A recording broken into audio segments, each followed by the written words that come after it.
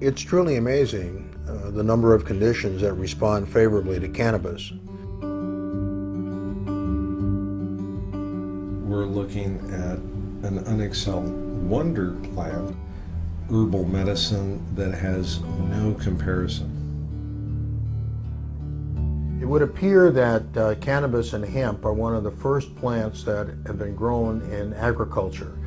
We came out of being hunters and gatherers about 10,000 years ago, and so that's at least the length of time that cannabis has been cultivated. Cannabis has long been known as a medicinal plant, as a medicinal product. The latest studies, or the latest findings, are a tomb in China in which the contents of the medicine bag of a medicine man were discovered, and one of the things that it contained was cannabis. The tomb was carbon dated as almost 5,000 years old. The conventional wisdom, which goes to the oral history of China, is that the Emperor Shan Nen wrote the first Chinese Materia Medica, and that it contained cannabis. He is alleged to have written it in 2637 BC, which would be almost 5,000 years ago. The oldest known copy of that goes back to somewhere between 100 BC and 100 AD. The oldest actual written record of the use of cannabis as a medicine is found in the writings of the Indian, as in India, Ayurvedic medicine, in which that a piece of history is dated at somewhere between 1100 and 1700 BC.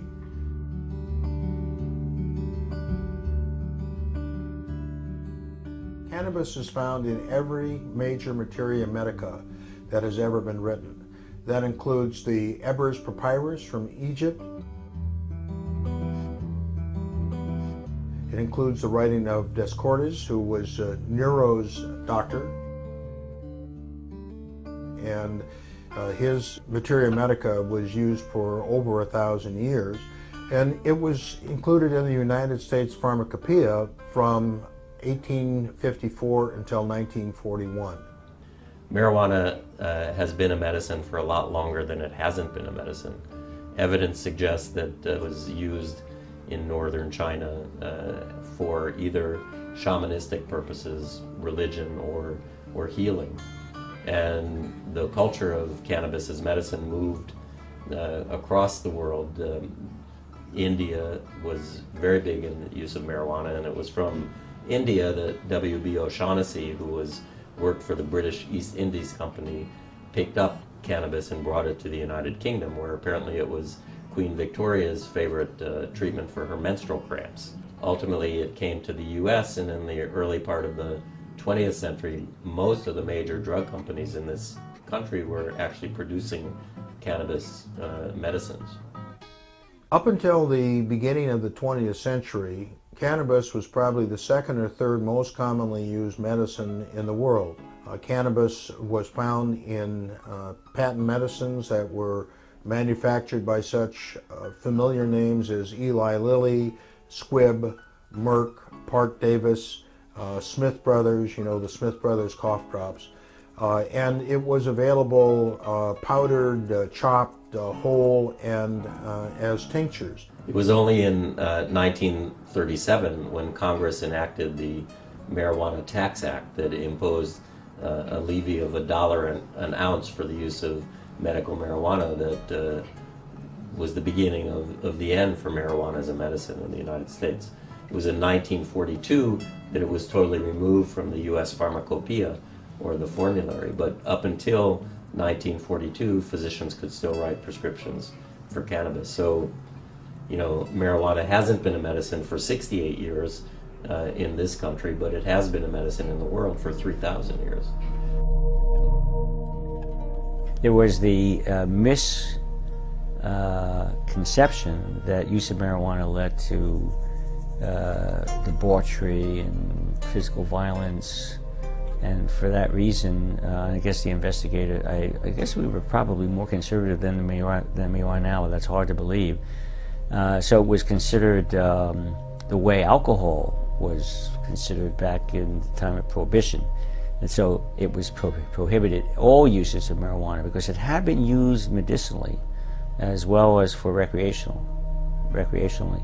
So all uses were declared illegal, and marijuana then was given the status of a Schedule I substance, which means a substance without any recognized, any demonstrable therapeutic effects, as opposed to cocaine, which was also declared illegal for recreational use, but it still had medicinal properties as a local anesthetic, for which it is used today, to this day. That's Schedule II.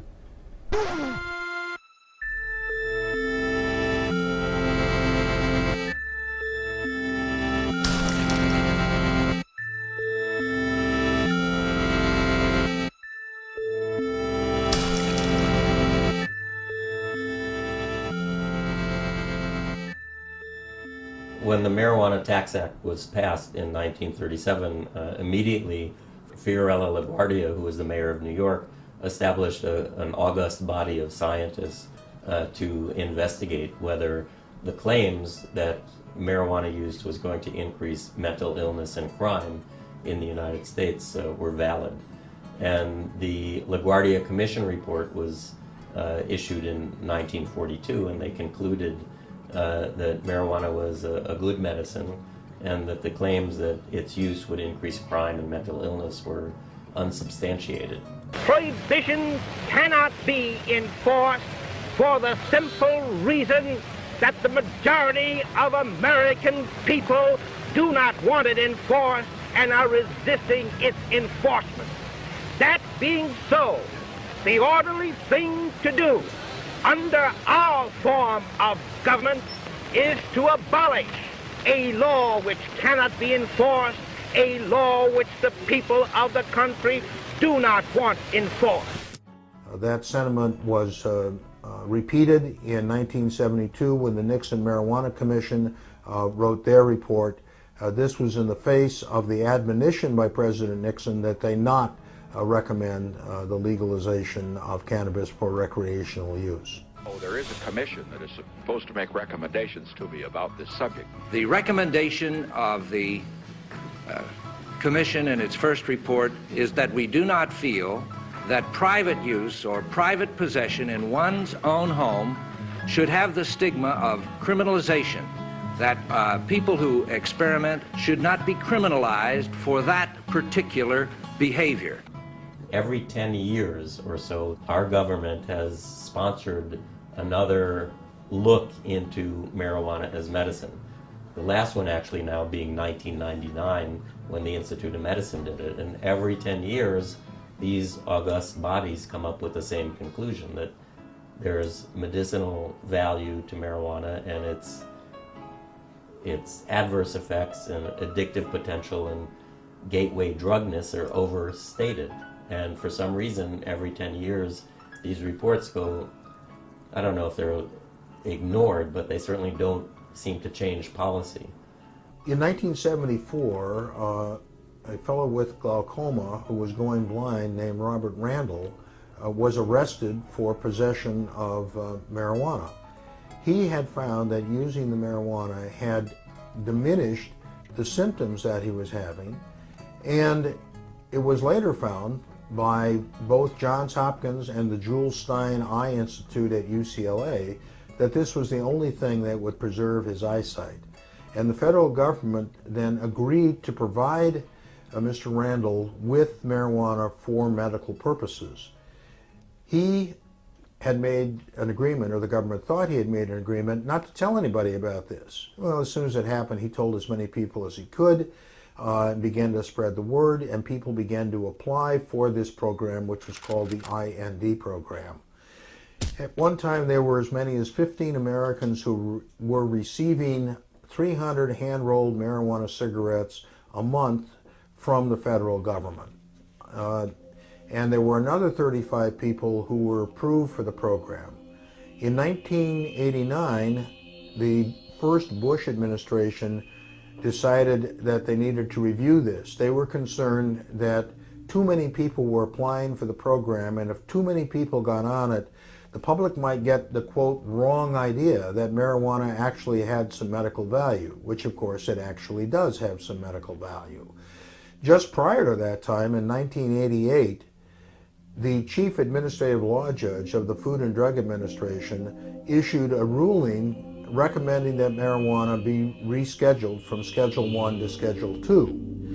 In his ruling, he found that marijuana was one of the safest therapeutic agents known to man, and he stated that it was safer than eating 10 potatoes. So I've always been very careful about the number of potatoes I've eaten since then. Marijuana was widely used in the 19th century for the treatment of asthma. And in the 1970s, we found that marijuana has a bronchodilator effect. It's because of the THC in marijuana.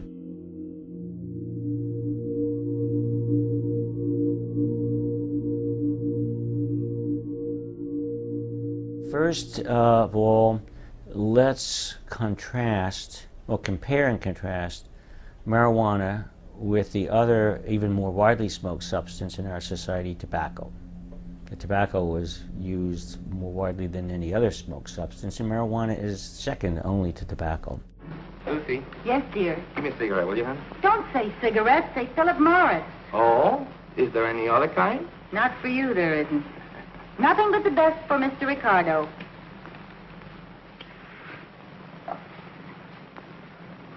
Thank you. Lucy, you're so good to me. You see how easy it is to keep a man happy? Why not give your husband a carton of Philip Morris cigarettes? Smart move. He'll love them for their mildness, their smoothness, and their wonderful good taste. And he'll love you, too, for thinking of him. That's right. Good night, everybody. And don't forget, call for Philip Morris.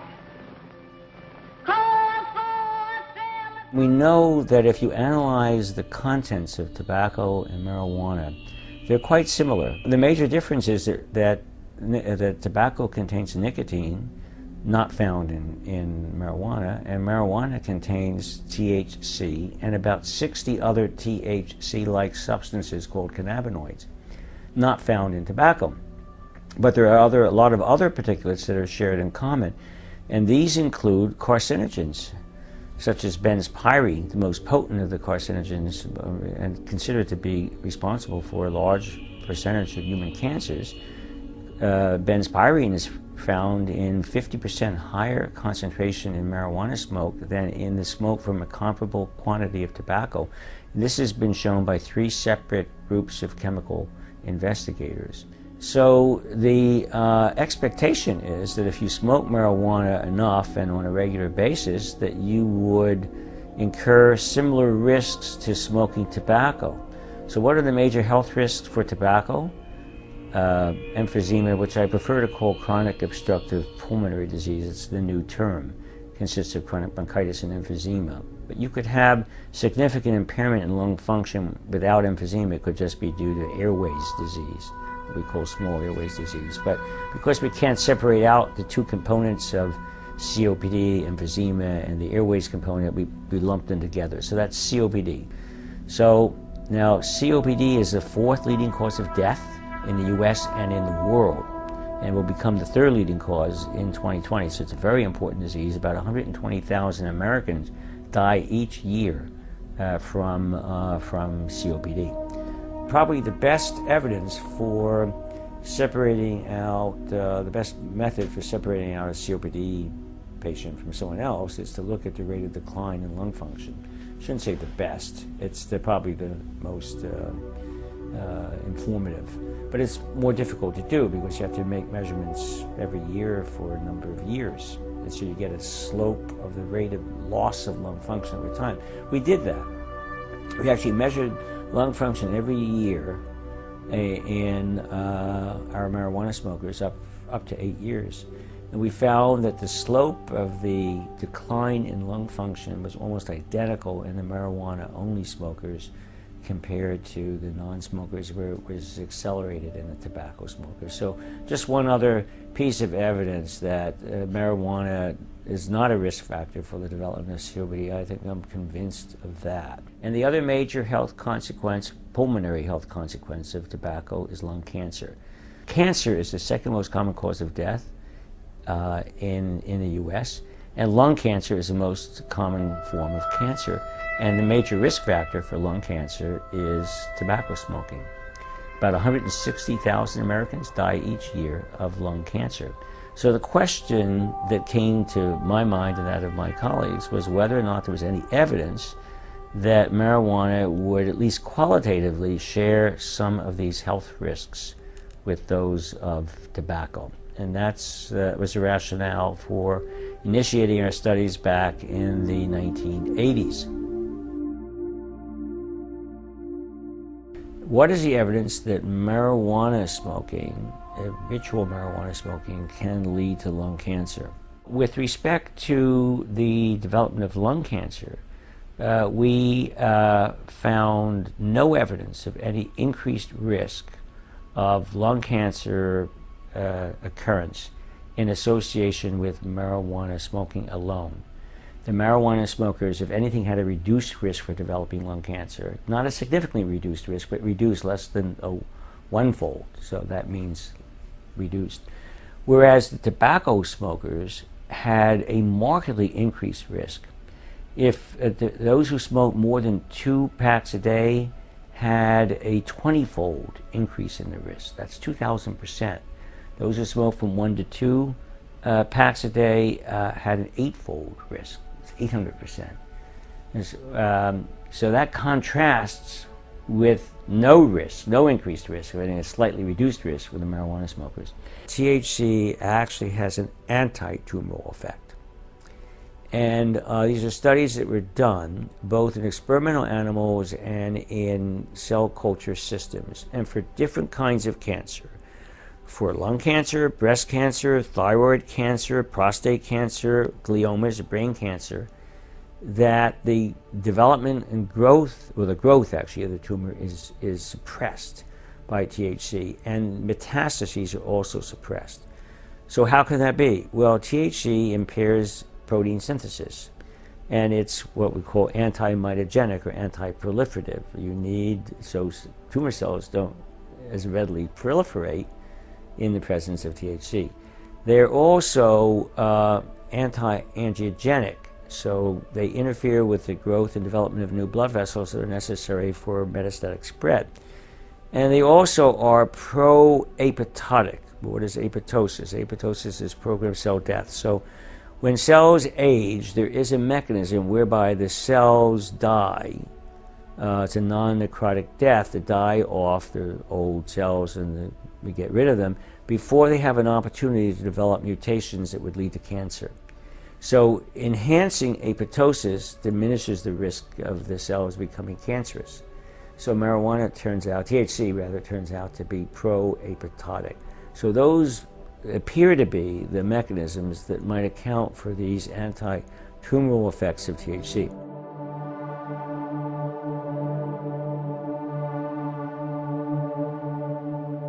We decided to do our own case-controlled study. Funding from the National Institute on Drug Abuse, which is a major funding agency for marijuana-related research. This was the largest study ever conducted on this subject. It was very well designed. We used the Los Angeles Tumor Registry to identify, rapidly ascertain all the cases of lung cancer and head and neck cancer that were diagnosed in the LA County system. And of course, by the time we got to some of them, they'd already died or were too sick, but we got to it over 60% of them who agreed to participate and were able to participate. And we administered this questionnaire, and then we matched them to controls, the same age, socioeconomic status, that lived in the same neighborhood, using an algorithm that USC developed for this purpose, so that we could match, we're comparing apples with apples. And then we administered this detailed questionnaire, the food frequency questions, occupational history, all kinds of things. We also did molecular, we got a buccal smear so we could look at the DNA, we look at the genetics of lung cancer. So what we did was to recruit smokers, heavy smokers of marijuana, at least a joint a day for a week, and it ended up that the average smoker of marijuana whom we recruited smoked 3 joints a day for about 15 years. And we also required that they smoke that much for 5 years. But on the average, they smoked 3 joints for 15 years. So that's about 45 to 50 joint years. A joint year is the number of joints smoked times the number of years smoked. Over the study population was, I think, between 35 and 59. I think 35 was a younger age group. Of course, we thought that they had to be teenagers in their early 20s at the time of at least in the marijuana epidemic, which was in the mid-60s. So prior to that time, very few people used marijuana, but after that time, it just mushroomed up to 1979, which represented actually the apex, the acme of use of marijuana in our society. So that's why we chose those age limits. And so what do we find? For any category of cannabis use, including heavy use we define as more than 10 joint years, but we looked at 20 joint years and 30 joint years. For every category of marijuana use, the ratio was less than 1, meaning reduced risk. It wasn't significantly reduced, but it was reduced. And the confidence intervals were not that wide around the point estimate. So there was no evidence, and we controlled for all the known or putative factors, for socioeconomic status, concomitant, tobacco smoking, alcohol, etc. At the same time, when we did a similar analysis for the tobacco smokers, there was a huge effect of tobacco. Gee, we ought to do something, Fred. Okay? How's about taking a nap? Hey, I got a better idea. Let's take a Winston break. That's it! Winston is the one filter cigarette that delivers flavor 20 times a pack. Winston's got that filter blend. Yeah, Fred. Filter blend makes the big taste difference, and only Winston has it up front where it counts. Here, ahead of the pure white filter. Winston packs rich tobaccos specially selected and specially processed for good flavor in filter smoking. Yeah, buddy, Winston tastes good, like a cigarette should. So I'm a cancer doctor, and every day I see patients with cancer who have nausea from their chemotherapy or their cancer, loss of appetite, pain, depression, insomnia. And my experience over the past 30 years of being an oncologist is that there's one medicine that I could recommend to patients that can take care of all of those problems.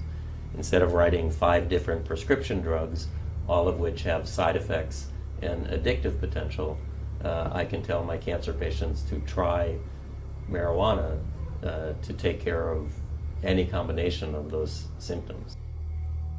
The first study that I really wanted to do was in patients with the so-called AIDS wasting syndrome, which was something we saw before the availability of active antiretroviral drugs, and patients with HIV infection just wasted away. They lost weight, they got diarrhea and fevers, and dronabinol, delta-9 THC, became available to help those patients increase their appetite. When we prescribed those patients dronabinol in the early 90s, they said, this is okay, but I really prefer to smoke real cannabis, because when you take cannabis by mouth, either as delta-9 THC or eating, in fact, baked products, the absorption is very slow and variable. So it takes about 2.5 hours for a peak to be reached, and the peak level in the blood is quite low, and then it stays in the body for quite a long time as well. Also, when taken by mouth, the delta-9 THC becomes converted by the liver to another psychoactive metabolite. So people that take dronabinol or eat cannabis baked products often get more zonk than people who smoke, because when you smoke, you don't get that second metabolite. Also, when you smoke, you get a very rapid peak in the blood in 2.5 minutes, as opposed to 2.5 hours. So people can really control the onset of the activity and how long it lasts better if they're smoking rather than swallowing either a pill or eating a baked product. So our first study that we hoped to do in the early 90s was to show that smoked cannabis was better than dronabinol in increasing appetite in patients with the AIDS wasting syndrome. I tried twice to get cannabis from the government because they're the only legal source of marijuana for clinical trials. And both times I failed.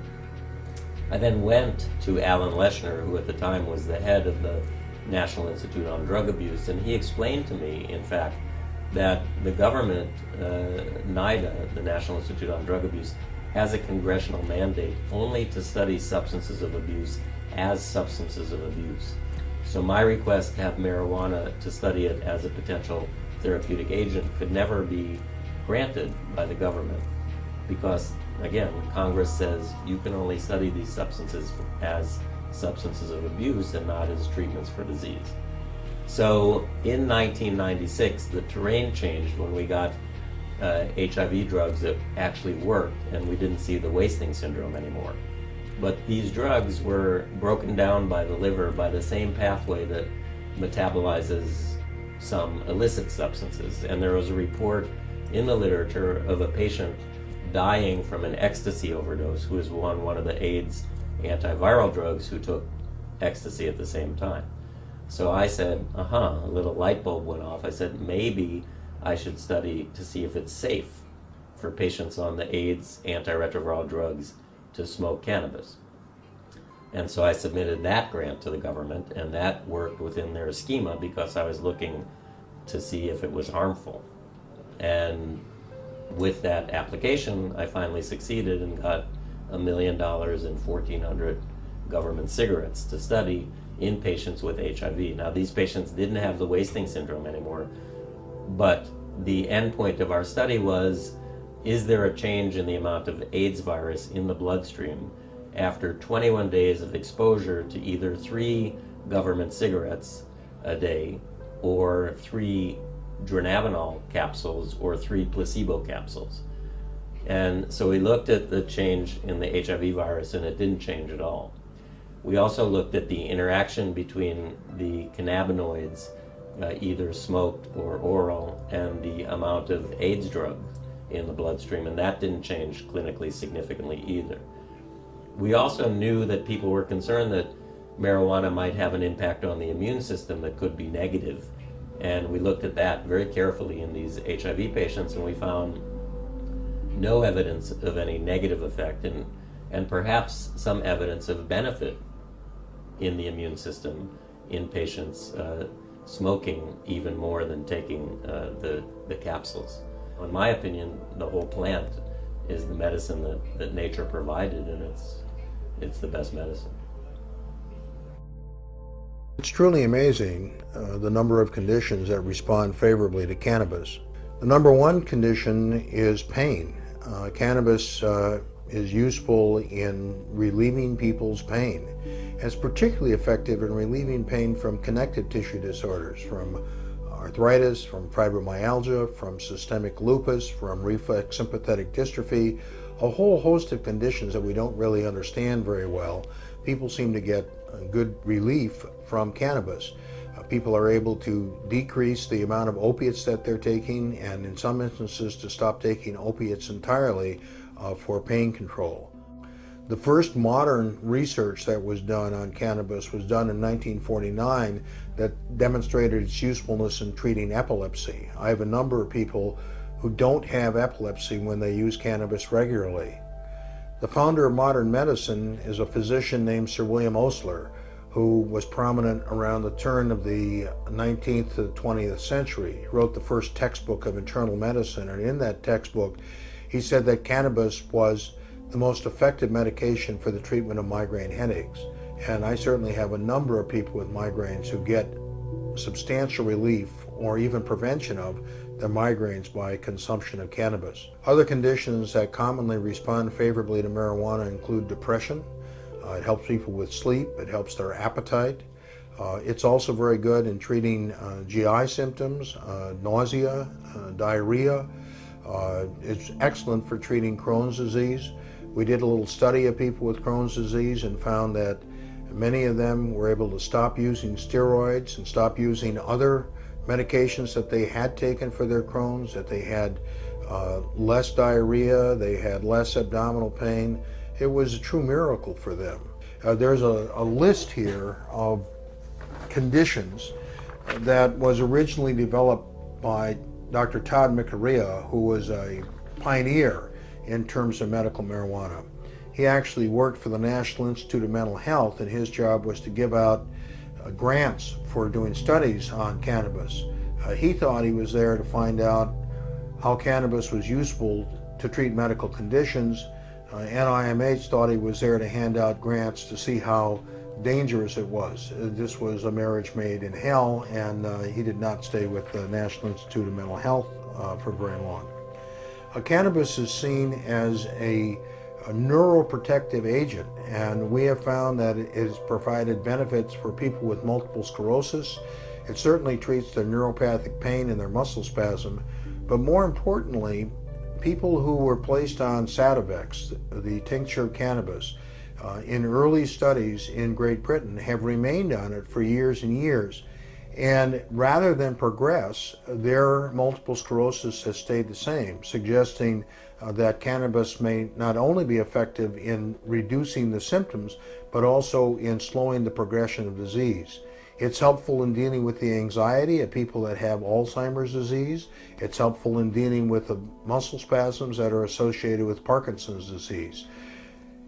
When it comes to psychological illnesses, cannabis is useful in not only treating depression, which I already mentioned, but also bipolar disorder, which is depression and mania. It's useful in treating attention deficit disorder, post-traumatic stress disorder. There was a study done at the Max Planck Institute in Germany a few years back that demonstrated it was useful in reducing fearful memories, so that might suggest why it is useful in alleviating PTSD. This is extremely important at this time when we have so many people who are serving multiple tours in Iraq and Afghanistan. The Pentagon has projected that at least a third of these people, and I think that that is a very conservative estimate, will come back with the symptoms of PTSD.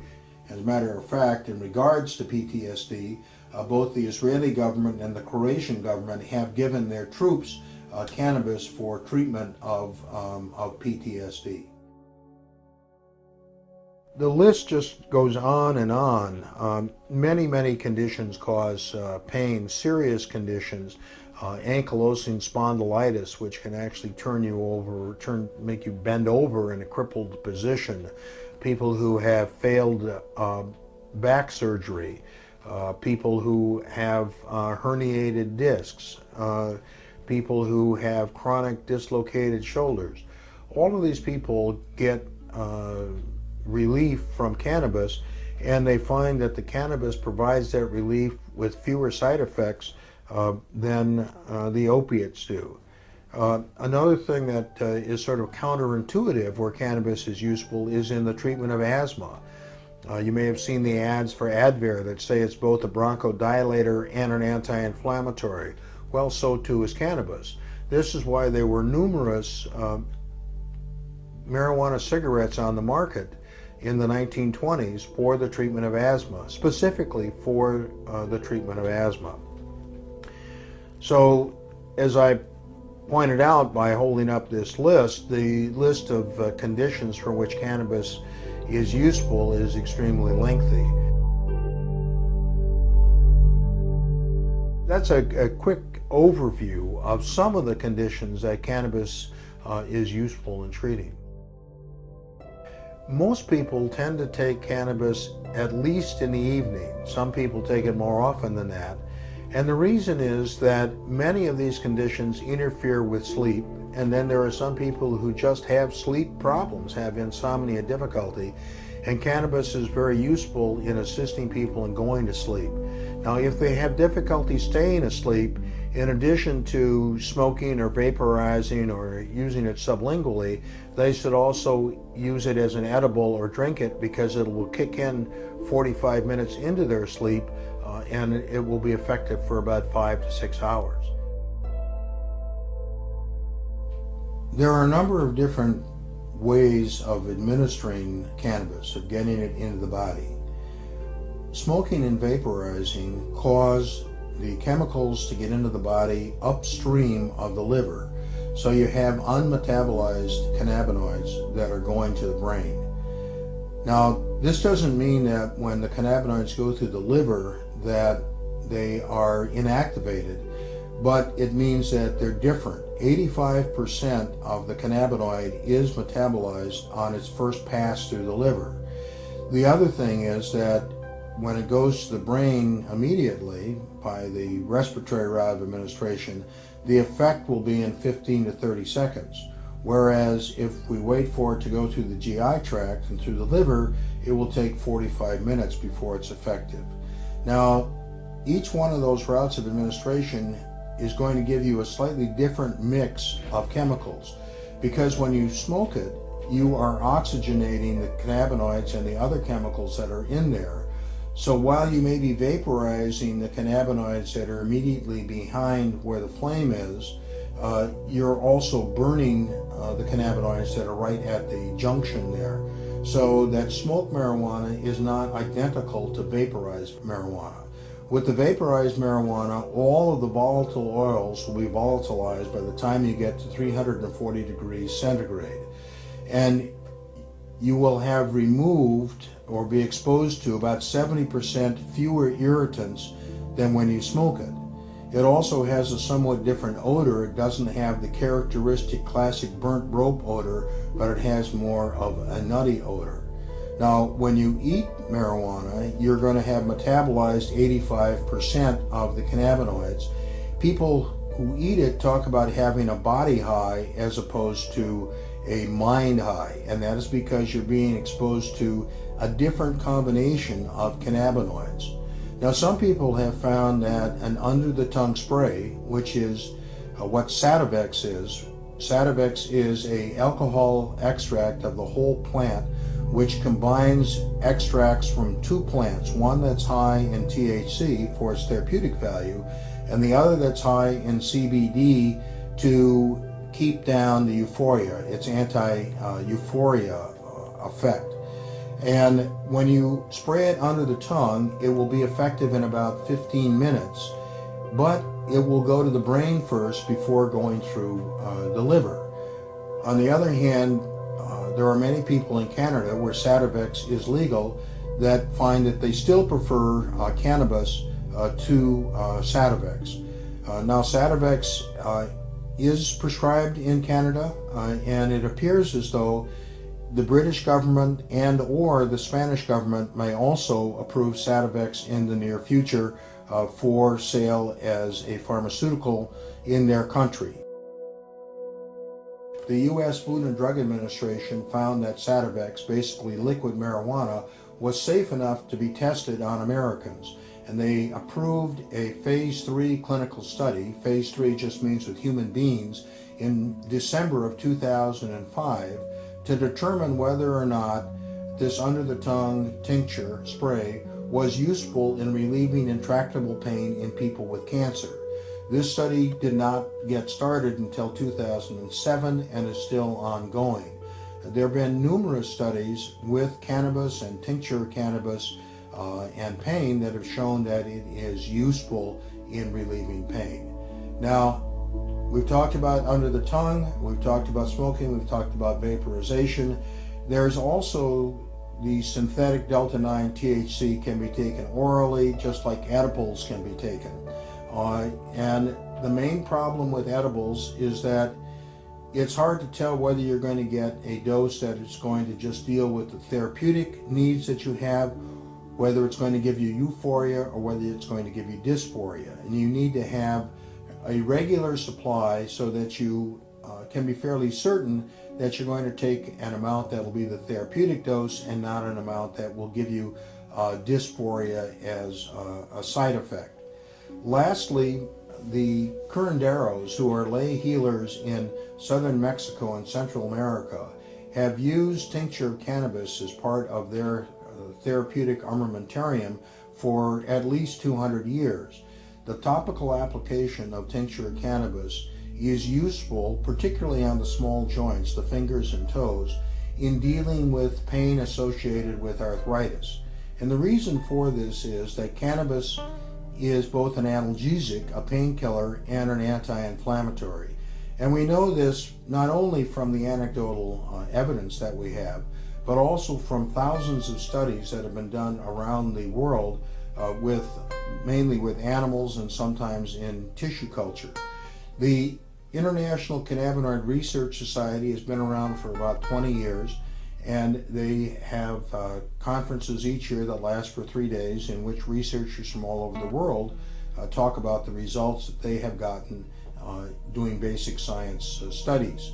With any drug that a doctor is considering recommending or prescribing, they need to balance off the therapeutic effects with the side effects.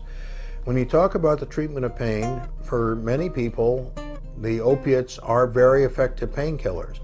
But for some people, the opiates cause confusion. They make it difficult for them to concentrate, difficult for them to drive. They don't enjoy playing with their kids or their grandkids. It causes them constipation.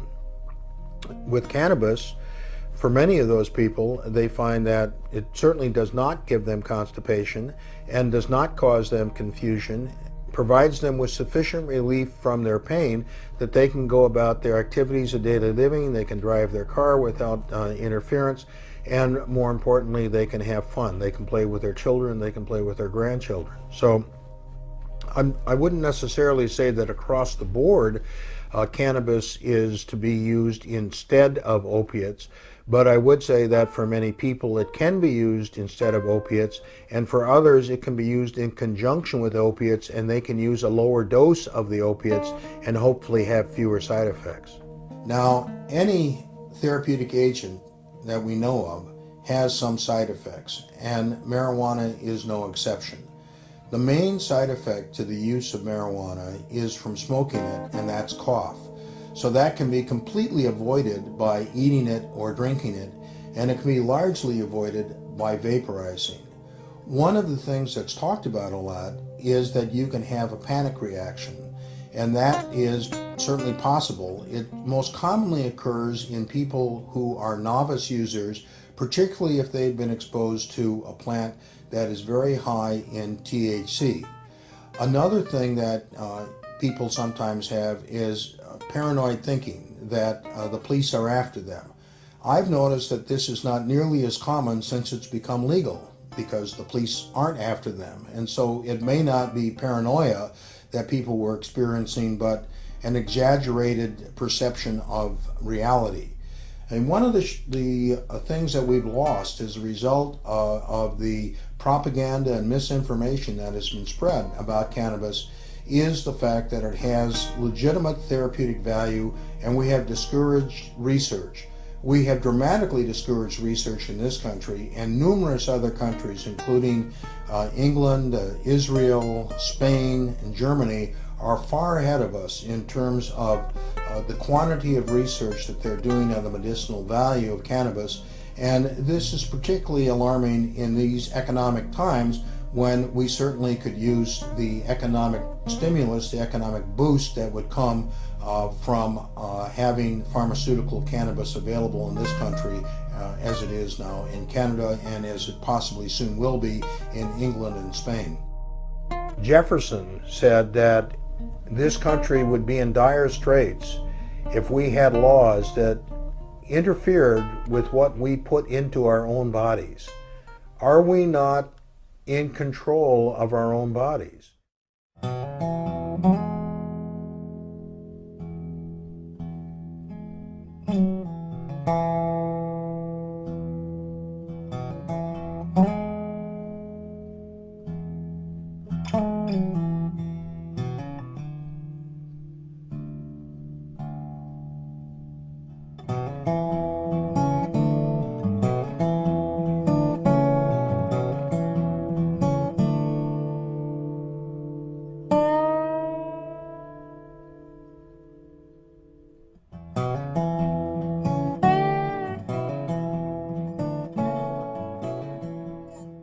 Marijuana is a medicine that patients themselves can grow.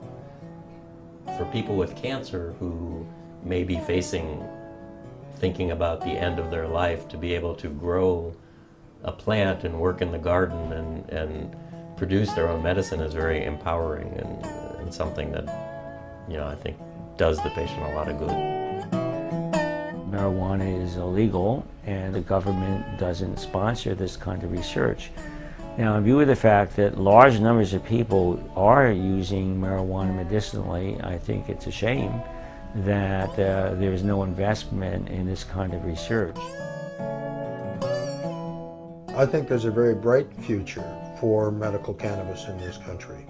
I grew up around drugs, but to me, drugs are a good thing. I walked into a building or went into a building every day almost of my first 18 years that had a 13-foot tall sign that said drugs. My father was a pharmacist and we sold medication. And as far as I'm concerned, medication is helpful for people. I don't think that medication has a personality. It sits on the shelf until you prescribe it for somebody. It has beneficial uses and has side effects, and it should only be used when necessary.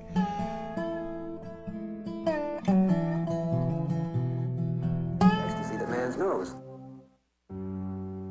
Marijuana has been an enemy of the state since the first federal law was enacted against it in 1937. Since that time, 20 million Americans have been arrested, convicted, and incarcerated for using the most popular drug in the world.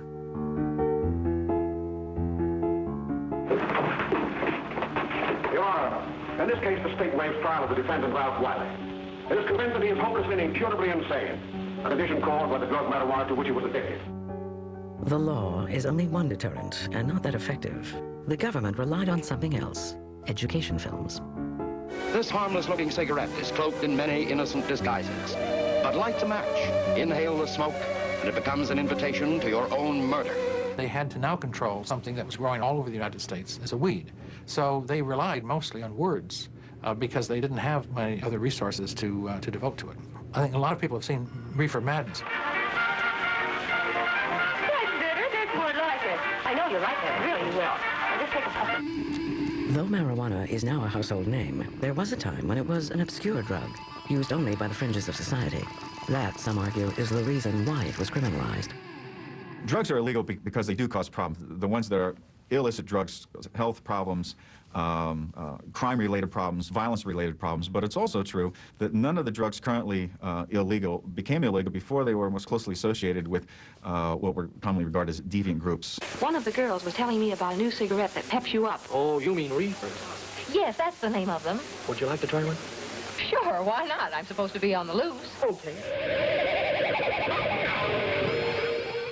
Marijuana's trip from a weed to America's archenemy in a $400 billion drug war begins with its chemistry.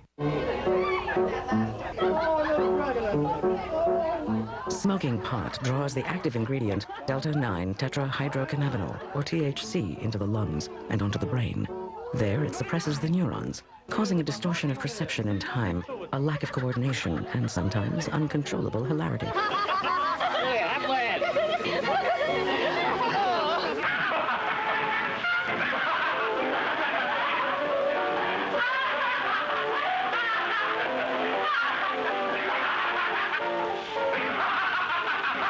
Within 4 seconds of the first drag, muscles relax, eyes redden, pulse rate quickens, euphoria, heightened sensitivity, or paranoid feelings arise in the user, an experience that dates back to the dawn of time.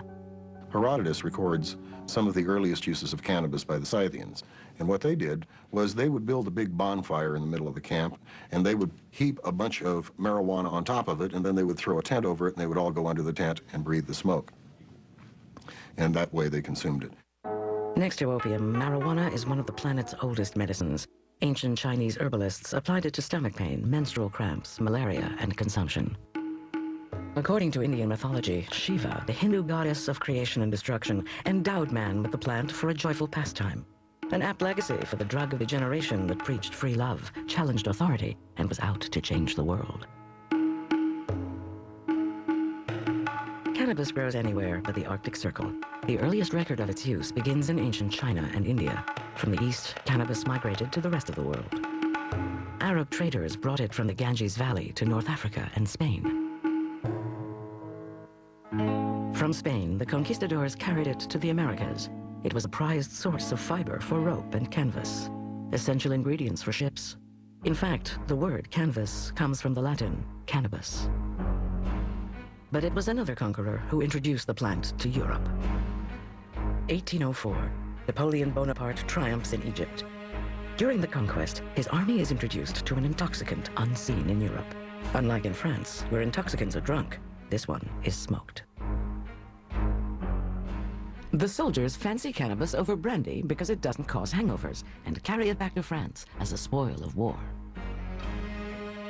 In Paris, it finds favor with the bohemian set, with artists, authors, students, and prostitutes. The poet Baudelaire writes under its spell. One must be forever drunken if you would not feel the horrible burden of time that bruises your shoulders and bends you to the earth. You must be drunken without cease, with wine, with poetry, with what you please. Be drunken without end.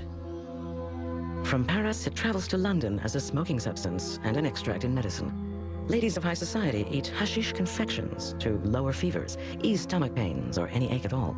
Even a queen finds a use for the drug. Queen Victoria used it for menstrual cramps. It was used for insomnia, especially for tuberculosis patients who had lost their appetites. It was also used recreationally. The drug's next stop is New York, where cannabis and hashish become one of the many ingredients in America's unregulated patent medicine industry. The writer Fritz Hugh Ludlow uses it as a recreational intoxicant after first taking it for a toothache. With continued use, Ludlow becomes addicted. He writes about his experience in Diary of a Hashish Eater in 1857. When I shut my eyes, I dwelt in a delicious land of dreams. On the wings of a speechless music, I floated through the air, and in the cloud valleys, played hide and seek with meteors. Sometimes these accounts magnified and glamorized the drug experience and encouraged many people to follow suit.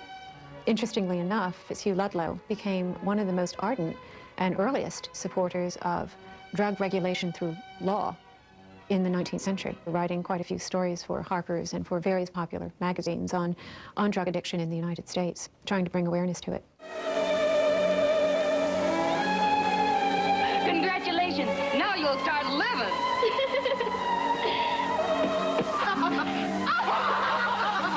My head is so light it feels like it's floating.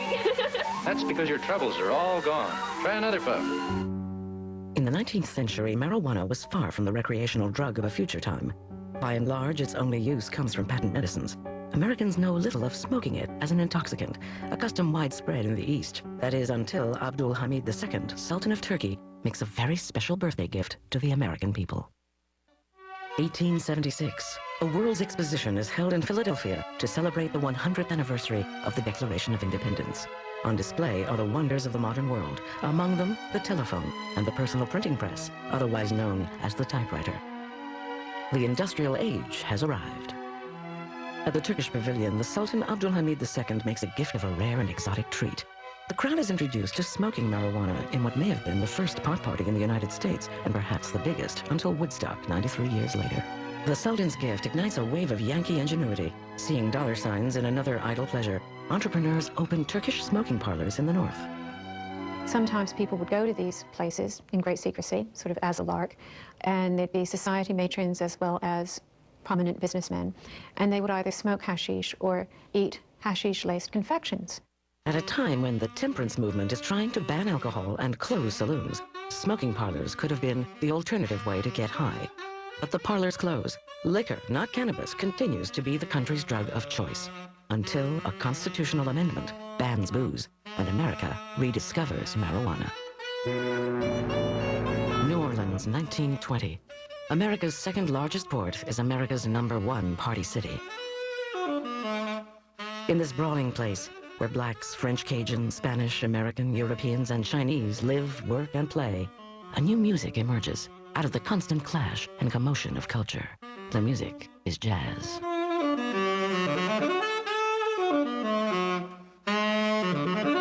Marijuana and jazz go together like a melody and lyrics. Where jazz goes, reefers follow. But there's another reason for its widespread use. In 1920, it is the only legal drug in town. Even here, where everything the flesh desires can be had, prohibition keeps the flow of liquor out of sight. the choice of a new intoxicant becomes the perfectly legal weed, shipped in from the Caribbean, Mexico, and South America, and sold like cigarettes in jazz clubs, markets, and pharmacies. It is cheap and popular. But even in paradise, there's trouble. New Orleans is in the midst of a crime wave. Murder dominates the headlines and attracts William Randolph Hearst's attention, eager for a sensational story to sell. New Orleans was a sort of a source, the beginning of concern about marijuana. They saw it as linked to crime, violent crime, or even predatory crime. Also, sometimes it seemed to be related to murders, to rape, and so on. Hearst coins the phrase marijuana menace and prints lurid tales about the drug's capacity to cause rape, murder, and mayhem. Just as reports of cocaine-crazed Negroes a decade ago had stirred lawmakers to ban cocaine, headlines and stories of the marijuana menace were affecting cannabis the same way. Society worries about its members who are not in control of their mind. So in order to prevent chaos in society, limit the use of the product or the thing that's inducing those kinds of effects. State lawmakers were quick to ban a drug that they identified with black violence. In 1924, Louisiana joins 14 other states, banning the distribution of marijuana for non-medical purposes. And it gets back to the scapegoat. So you can scapegoat different racial groups, you can scapegoat the lower classes, you can use the drug to do the scapegoating for you. You can attack them because they're using the drug. Slowly and surely, it will be banned across the country, state by state, for one reason or another. In the Southwest, the reason for a ban on pot was economics and prejudice. They were worried about all these Mexicans down on the Texas border who were, it was the depths of the Depression.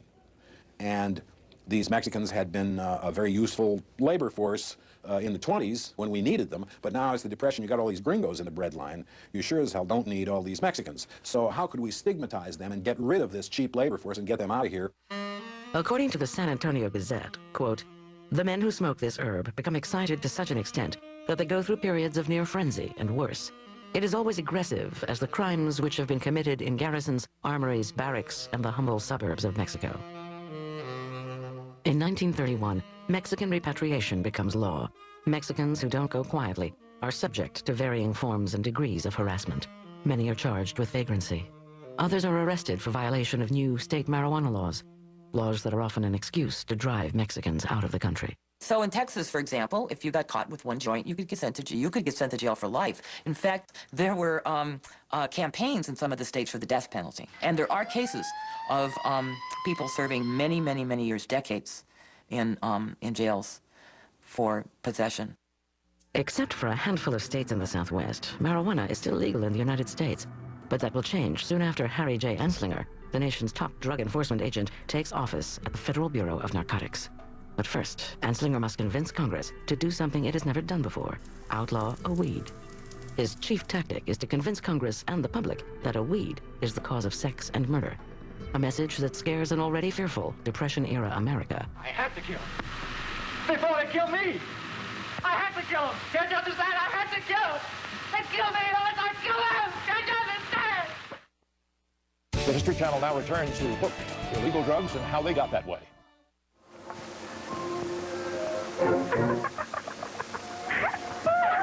In 1930, the gaiety of marijuana collides with a nation in despair. Across the United States, the Great Depression has brought joblessness, breadlines, and above all, fear to America.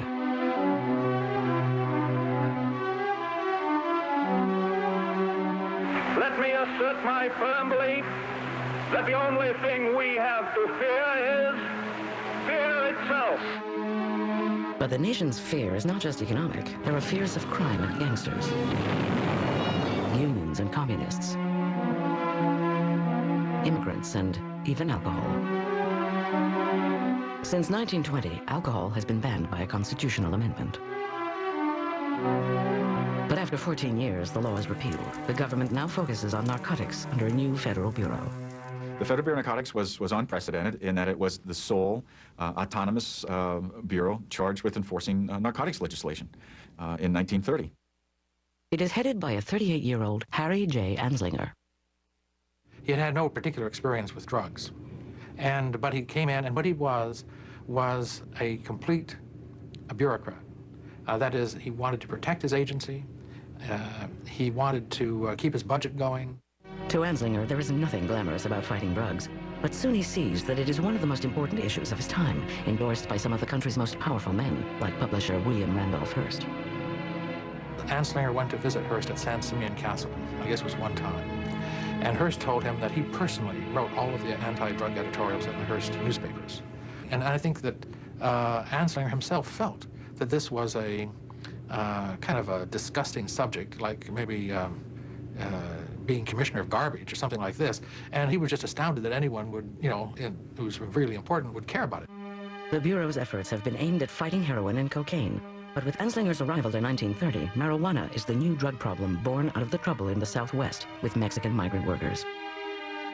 Anslinger's first battle with marijuana is over who will police it. There are no federal laws against the drug, and he wants to keep it that way, leaving the states to control it, not the federal government. He had tried to get the states to adopt a uniform narcotic law, which would include cannabis, and that would allow each state to decide how much of its resources it wanted to put out for the control of marijuana or cannabis, and it wouldn't touch his budget or his agents. That had some success, but not complete. There was continued pressure on the government in Washington to do something about these Mexican immigrants who smoked marijuana and went into town on the weekends and created havoc. Texas, California, Arizona, and Colorado insist it's the federal government's responsibility to do something, but Anslinger resists. He has no interest in staking a career on combating a weed. He has only a staff of 300 and a $1.5 million budget to battle drugs the world over. He wants to avoid a law that will be difficult to enforce and offers a different approach. He wanted silence. If you had to say something, you made it sound as awful as possible. And I say marijuana is a killer drug. But by and large, there was nothing they could do about it. There was no real big action. They didn't have the funding. They didn't have the people. And I remember he said to me once, I was driving around the Upper Potomac, and I was crossing the bridge, and I just parked on the bridge, and I got out and I looked, and there was marijuana plants as far as you could see. And he said, I said to myself, and they want me to wipe this out. Anslinger can do nothing to stop the push from states of the Southwest for a federal law against marijuana. The issue is less about the dangers of the drugs and more about politics. Marijuana is entangled in immigration problems. I remember when I interviewed Harry Anslinger about it, he said we weren't having any trouble with it. You could get it in Harlem, he said, and it was not a problem.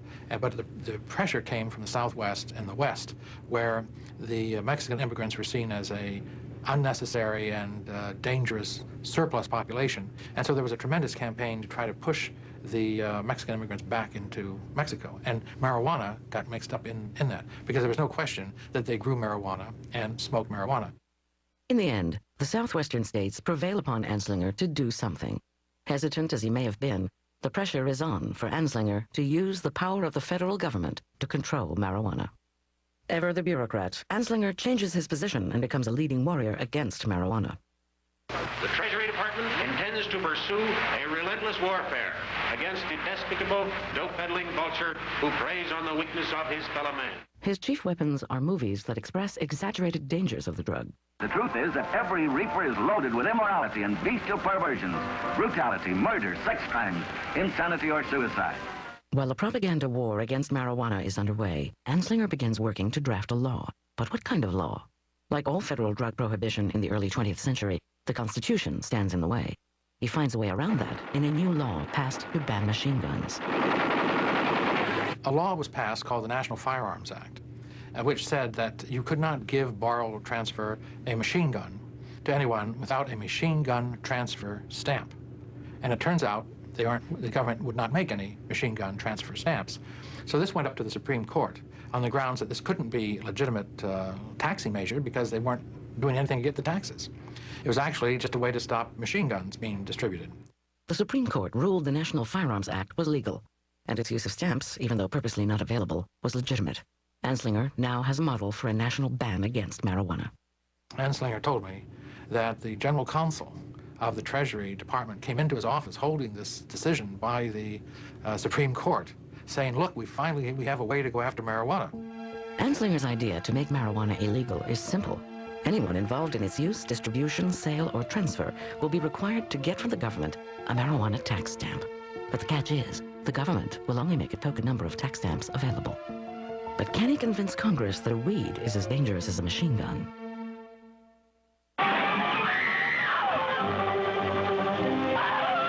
The next tragedy may be that of your daughter, or your son, or yours, or yours, or yours. The History Channel now returns to Hook, illegal drugs and how they got that way. On April 27, 1937, hearings begin before Congress on the first federal law to control marijuana. Anslinger hopes to convince Congress that marijuana is dangerous and that they will enact a law like the one that banned machine guns. I think his attitude toward marijuana was that it was not as serious as cocaine and heroin. But you wouldn't know that publicly, because one of the strategies against marijuana was to describe it in so horrible and disgusting a way that no one would be tempted to try it once. What's the matter with you, son? Anslinger tells Congress the drug makes the user insane, or worse. Oh, nuts. I didn't do it on purpose. Of course you did. But rather than argue with him, the mother stoops to pick it up, and what she does, Elvin takes that heavy frying pan from the stove and kills his mother with it. This is exactly what happened, and how it happened. In fact, Anslinger also tells Congress marijuana is the stepping stone or gateway to heroin and cocaine. One more, folks, or I'll be floating. I want something stronger. How much have you got? He adds that it is the assassin of youth. One of the cases that he was constantly presenting in these congressional hearings was the case of Victor Licata, who was a young boy in Florida who cut up his family with an axe. And according to Harry Anslinger, he did this after smoking a marijuana joint. He then went out and chopped up his mother and father. But what Anslinger omitted in his testimony, as was published several days later in a Tampa newspaper, that Licata was probably schizophrenic, and there's very little probability that marijuana was the cause and effect of the terrible crime he committed. Not a very nice thing to look at, but this is marijuana, and there's nothing beautiful about marijuana. Well, the officer drew his gun, reached for the closet door, and pulled out Victor. Anslinger tells Congress that school children are using marijuana. That assertion results in the only testimony against the law. Dr. William Woodward of the American Medical Association testifies that for all the complaints about marijuana's danger to school children, there was no evidence to back it up. Congress disregards his testimony. They just attacked him viciously. They said, how can you come down here trying to interrupt us when we're trying to do something good for the American people and so forth? Well, it turns out their argument with him had nothing to do with marijuana. They just chopped him into pieces and verbally excoriated him in front of this congressional hearing and then lied about what he said. Hearst follows the hearings, adding extra newspaper runs to cover the news in Washington and headlining the evils of marijuana. Across America, independent movies add to the propaganda, bombarding the public. The most famous, Reefer Madness, warns of the perils of smoking marijuana, as stated by Anslinger and Hearst. Didn't come from the Federal Bureau of Narcotics, but Anslinger's bureau did endorse it. He did support it. In fact, in the opening scene, when the high school principal is talking to an audience of parents, he refers to the Bureau of Narcotics several times. On Capitol Hill, Anslinger wins. Congress passes the Marijuana Tax Act, the first federal law against the drug. The Southwest gets the federal law they wanted. After 5 days of hearings, the marijuana tax law goes to Congress for a vote. It's passed within weeks by roll call vote. President Roosevelt signs the bill on August 2nd. It takes effect October 1st. Perhaps one of Anslinger's most significant contributions to fighting drugs is that he, more than any other individual, demonized drugs. I don't know that Anslinger lied to Congress, but he was an effective propagandist, we might say. The law requires that anyone wishing to buy, sell, distribute, or transfer marijuana must pay a tax and have a stamp. The penalty for failure to do so is 5 years in jail, a $2,000 fine, or both. But like the machine gun law, the government doesn't make the marijuana stamps available. There was another problem, too, and that was that in order to get the license, you had to have the marijuana in hand. But if you had the marijuana in hand without the license, you had already violated the law. 2 days after the law goes into effect, the first offender of the Marijuana Tax Act, Samuel Caldwell, is arrested in Colorado. 4 days later, he is convicted and sentenced to 4 years in jail and a $1,000 fine. Anslinger flies in from Washington to see justice done. So begins the federal government's effort to punish marijuana users. 1 year after its ban, Anslinger's law runs into a powerful critic. It was none other than the mayor of America's biggest metropolitan city, Mayor Fiorello LaGuardia of New York. LaGuardia commissions a group of medical professionals from the New York Academy of Medicine to study his city's marijuana problem. This blue ribbon panel visits schoolyards, interviews principals, even tests the effects of the drug on adults. After 4 years of study, the following conclusions are drawn. Smoking marijuana does not lead to addiction. Marijuana smoking is not widespread among school children. Marijuana is not a determining factor in major crimes. Publicity concerning the catastrophic effects of marijuana use in New York City is unfounded. Ironically, LaGuardia obtained the pot used in his study from Anslinger. And then when the LaGuardia report came out, Anslinger felt betrayed. That was the end of scientific research in marijuana as far as he was concerned. No matter what the scientific basis for LaGuardia's study, he is pressured to toe the party line. In the Big Apple, marijuana will remain an illegal drug. Through World War II, marijuana arrests drop. But ever wise to the power of the press, Anslinger begins targeting celebrities and musicians to grab headlines. He arrests jazz drummer Gene Krupa for possessing marijuana, who spends 87 days in jail. Actor Robert Mitchum is busted, and his career is almost shattered after he's arrested at a pot party.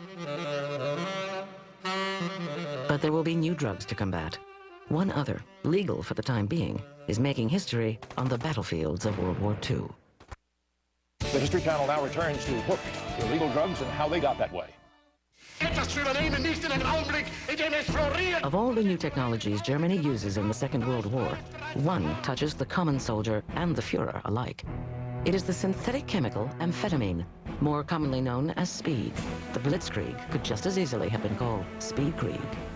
Everybody was amazed how fast the German panzer troops rushed across Europe westward towards the lowlands. Couldn't believe they could just keep going night and day and so forth. And it was later learned that they were dispensing large amounts of amphetamines to these troops. Hitler is injected as many as 5 times a day with methamphetamine, a supercharged amphetamine. Scholars claim Hitler's mad rants and blunders were the result of his addiction to the drug. It is also used in the Japanese war effort, given to the Imperial Ground Forces and kamikaze pilots. The drug of the Axis war machine is a stimulant. It affects the sympathetic nervous system to increase alertness and decrease fatigue. Amphetamines stimulate the adrenal gland to increase spontaneity, initiative, confidence, and a sense of well-being. Amphetamines are commonly associated with appetite suppression, but the drug was first introduced as a lung decongestant, the Benzedrine inhaler, nicknamed Benny in Germany in 1932. It would clear up your sinuses and do a lot of other things. It wasn't long before people discovered that if you break the inhaler and take the cotton swab, the little cotton swab, which holds all of the amphetamine, some people just swallowed it whole, other people dissolved it in coffee or what have you. Well, I was just wondering about those Bennies and things we've been fooling around with. A Benny? A Benny? You mean a Benzedrine tablet? This method of ingestion is commonly called poppin' bennies. At the time, no one knew how highly addictive and powerful a stimulant amphetamines were. It was quite euphorogenic. It gave people a sense of confidence. Life seemed brighter. You didn't have to sleep as much. You could overcome fatigue. It made doing boring things more interesting. And, of course, weight loss. 1946, amphetamines find their way into post-war society. In Japan, the market is flooded with vast amounts of the drug. In America, housewives take speed to feel better. Amphetamines are to the 50s what opiates were in the past. Truck drivers take them to stay up for days, like dock workers who once used cocaine to work through the night. And artists and writers who used laudanum a century ago now pop bennies for kicks and inspiration. Like author Jack Kerouac, while popping Benzedrine, he writes On the Road in 20 days in 1955. Meth's the all-American drug.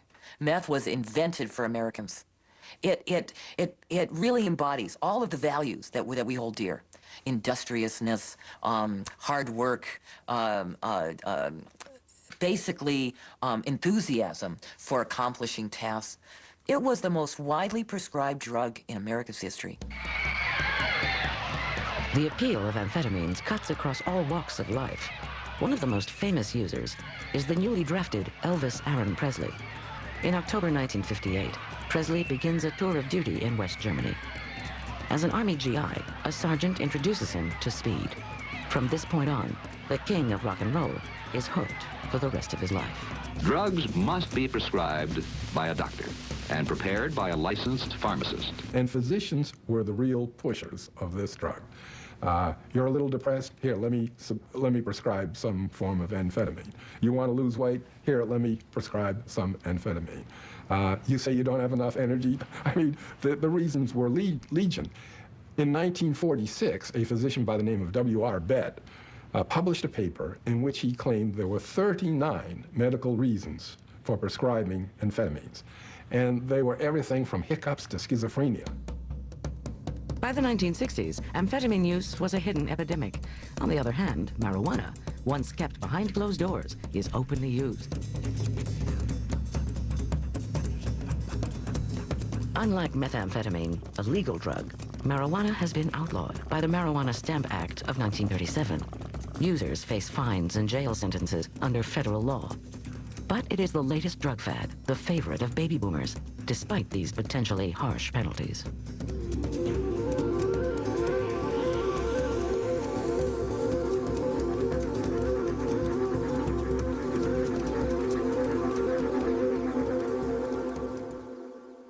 Marijuana is kind of a hybrid. It has some features that are like LSD. It also doesn't produce physical dependence, and it doesn't produce overdose deaths. And the fact that it doesn't do those two things makes it seem like it's not, quote, an addictive drug. It has an appeal to people who are smart and who are interested in going beyond the conventional boundaries of their behavior. 33 years after the Marijuana Tax Act, its constitutionality was questioned in the Supreme Court. The man who led the charge to change the law was the man who told a generation to tune in, turn on, and drop out, Timothy Leary. Timothy Leary, the LSD guru, argued that in order to get the license, one had to break the law. In other words, one had to have the marijuana before you got the license, and therefore you were already in violation of the law, and therefore getting the license was simply self-incrimination. The Supreme Court agreed with him and overturned the law. In the slam of a gavel, the federal law that banned marijuana vanished. Until 1914, most people believed the Constitution upheld one's right to ingest any substance one wanted. Besides, a drug that made you feel better was perceived as good. But by 1970, recreational drug use was perceived as bad, and Congress didn't consider the right to use drugs a right protected by the Constitution, and banned marijuana in the Controlled Substance Act of 1970. A lot of people became concerned with drugs for the first time in the 60s because the young people were using them with such seeming freedom and recklessness. They were particularly concerned about marijuana. The new federal law is on firm constitutional ground, unlike the self-incriminating tax of 1937. But still, marijuana use does not end. It just becomes illegal and finds a place in a subculture of its own that includes a comedy troupe and a magazine. Unlike pot, methamphetamine is not completely illegal. It can still be prescribed by doctors, but illegal, non-medicinal use is at an all-time high. It's estimated that by 1971, so many amphetamine pills were produced illicitly that if you gave them to every man, woman, and child in the country, you would give them 50 apiece. Methamphetamine is banned for non-medicinal use. Still, it is manufactured illegally in all 50 states. Missouri and Utah can claim the dubious prize as meth lab capitals of the U.S. Naively and innocently put on the market as the Benzedrine inhaler almost 70 years ago, no one could predict amphetamine's damage. People who used a lot of amphetamines tended to be trigger-happy about violence. First of all, they become a little paranoid, and they misinterpret something and think that that person is out to do them harm, and they, give them a punch or worse. Amphetamines are also the preferred drug of the sports world. Pro football, horse racing, and bicycle racing are breeding grounds for speed abuse. While racing the Tour de France, Tommy Simpson collapses and dies under the influence of methamphetamine. Speed kills by blowing your heart up. It actually can blow your heart up. I mean, the heart muscle, you'll get it to rip a hole in itself. The messages that are being sent by the brain are just completely out of whack. Recreational use of this addictive drug ruins thousands of lives. Despite its dangers, its powers of addiction claim new addicts every day. That first shot of speed was like having an orgasm. I didn't have to have a man. I didn't have to have anybody. I just stood there and backed up and sat down on the couch, and it was unbelievable. And it was a rush, a high that I knew I had found what I was looking for in my whole life. And I was off and running. While amphetamines have long been prescribed by doctors, medicinal marijuana has only gained acceptance in the 90s. Today, it is used by AIDS and cancer patients to stimulate appetite and reduce the nausea from chemotherapy. It's also a treatment for glaucoma. The attitude of the American public towards marijuana is most fickle. Once, the federal government was opposed to a national marijuana law, but enacted one anyway in 1937, only to see it overturned 30 years later by the Supreme Court. In 1970, a new federal law banned marijuana again, citing it was of no medicinal use. But today, marijuana is used legally for that very reason. Now, at the turn of the 21st century, 11 states have decriminalized possession of small amounts of marijuana, judging the legal side effects to be more harmful than the drug itself. The relationship between the cannabis plant and humankind is prehistoric. Believed to have originated as a wild plant in Asia, it was present at the very beginnings of agriculture and has been in our service ever since. The small seed of the cannabis plant is a highly nutritious food and also produces a high-quality, multi-purpose oil. Its stalk is the source of a durable fiber which helped provide the raw material for clothing the earliest human communities. Hemp probably is the oldest crop of multiple use benefits to humankind, as far as we understand it. You could eat it and you could wear it, to say the least. Hemp seed is the #1 most nutritious food you can put in your body. Gruel is hemp seed in water. Entire civilizations have subsisted on it for times of famine. The smoking or ingestion of the budding parts of the cannabis plant for their euphoric effects has also played a part in our history as social custom, medicine, and as a religious ritual. The Scythian warriors coming out of Mongolia and the steppes of Europe over there carried this herb into battle with them. It was both a medicine and a relaxant. They found Scythian princesses buried with it in their pouches alongside their weapons and their horse. Cannabis sativa has been used all over the world by a wide variety of cultures in a wide variety of different countries. It's by no means anything unique to the United States. And so I think as people began to use cannabis sativa in a wide variety of ways, they began to notice that there were really a lot of distinctive different uses, one for industrial purposes. So a lot of varieties were specifically bred for industrial uses, primarily for the fiber and the oil that came from the plant. Whereas other cultures were more interested in using cannabis sativa for other more personal uses or cultural purposes, and that would be those varieties that have the higher THC content. Our own language reflects the dual nature of the cannabis plant and reveals a certain disconnect between the two aspects of the same species of plant. Hemp is the common name for the once important fiber crop, which was cultivated in North America beginning with the arrival of the Europeans. The word marijuana, which originated in Spanish-speaking America, conjures a very different image in history. In the lexicon of contemporary American slang, there is no shortage of synonyms for this word, which refers to the plant first criminalized by the federal government in 1937, known variously as pot, grass, weed, smoke, and reefer.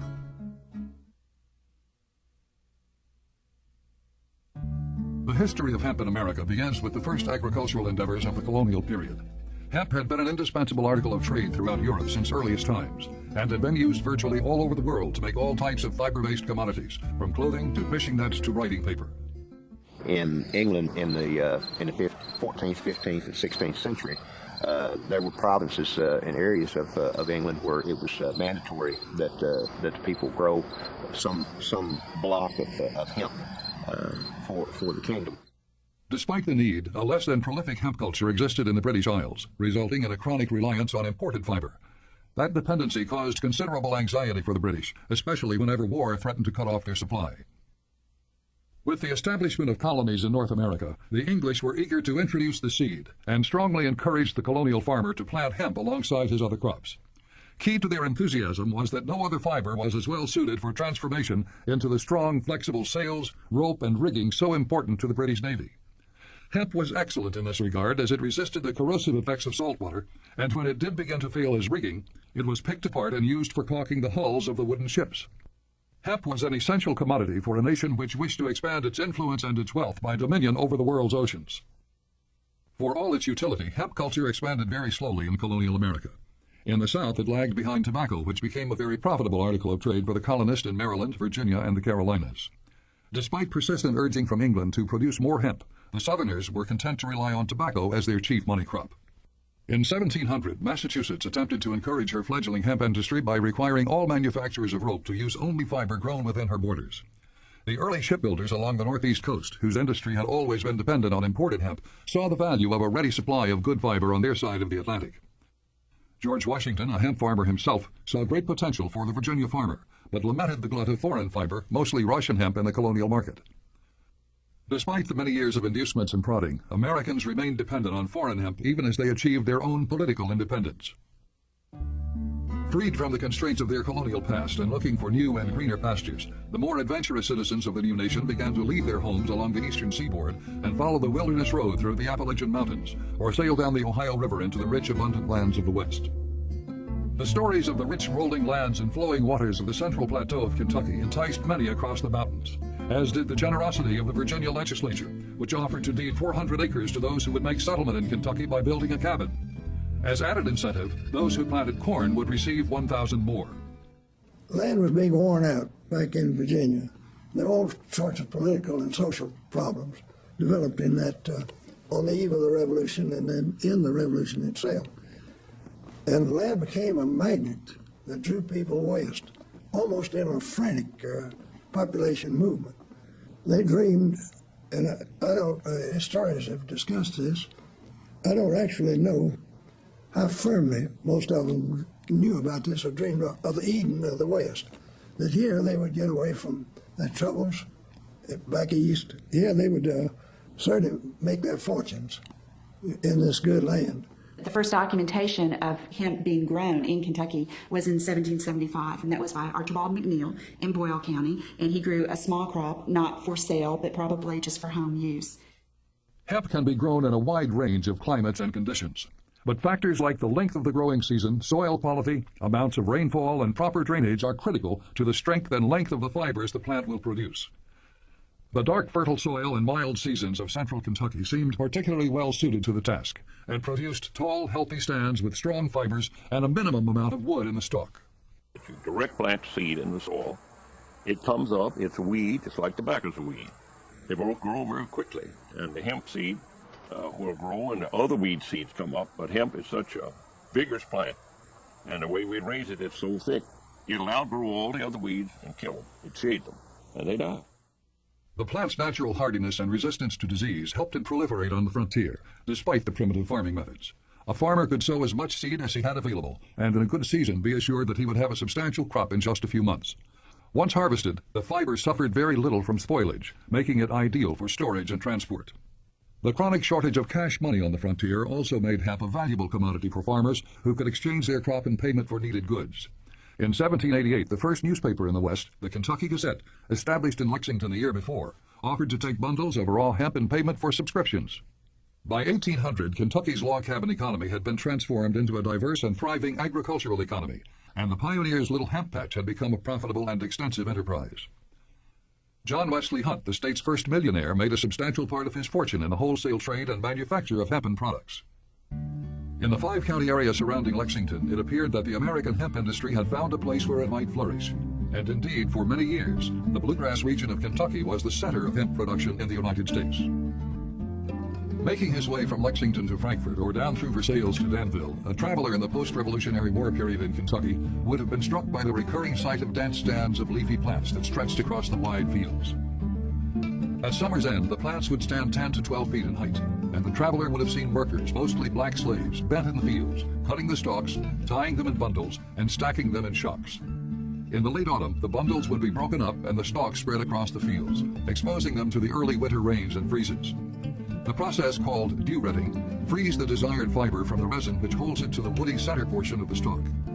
After retting, the stalks are picked up and re-shocked, allowing them to dry before the breaking. In dry weather, the workers would return to the fields carrying their crude wooden breaking benches. Moving from shock to shock, they would separate the fine fiber from the woody herds by throwing the heavy lever of the hemp brake. The extracted fiber was then tied into loose bundles and stored in a dry part of the barn. At the end of a day of breaking, the piles of discarded herds were burned in the fields, signaling the end of another growing season.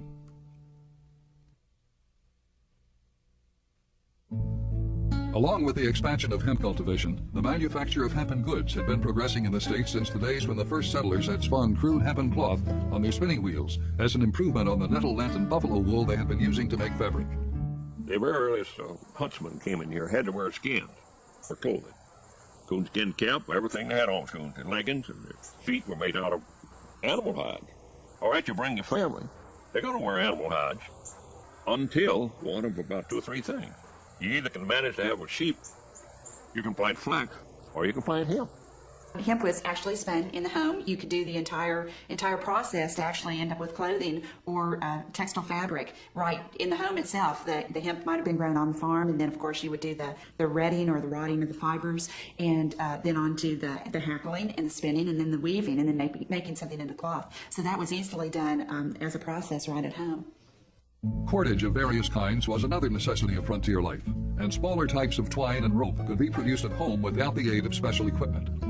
As time went on, the demand for larger lengths and widths of rope for use in shipping and industry brought about the development of rope manufacturing sites known as rope walks. A rope walk was a long, narrow building, usually a wooden structure, with a hand-turned wheel at one end. Sometimes a horse or mule would be used to supply the power. The rope maker would attach a bundle of combed or hackled hemp to a hook on the wheel, and walking backward would twist the fibers around one another as they were drawn out of the bundle. The long yards of fiber were in turn spun together for the desired width of rope. Two events occurred in the American South in the 1790s which were to have a tremendous effect on the early hemp industry in Kentucky and later in the Midwest. The first occurred in 1795 with the signing of the Pinckney Treaty between the U.S. and Spain, which allowed Americans the right to freely navigate the entire length of the Mississippi River. It gave early traders much wider access to markets through the port of New Orleans. The second was the invention of the cotton gin. Prior to 1793, the use of cotton had been greatly limited by the difficulty of separating the lint from the seed.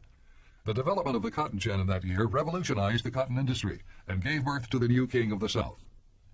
Once you invent that little cotton gin, which is a very simple thing, once you develop that thing and then refined it and built larger gins, the cotton belt expanded just like wildfire. In order to protect the cotton during shipment to the textile mills of Europe and New England, it had to be tightly compressed into bales and then covered and bound with strong material.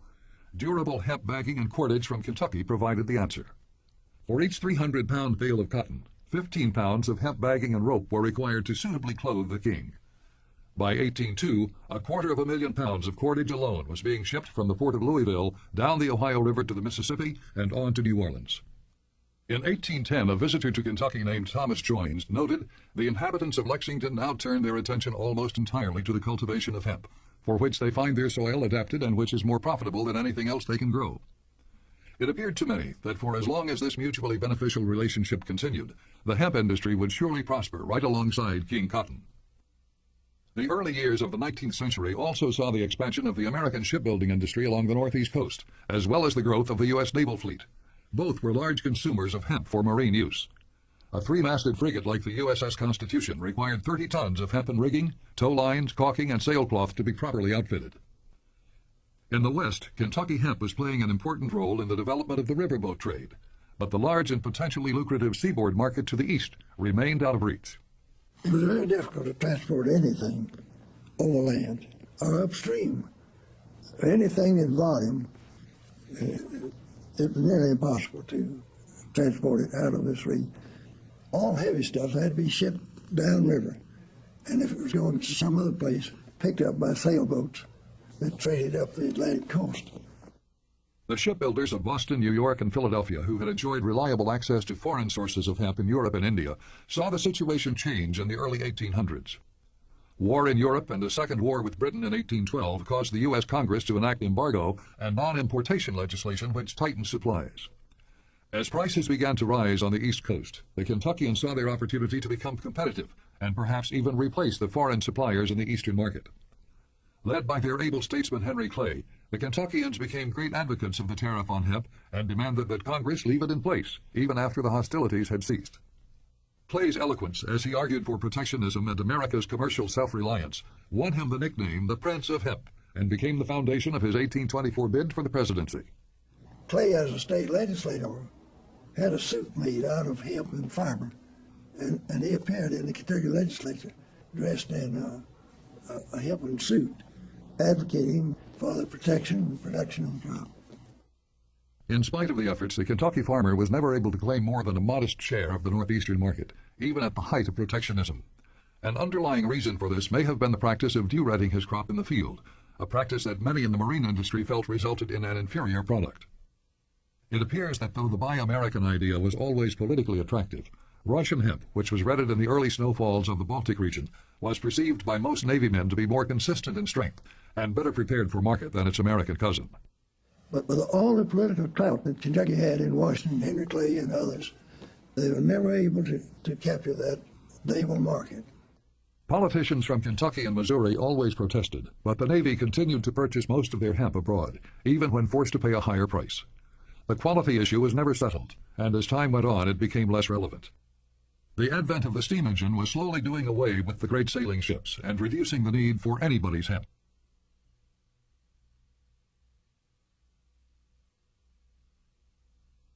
If a golden age of hemp culture ever existed in America, the decades leading up to the Civil War could make the claim. In spite of its troubles, market forces and new technologies conspired to create a period of prosperity and relative stability in the industry, which lasted into the 1850s. The introduction of the steamboat in the early 1800s on the Mississippi and Ohio rivers had revolutionized transportation in the West and greatly increased the flow of commerce up and down the rivers. In the years that followed, American cotton became a prized commodity worldwide and kept the southern planter a reliable customer for hemp bagging and cordage factories upriver. Though market prices fluctuated, hemp cultivation remained a critical part of the economic foundation for Kentucky farmers, even as it expanded into the Midwestern states of Missouri, Illinois, Michigan, Minnesota, and Kansas. During this period, Kentucky hemp continued to be the state's leading money crop, second only to livestock in returning dollars to the farm. In 1849, the state could boast that it possessed one-third of the nation's hemp factories. There were some 159 in operation statewide, producing bale rope, cordage, linen, duck canvas, bagging, and sailcloth. Production in the U.S. peaked in 1859 on the eve of the Civil War, with a bumper crop of 40,000 tons of raw, field-broken hemp. The growth of the hemp industry in antebellum Kentucky was generated in large measure by the use of slave labor. Slaves had been brought to the area as early as 1775, and their number had steadily grown. It is not accidental that the largest concentrations were located in the hemp-producing regions of the state. Hemp and slavery were almost synonymous. At that moment when you needed help, you had to be thoroughly convinced that you had help enough to handle the crop. You didn't need them all year, but you certainly need them maybe at planting time, but desperately at harvest time. Compared with the cotton-producing states, Kentucky's agriculture had remained more diverse in nature, keeping her less dependent on slave labor, at least directly. However, Kentuckians were actively involved in the slave trade, and many Kentucky-born slaves were sold to work in the cotton fields down south. With the outbreak of hostilities at Fort Sumter, the Southerners immediately declared an embargo on cotton and halted all exportation of its most prized commodity, believing an international shortage would be a good bargaining chip with the Europeans, especially the English, who were extremely dependent on cotton to keep their huge milling industry humming. As a matter of fact, that was a basic factor in the Southern hope in the Civil War, that Britain would come in on the side of the South. Britain, however, had on hand, I saw the figures not long ago, enough cotton to run, I think, 3 or 4 years. So Britain didn't need the cotton. And that was a miscalculation on the part of the South. The naval blockades and strict prohibitions on trade imposed by the North guaranteed the economic isolation of the South. For the hemp industry in Kentucky, its fate historically and literally tied to cotton, the war dealt a severe blow from which it would never fully recover. With the halt to all shipping of rope and bagging downriver, factories throughout the state began to shut down. The only potential bright spot for the industry during the war years was that with the sudden withdrawal of cotton from the textile market, other fiber crops were considered as possible substitutes for use as clothing. In Kentucky, the practice of weaving hemp on old hand looms experienced a revival, and several factories were brought back into production, making cloth from both flax and hemp in the hope of cashing in on the scarcity of cotton. The war also increased the demand for ship sail and rigging, and the War Department attempted to purchase domestic hemp where it was available. However, with the disruptions to the workforce and supply lines, no one was able to take advantage of the situation. In fact, the war helped to speed the adoption of many nautical innovations, such as steam power, wire rope, steel hulls, chains, and rods, all of which would forever change the role of hemp on the high seas. When the war ended, the cotton growers returned to their fields to find their product in great demand throughout the world. Once again, the need for stout rope and bagging sparked the hemp industry back to life. Prices climbed steadily to their pre-war high, and by 1869, Kentucky had regained her role as the nation's principal producer. It appeared to all that the good times had surely returned. But in fact, the cotton growers had never been completely satisfied with hemp as the solution to their transportation problems.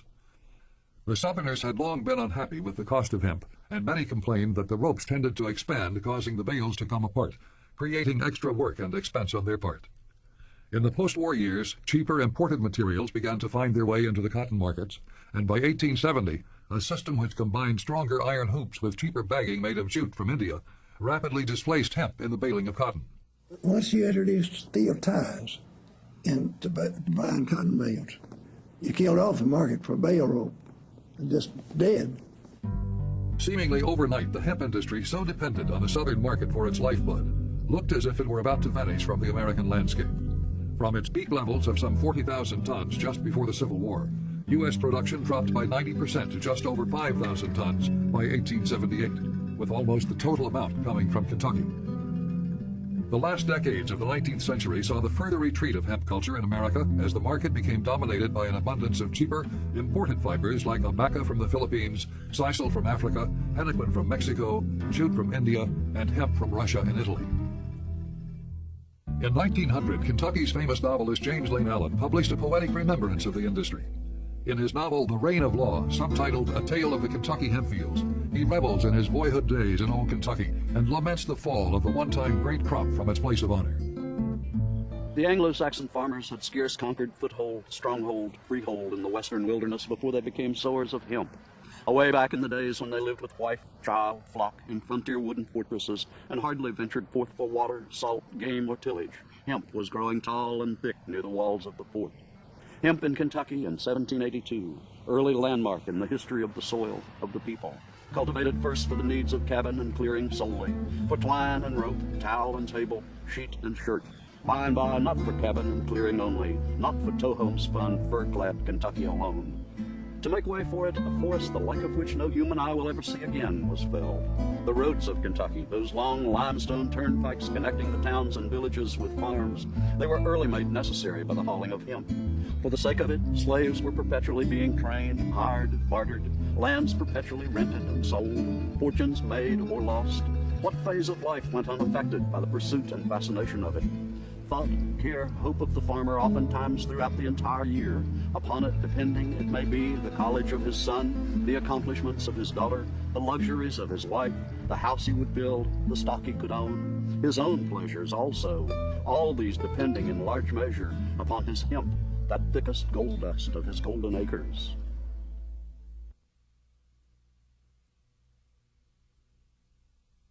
The beginning of the 20th century found American hemp a minor crop with production limited to small regions in Kentucky and parts of central Wisconsin. The U.S. farmers still contributed a small amount of hemp to manufacturers of baling twine and thread, but the wide variety of low-cost, high-quality fibers readily imported from third world countries, like the Philippines and Africa, kept domestic hemp production at marginal levels. Always the war baby, the interruption of shipping caused by World War I created some interest in American hemp, and production increased each year of the war's duration, but quickly waned with the return to peacetime. During this period, a new chapter in America's relationship with cannabis began to take shape. During the early 20th century, we began to see a lot more evidence that people were smoking various varieties of cannabis sativa that were specifically bred for their THC content. During this period, we had a lot of hashish coming over from the Orient, a lot of coca coming up from South America, a lot of opium coming from both the Middle East and again Southeast Asia. So I think we began a whole different drug culture, which created, I think, a whole different perspective on this particular plant, cannabis sativa, which introduced a lot of varieties that were very, very different from the varieties that Americans were historically accustomed to. Each time the United States enters into a world war, we rediscover THC. The United States is actually an alcohol-based culture and has been for many years, and they've used immigrants from other societies that had THC-based society, such as the Chinese or the Mexicans who understood what this plant was. They would use it as kind of a prejudicial basis for prejudice. Oh, look at those people smoking that dope. Here we are over here drinking shots of rye, tequila, stuff like this. The United States, being alcohol-based, has always used THC-based societies. Their use of THC is kind of that which set them apart and made them subhuman or lesser human beings. The first laws against the use of marijuana were enacted in the early 1900s in the southwestern states along the Mexican border and in Louisiana, where West Indian sailors had introduced the smoking of marijuana into the nightclub and early jazz scene of New Orleans. By the 1920s, marijuana use was showing up in other urban areas, and a campaign against reefer madness had emerged, featuring sensationalized films and newspaper accounts describing how honor students became crazed or homicidal after smoking a marijuana cigarette. With very little evidence of widespread use and no clear consensus on the health effects of smoking the plant, the U.S. Congress, at the behest of the Bureau of Narcotics, passed the Marijuana Tax Act of 1937 to discourage all cultivation of the cannabis sativa plant by imposing an occupational excise tax on anyone engaged in the commerce or cultivation of cannabis. The operative part of the Marijuana Tax Act was a transfer tax, and for transferring and it pertained to the leafy part of the plant, as far as the transfer tax, and there was a fee of $1 an ounce if it was to be transferred to a registered participant, but it was $100 an ounce if it was to be transferred to an unregistered participant. Registered participants included the manufacturers of paints and varnishes who used hemp seed oil in their products, suppliers of birdseed, and the manufacturers of medicinal products such as corn plasters and various remedies used by veterinarians. Unregistered participants, it was assumed, would be marijuana dealers. Though it was alleged by the prohibitionists to cause unwitting citizens to commit violent crimes, the politicians who had seen the complete failure and subsequent repeal of the prohibition on alcohol a few years before stopped short of outlawing cannabis outright. But even as a tax, the legislation provided the government a large measure of control with very real penalties for those who failed to comply. Now, pardon me, I don't think marijuana was a problem back in 1937. It certainly wasn't a problem. It's certainly not a problem today, and it's all over the place. So I don't know how it could possibly have been a problem in 1937, except for the fact that when they passed that law, for the first time, the federal government took over the right to tell you what seed you could plant in the ground and what you could do with the product of that seed. Simultaneously, what was happening from a commercial perspective is that industrial hemp was really losing its stand here in U.S. agriculture. There were a lot of other alternative fibers that were coming in. We had a lot of manila hemp coming in, which is not cannabis sativa. We also had sisal coming in from the Orient, cotton coming in from the Middle East, abaca coming in from Southeast Asia, as well as a lot of synthetic materials, particularly during World War II, that were coming in to supplant the price effectiveness or competitiveness of industrial hemp in the commercial agricultural market. The hemp industry did undergo increased scrutiny as a result of the tax, but the law provided an exemption for the stalk portion of the plant, requiring the few farmers still growing hemp to register with the Treasury Department. But a token payment of a $1 a year occupational tax was all that was required to keep producing hemp. The campaign against marijuana, which originated with state and federal law enforcement officials, was bureaucratic in nature and hysterical in tone. It succeeded largely because it circumvented any attempts for a true public or scientific debate on the issue. The prohibitionists deftly fused marijuana usage with the deep-seated racial fears and the isolationist tendencies of America in the 1930s, and the result was the Marijuana Tax Act of 1937. 1 year after the Marijuana Tax Act was passed, an article in Popular Mechanics magazine predicted the unprecedented reflowering of hemp culture. It observed that new uses and the recent development of improved processing machinery were about to bring the nearly extinct crop back into the limelight, replacing the numerous foreign fibers and creating a new billion-dollar cash crop for the country's farmers. But what no one predicted was that in less than 4 years, more than 14,000 U.S. farmers would be under contract to the federal government to grow hemp on 178,000 acres of prime farmland.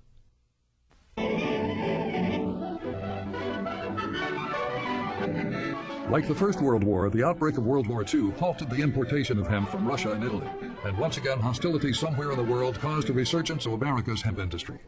This time, however, conditions worsened with Japan's entry into the war, cutting off America's principal source of fiber, abaca from the Philippines, commonly called manila hemp. The situation threatened to limit not only America's buildup of military forces, but also impede the growth of wartime agricultural production. It was desperately sought to help save the lives, first to make parachutes, and equally to have rope sufficient. And then they found out those little U-boats, two-man German subs could shoot a hole in the ship, but it wasn't too devilish big. So if they take a hemp rug and drop it over the side, they could pump enough to save the troops alive. By the spring of 1942, a major government-sponsored campaign was in full swing, hoping to persuade farmers to grow the fiber so vital to the war effort. A corporation, War Hemp Industries, was put in place to purchase the crops and manage the operation of some 70 processing sites proposed for speedy construction in Kentucky and throughout the Midwest. The hemp marijuana collection was for the most part forgotten during this period, though participating farmers were required to register with the U.S. Treasury.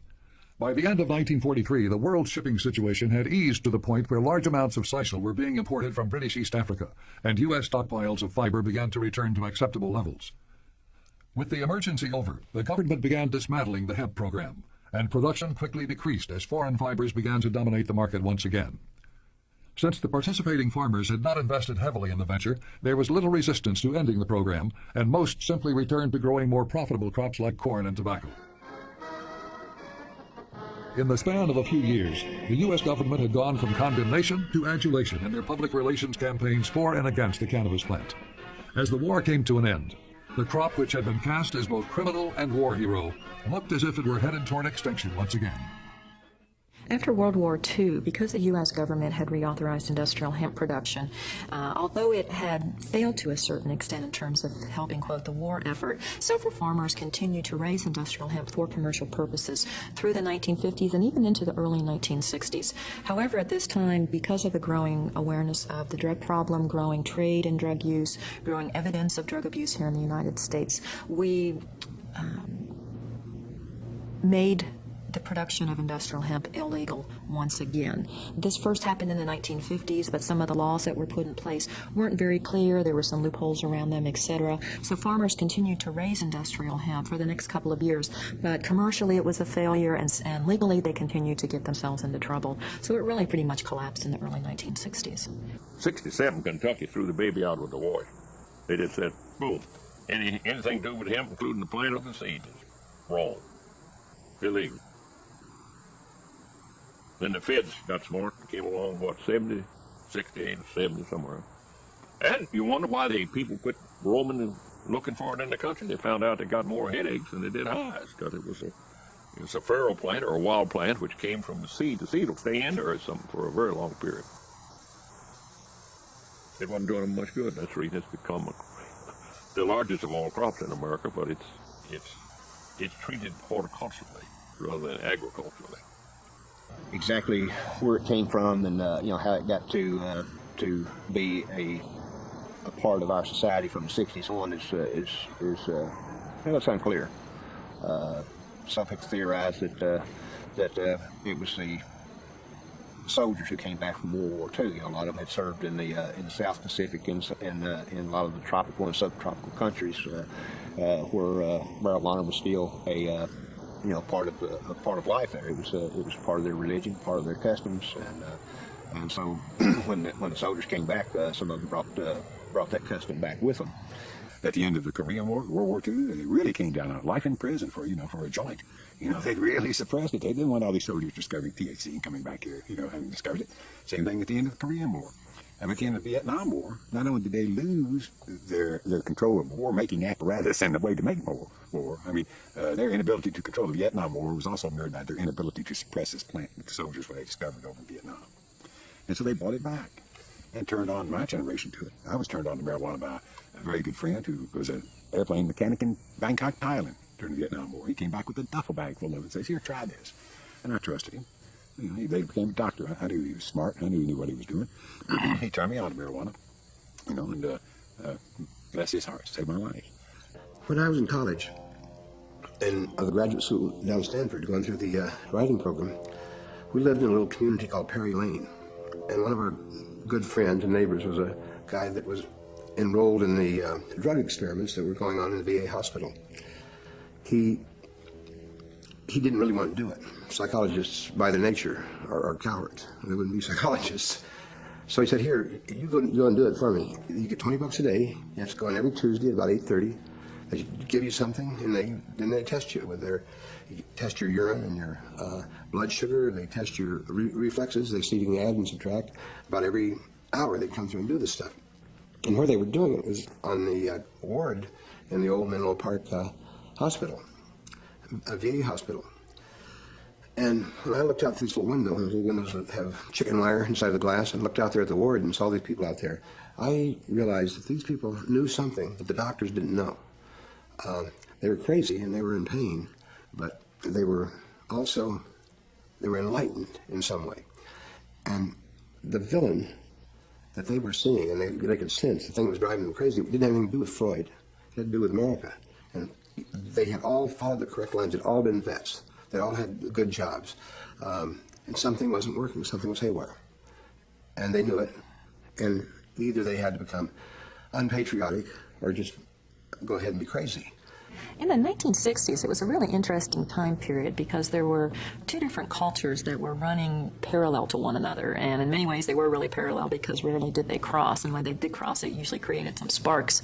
The one culture was the little home in the suburbs with the polyester suits and the synthetic life of two cats and a dog in the garage and the whole bit. And then there was the counterculture, who was really, I think, pursuing more the natural way of life. They were trying to become more grounded, more environmentally conscious, and more concerned about the things that they were putting into their bodies. And so at that time, drug use took, I think, an interesting twist in that a lot of people were very interested in psychoactive experimentation and turned to a lot of chemicals like speed and acid, for example. But there was also a very strong movement at the time to move into the natural things of life. So at that time, people began to be very interested in marijuana, also very interested in natural clothes, cottons, flaxes and linens and silks and wools, things that were more consistent, I think, with their kind of back to the woods, simple lifestyle. Hemp, like tobacco and so many things with farmers, is really a victim of the weather. A good season, everything works right, you got a super quality fiber. If it's not good and things turn out not so well, you don't have a good yield and you may have a lower quality fiber.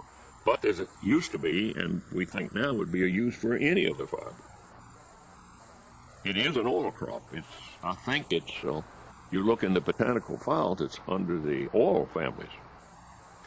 Hemp oil sells at $1 an ounce. You can go out on Southern Drive and buy it today. I think it's $20 a bottle, or about 18 ounces, or less, 16 ounces. Hungarians, we talked to a man in Canada whose parents were from Hungary. He went back to the villages they came from, and they grind up the seed and make hemp butter, just like we have peanut butter. Very nourishing. They feed the school children. And if you take the oil out of it, it's just like soybean meal. You feed all the animals. So, history, the book's full of it. It's a matter of can we think we've grown so wise or naive or just plain illiterate, that all of a sudden the crop is all bad. And the phenomenon is when you're eating popcorn, corn makes whiskey. You don't really think about that when you're eating popcorn, though. Or if you like real good sweet corn in the springtime and wait till hope you can get some, you don't sit there thinking about a bottle of whiskey. Your damn plant can make anything out of it. It's the paper that the Constitution is written on. I used to put up hay with hemp string, by far the best string. The plastic stuff is just terrible to fool with because it all shreds and the cows get it in their toes and you can't get rid of it. The sisal, which we buy, it comes from India. It doesn't have those nice long staples that hemp has. And I've got a big ball over the house made out of hemp twine. And this area would just be a wonderful place to grow it. And you can grow that big old stuff. You can grow it as high as this barn. You don't have much potency to it at all. And my brother and I have laminated chunks of these stalks together and squeezed them down with a cheese press. So you're able to get what are essentially 4x4s with pithy interiors, and they attach together just by their own resonance. You'll take a nail, you can saw it. It could be the answer to all these loggers who have run out of trees. This whole valley up there, and the first state that does it is going to be way out in front of the other states. I have talked with many older women that are farmers that are sincerely interested in industrial hemp as a cash crop. They understand the historical basis of where we've grown industrial hemp. They've done an incredible job of researching what other countries are doing in terms of raising industrial hemp. And they're very interested from a very sincere economic point of view. Could this be the next cash crop for the American farmer? Is there some hope here? There's another faction that supports industrial hemp, not so much from an alternative fiber perspective, but from the group or the faction that's really sincerely interested in legalizing, if not continuing to decriminalize, the use and production of marijuana in the United States. So there is also a very strong pro-marijuana lobby that's acting that would also like to see industrial hemp being legalized because it's a foot in the door. They're both cannabis sativa. Let me put it like this. Some people who don't know me give me a reputation for wanting to legalize drugs. I do not want to do that. I'm in the business of trying to license and regulate cannabis as a crop. Tomatoes are legal. Alcohol and tobacco is licensed and regulated. And I seek to license and regulate, take it out of the black market status, just cannabis now. I would take the law enforcement dollar, which we would save off of that we're currently spending on detecting, arresting, prosecuting, and incarcerating people who associate with the cannabis plant, if we changed the laws, we'd save all that money. I would go after the hard drugs. I'd go after the synthetic drugs, the crack, the cocaine, the heroin, those kinds of synthetic drugs, man-made drugs, which destroy the spirit and overcome rights of determination and self-choice because they're addictive and destructive to the body. The spirit itself has become corrupted. Everybody knows that the coke is bad stuff, and it has bad spirit. It runs through a gamut of people that are against enlightenment. They're wanting to try this stuff that makes you feel powerful, and it goes away in about 10 minutes. And the people, the local people that we know, they're growing little dabs of grass and stuff. Their stuff isn't that strong, but you don't want it that strong. It's one thing that we've learned is you don't need a huge bunch of anything. You can get the same effect of just a little bunch. And we're mature enough to be able to make those kind of decisions. I mean, we've never heard it debated. We've never heard this gateway drug thing debated. You know, they say what grass leads to heroin. You can say the same thing about milk and gin. If I took this low THC and tried to produce a marijuana, you'd have a hell of a headache. You wouldn't get any, whatever the euphoric is.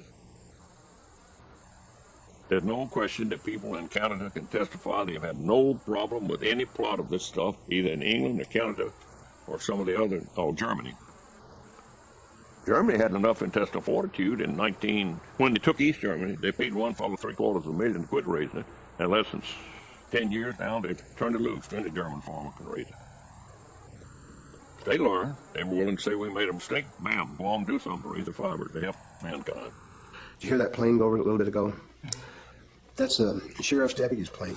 It's a white plane with black wingtips.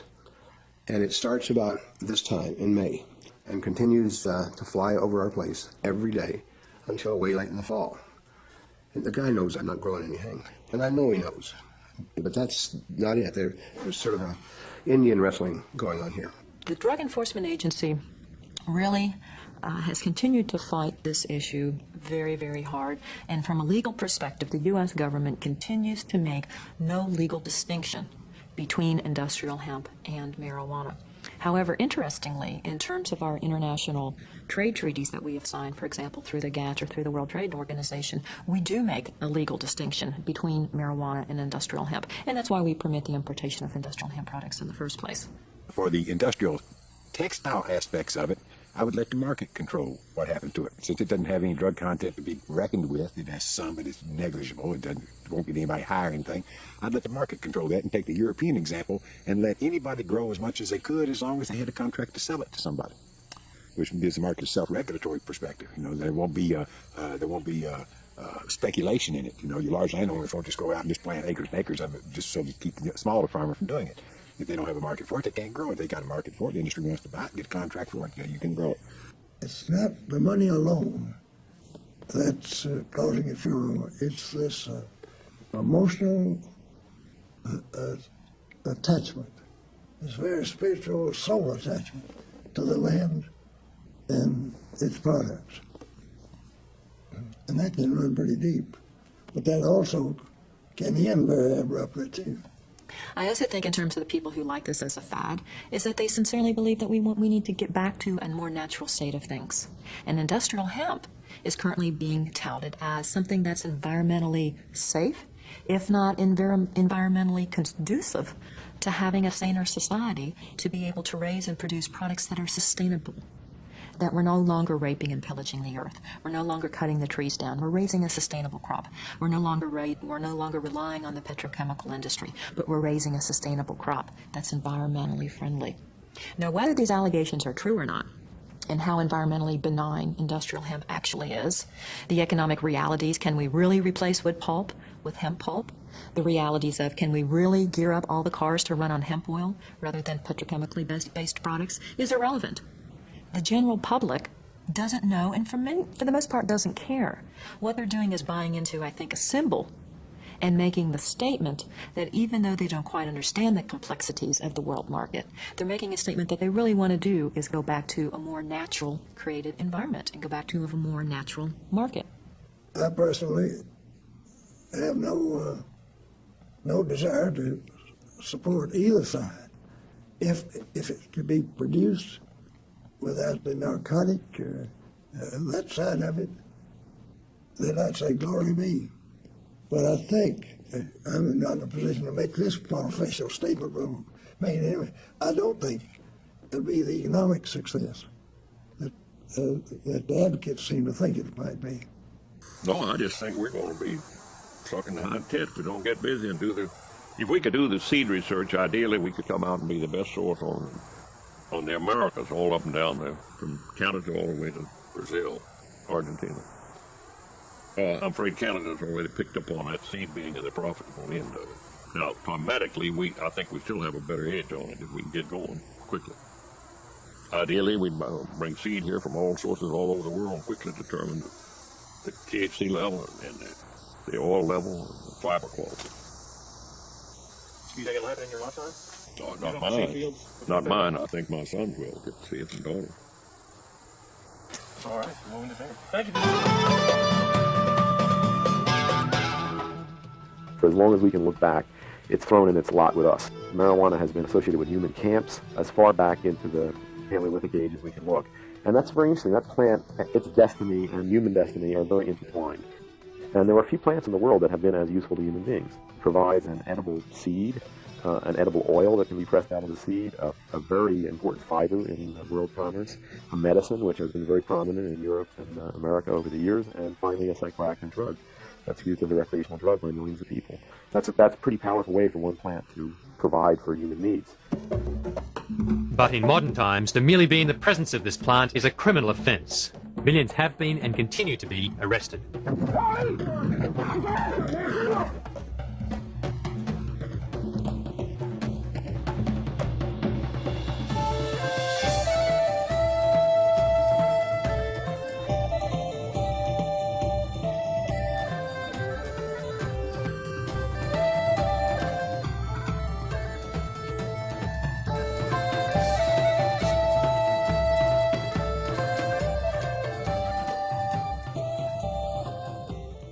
The longest and strongest fibre in the plant kingdom, cannabis sativa, commonly called hemp, has been essential to world commerce for thousands of years.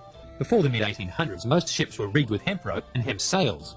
A 44-gun warship, like America's old Ironsides, took over 60 tons of hemp rigging, including an anchor cable over 2 feet in circumference. Also, the oakum that sealed the ship's boards and the sailors' clothing were made of hemp, as were the uniforms of soldiers and flags. The wagons of pioneer days were covered in hemp canvas. In fact, the word canvas comes from the word cannabis, which is found in ancient Sumerian and Babylonian languages 6,000 years ago. America's founding fathers, including George Washington, were keen growers of hemp, and Thomas Jefferson was probably the first hemp activist. Realizing hemp's value to the prosperity and defense of the nation, he encouraged farmers to grow hemp instead of tobacco. Today's activists rally in the thousands at annual hemp harvest festivals throughout the Western world.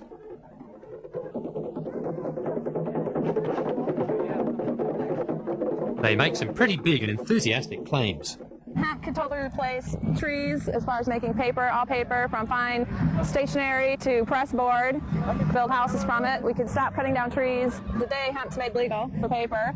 It can replace all petroleum as far as fuel, electricity, nuclear energy. How about a hemp hooray? Hemp hemp! Hemp hemp! Hemp hemp! All right, let's wake them up out there. Of course, it's possible that some of these activists might have an ulterior motive, but nevertheless, their claims warrant further investigation. Hemp has been the major paper-making material for most of the time since paper was discovered in China around the time of Christ. This first paper ever to be printed on, in about AD 770, is 100% hemp. By the 16th century, hemp was the material of choice for European paper makers. They made it into the finest and longest-lasting paper ever made, including the Gutenberg and King James Bibles, and many other famous works. America's Declaration of Independence was also first printed on hemp paper. Most paper of this period was made from recycled hemp canvas and old rags made from various fibres. For hundreds of millions of us today, paper is a way of life.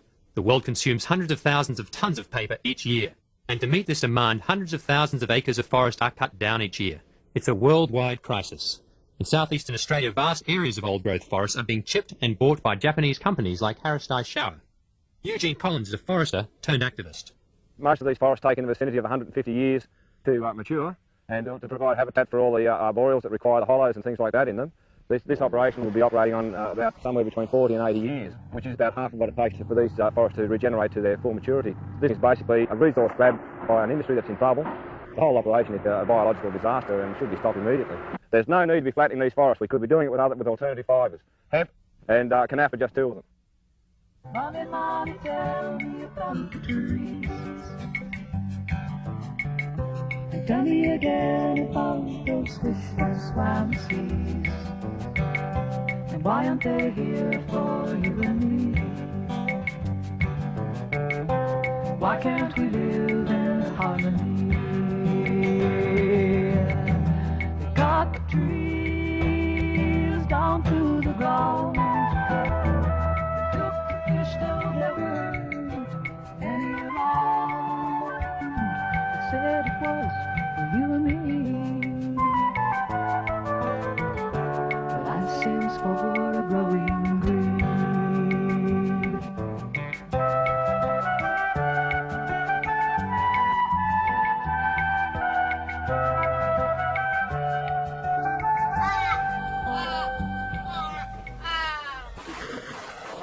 Don Stall runs a hand papermaking and printing business in Northern California.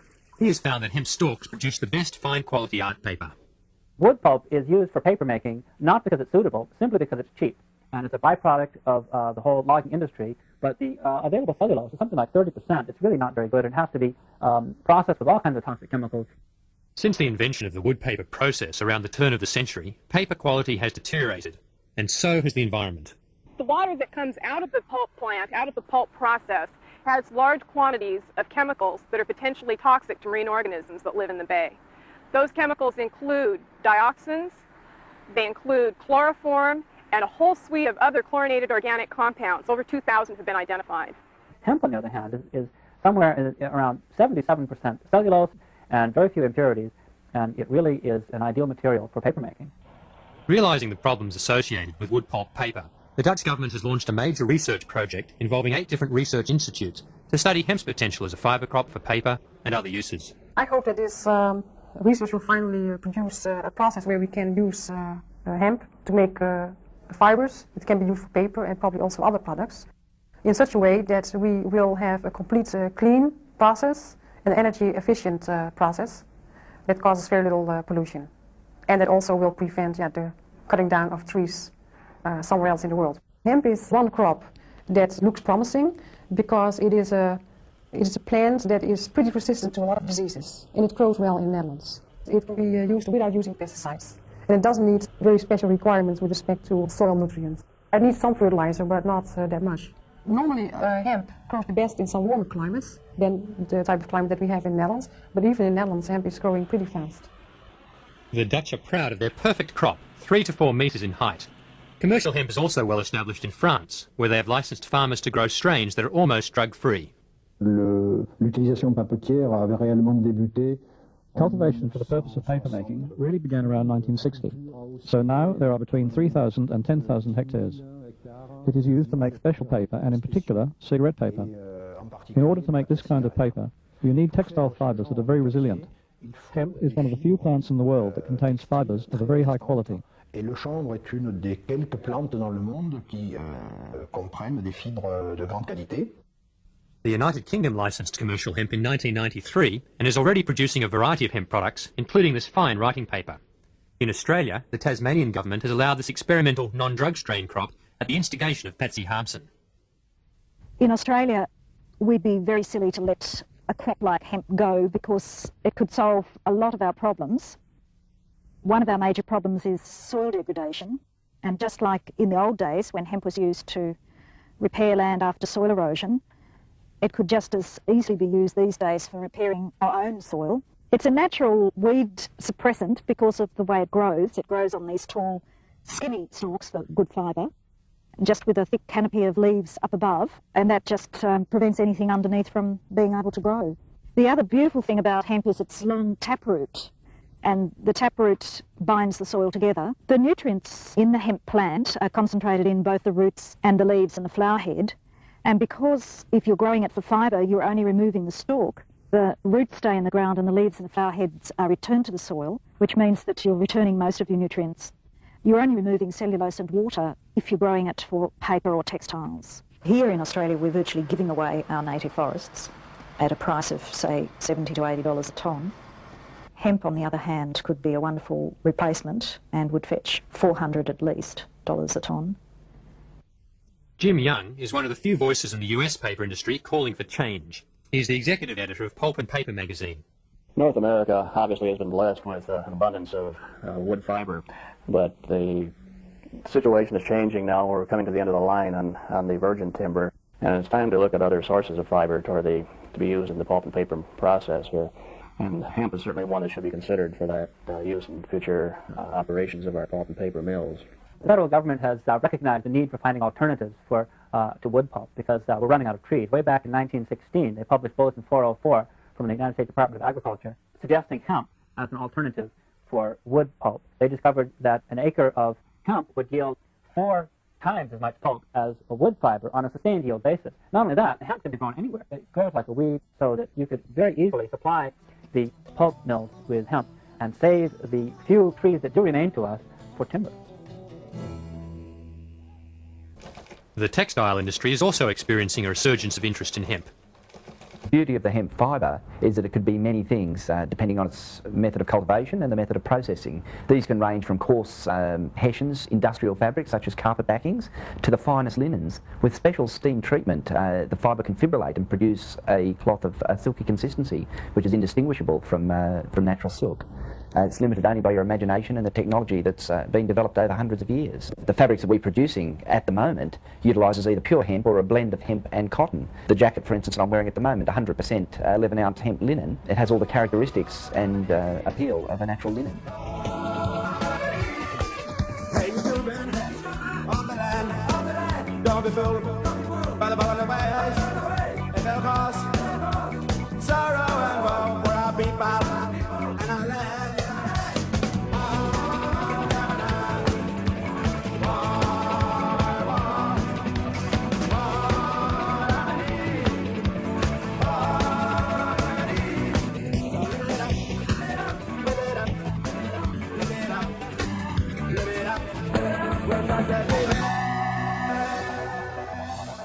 Hemp is undoubtedly the most durable of the natural fibres. The original Levi jeans were made from recycled sailcloth, which was made from hemp fibre, and it proved its worth under the most trying of conditions. The testing we've done over 3 years, 3 years of very hard wash and wear, don't make the slightest impression on the hemp fibre. It softens, but it doesn't weaken. In terms of yield per acre, hemp probably outproduces cotton by at least 200%, perhaps more under ideal conditions. Unlike cotton, hemp can be grown entirely without pesticides or insecticides.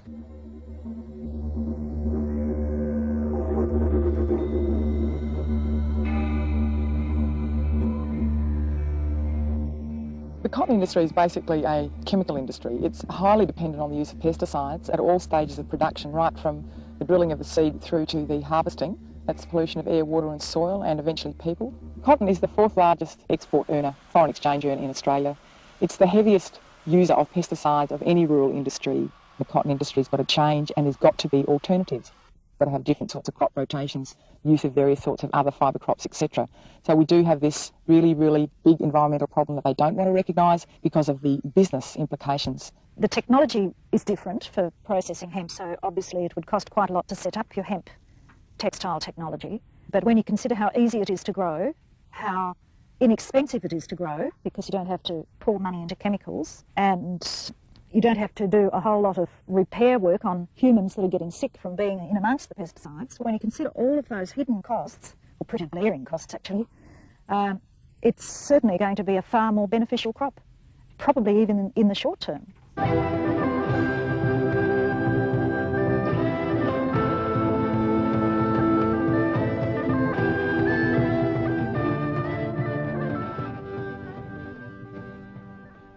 Prior to 1937, 70 to 90% of all rope, twine and cordage was made from hemp. Hemp-strong fibres can also be utilised in hundreds of composite products. Henry Ford used hemp and other natural fibres to make the body of this car in 1941. William Condy has a redwood lumber business in Oregon. In the face of dwindling redwood supplies, his company has taken some bold steps to solve the problem. We talk about advanced composites from annual fibers is the way to solve the forest crisis. Trees are fiber. That's what we cut them down for. You take a Douglas fir tree, the longest fiber was 3/4 of an inch. Well, here's hemp. And this stuff is like, instead of partials of an inch, this is like feet long. When you're making composites, there's a rule that says that if everything else is equal, the longer the fiber, the stronger the product. The truth of the matter is that hemp is a superior fiber to tree fiber in every way conceivable. What we created here is we created what's called medium density fiberboard in all of the major strength tests. Hemp tested out to be 2 to 3 times stronger than the boards that were made out of tree fiber. We can actually make anything from a 2x4 to the body for a stealth jet bomber. George Tyson is also an innovative hemp researcher.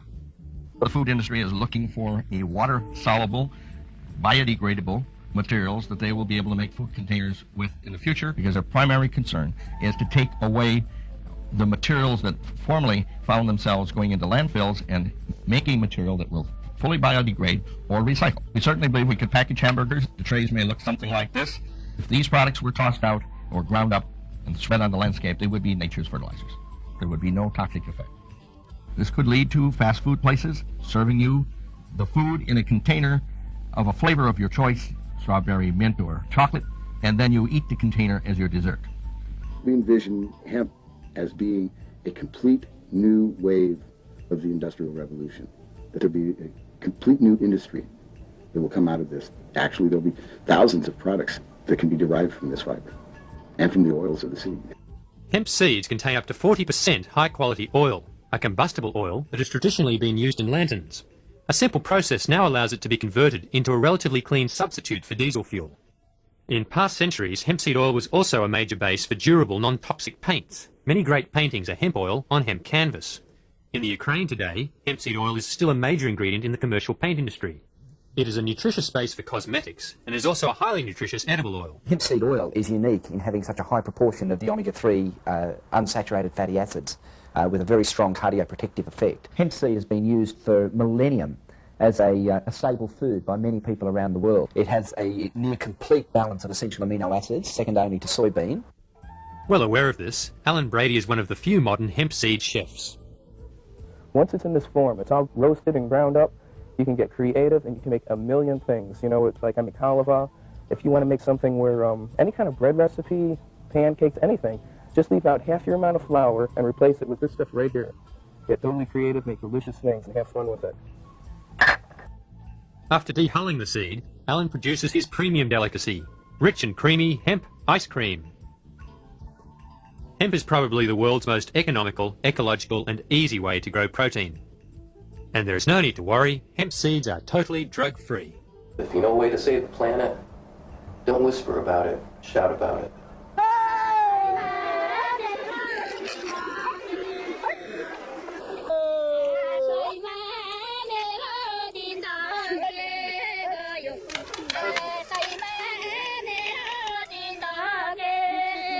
We are hemp revolutionaries. And to present ourselves directly as a hemp revolutionary, it is quite difficult here. Hemp's prohibition in Nepal led to a massive police eradication campaign in the early 90s. But now, only 2 years later, the Valley of Tarakola is unified to defend its traditional hemp industries, primarily rope and seeds.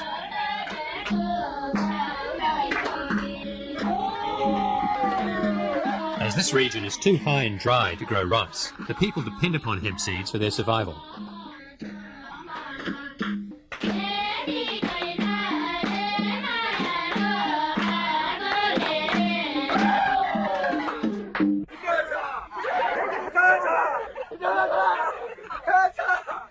Since 1992, the Human Union movement is developing a commercial hemp paper, textile and oil industry, a chemical-free industry providing much-needed employment and income. They do not have to make hashish out of their plant because they can sell the stalks, they can sell the seeds, they can have food and they can have money from one plant. So the people and the farmers of these surroundings are really appreciating our project here.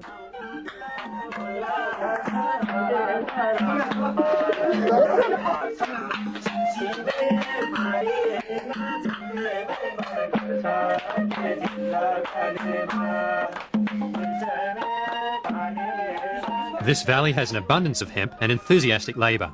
Taracola's budding hemp industry is potentially a model for sustainable economic prosperity throughout the developing world.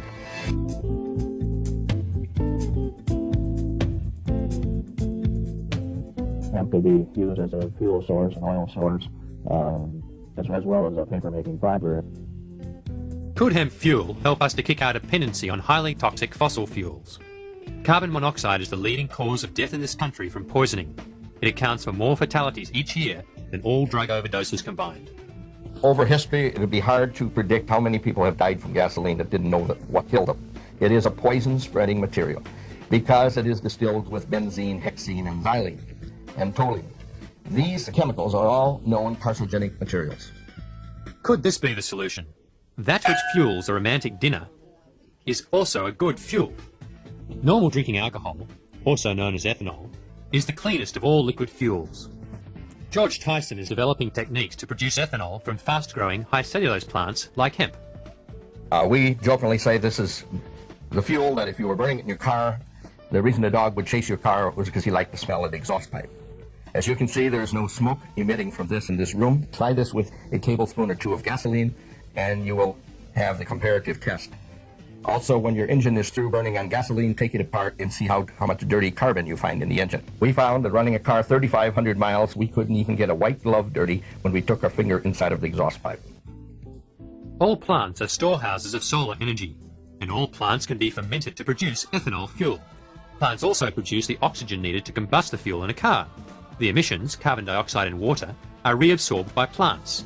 It is a clean and balanced cycle.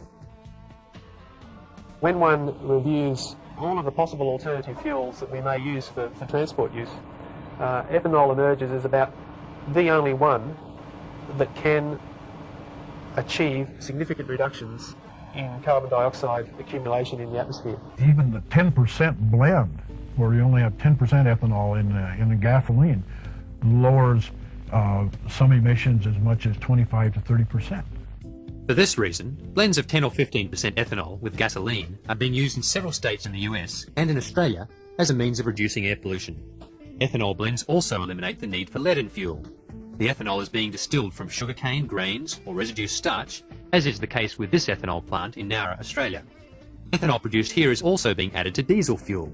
Buses running on this new 15% ethanol fuel are emitting up to 40% less carbon monoxide, 50% less smoke, and up to 10% less nitrous oxide than straight diesel fuel.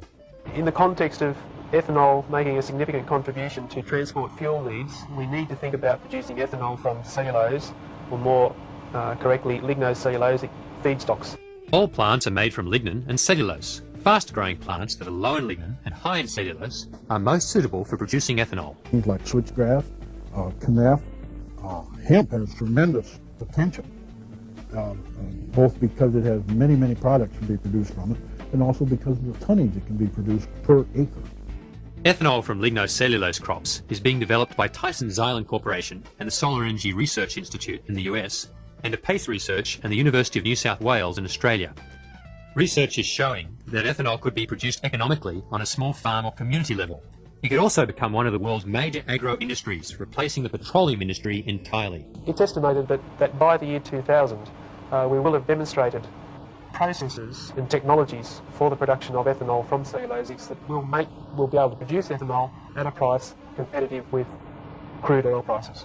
Even the United States could produce all of its transport fuel needs as neat ethanol. Australia, no problem. All of our liquid fuel for transport could be ethanol.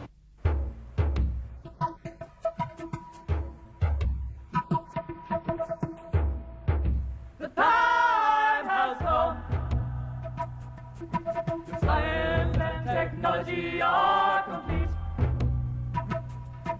Your art and culture have reached a peak.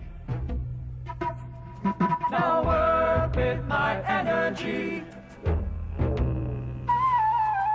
Work with my energy. Work with my energy. These days, the hemp plant is most commonly associated with the drug marijuana found in its flowers and leaves. Historically, however, marijuana has been much more than a recreational drug. The father of Chinese medicine, Emperor Shen Nung, included marijuana in his pharmacopoeia almost 5,000 years ago. Recently, marijuana was found in a 1600-year-old skeleton of a woman giving birth near Jerusalem. Medical literature of the time indicates that marijuana had the power to increase the force of uterine contractions and to provide a significant reduction of labour pain. References to marijuana are also recorded in Egyptian, Assyrian, Greek and Roman writing from the same era. On the Indian subcontinent, marijuana is found in many preparations in ancient Ayurvedic medicine and is still widely used today. In the last century, marijuana was mainly used in tincture form as a treatment for migraine headaches, for menstrual cramps, for nervous anxiety, as a sedative. Dr. Lester Grinspoon is the world's foremost researcher and author on medical marijuana. Now, the modern uses of cannabis are quite striking. First of all, it's people who have to get cancer chemotherapies for the treatment of various kinds of cancer. Some of them lead to the most pernicious nausea and vomiting. And there are drugs which are used, available antiemetic drugs, but even the newest ones don't give everybody relief from this. Give them cannabis, about 90% of them get excellent relief. They refer to it as miraculous. It's used in the treatment of glaucoma. It's a disease of the increase in intraocular pressure, and it can lead to blindness. Well, there are drugs to treat this, but those drugs have a lot of problems with them. My condition is glaucoma, and after a year of trying the conventional medications, which are very serious, some of them are actually based on nerve gas, and my body did not respond well to them, a doctor decided to uphold his Hippocratic Oath instead of the hypocritical law and tell me that if I didn't start using marijuana, I would go blind. It's been demonstrated that the cannabis has a remarkable capacity to lower intraocular pressure, and there are people now who believe that they have saved their eyesight by using cannabis. As long as I use marijuana in any way, such as eating it or smoking it, either way, my pressures remain perfectly normal, as if I don't have the disease at all. It's a total deterrent for me. Cannabis has also been proven to be of therapeutic value in the treatment of AIDS, multiple sclerosis, paraplegia and quadriplegia, asthma, epilepsy, pain relief, and other ailments. It has also been used as a topical antibiotic and analgesic. Dr. Andrew Weil was the first and about the only independent researcher to ever get permission to study marijuana. He carried out his lab experiments at Harvard University Medical School in 1968. He is also a well-known author. I think the great advantage to trying to find medical uses of marijuana is that it's so non-toxic. And relative to most of the drugs that we use in medicine today, it's very harmless. It just doesn't do that much to the physical body. But marijuana remains one of the most illegal substances on the planet. In US law, it is placed in the most dangerous category, Schedule 1. It's in that schedule that drugs like LSD, heroin, and marijuana are placed. And drugs that are in that schedule can't be used at all. They're completely off limits. Can't even do any clinical research. For the last 19 years, all efforts to pry cannabis out of Schedule 1 and just move it to Schedule 2 have failed. In 1972, the US Drug Enforcement Administration's senior judge, Judge Francis Young, commenced hearings on marijuana. He came up with a 60-odd page opinion saying marijuana is probably the safest drug in the pharmacopoeia, and it certainly has medical utility, and it should be moved to Schedule 2. It's quite extraordinary just how steadfast the U.S. government has been in not allowing this to be used as a medicine. My hunch is that there's some kind of fear that if we use it as a medicine, the camel will get its nose under the tent, and heavens only knows what might happen. As Judge Francis Young said, it's unreasonable, arbitrary, and capricious, and I add immoral to that list. It's become so expensive on the street now that frequently these people who need it for medicinal reasons grow it, and they get caught. I was arrested and taken to a county jail, which was pretty unpleasant, for the illegal rape, as I call it. I tried it, and I was able to actually cook a meal and eat it. And ever since then, we smoked it for 2 years, and then that's when we got arrested. 12 agents from the local vice squad played Miami Vice, shattered their front door, put guns to their heads, drug them off to jail. I didn't have no shoes because they didn't let me, put my shoes on. So I went to jail barefooted. That was my worst nightmare that I've ever had. It's just awful that these people should have to suffer this way. I mean, the law imposes, here are people who are already suffering from serious diseases and disorders and symptoms, and the law is now imposing another layer of anxiety on these poor people.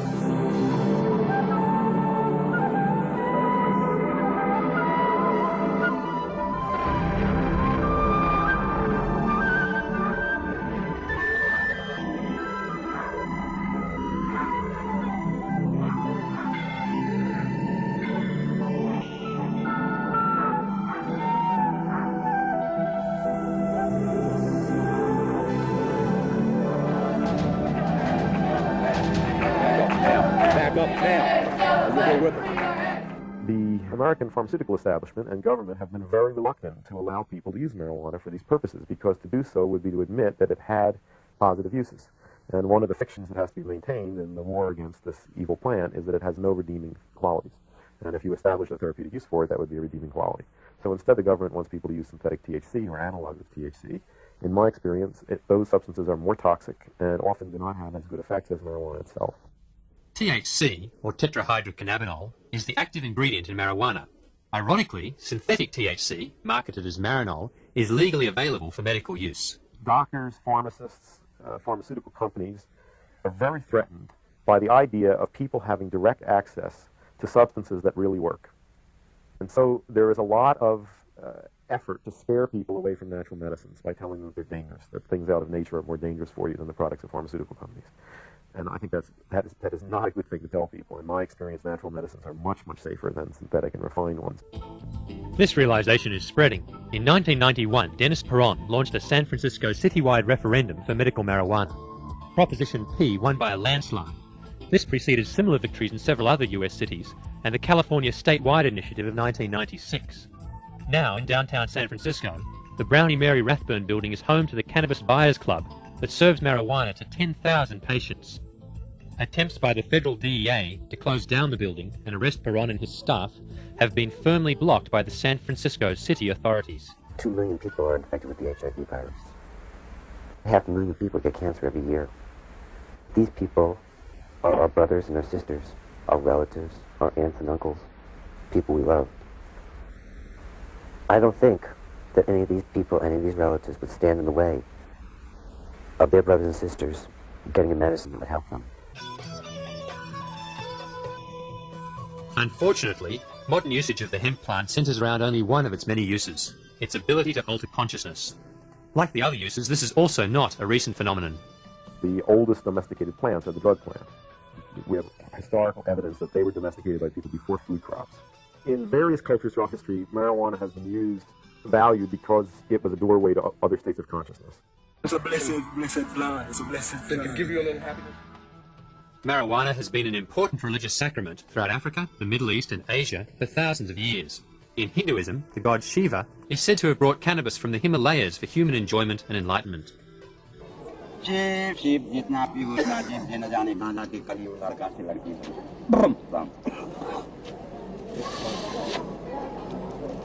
Why then is marijuana use so controversial in Western culture?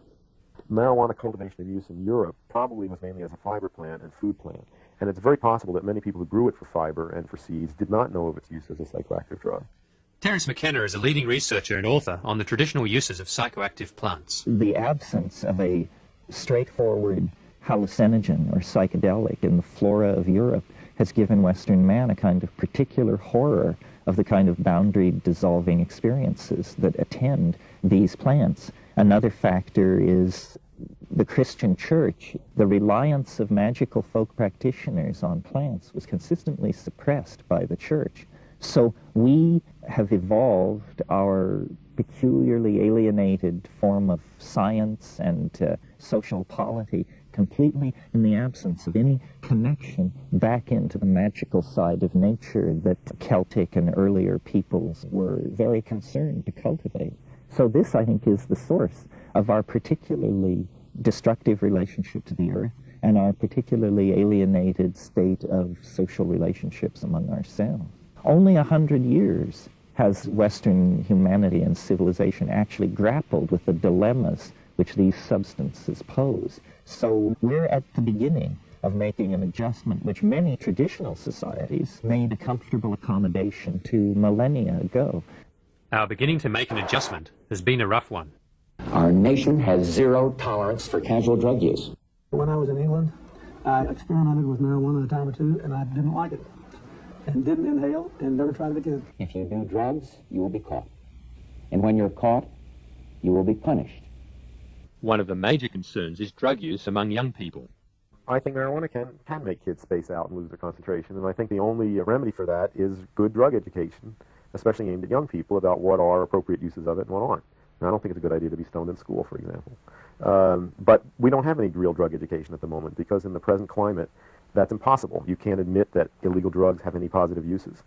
And all of the educational materials that are used in schools are designed to scare people away from that substance by exaggerating its dangers, and that doesn't work. If you tell a 15-year-old that all these terrible things are going to happen to him or her when they smoke marijuana, and they've already tried it and they know that it didn't, why should they listen to you when you tell them that crack cocaine might kill them? I wouldn't have if I was 15 and was misinformed like that.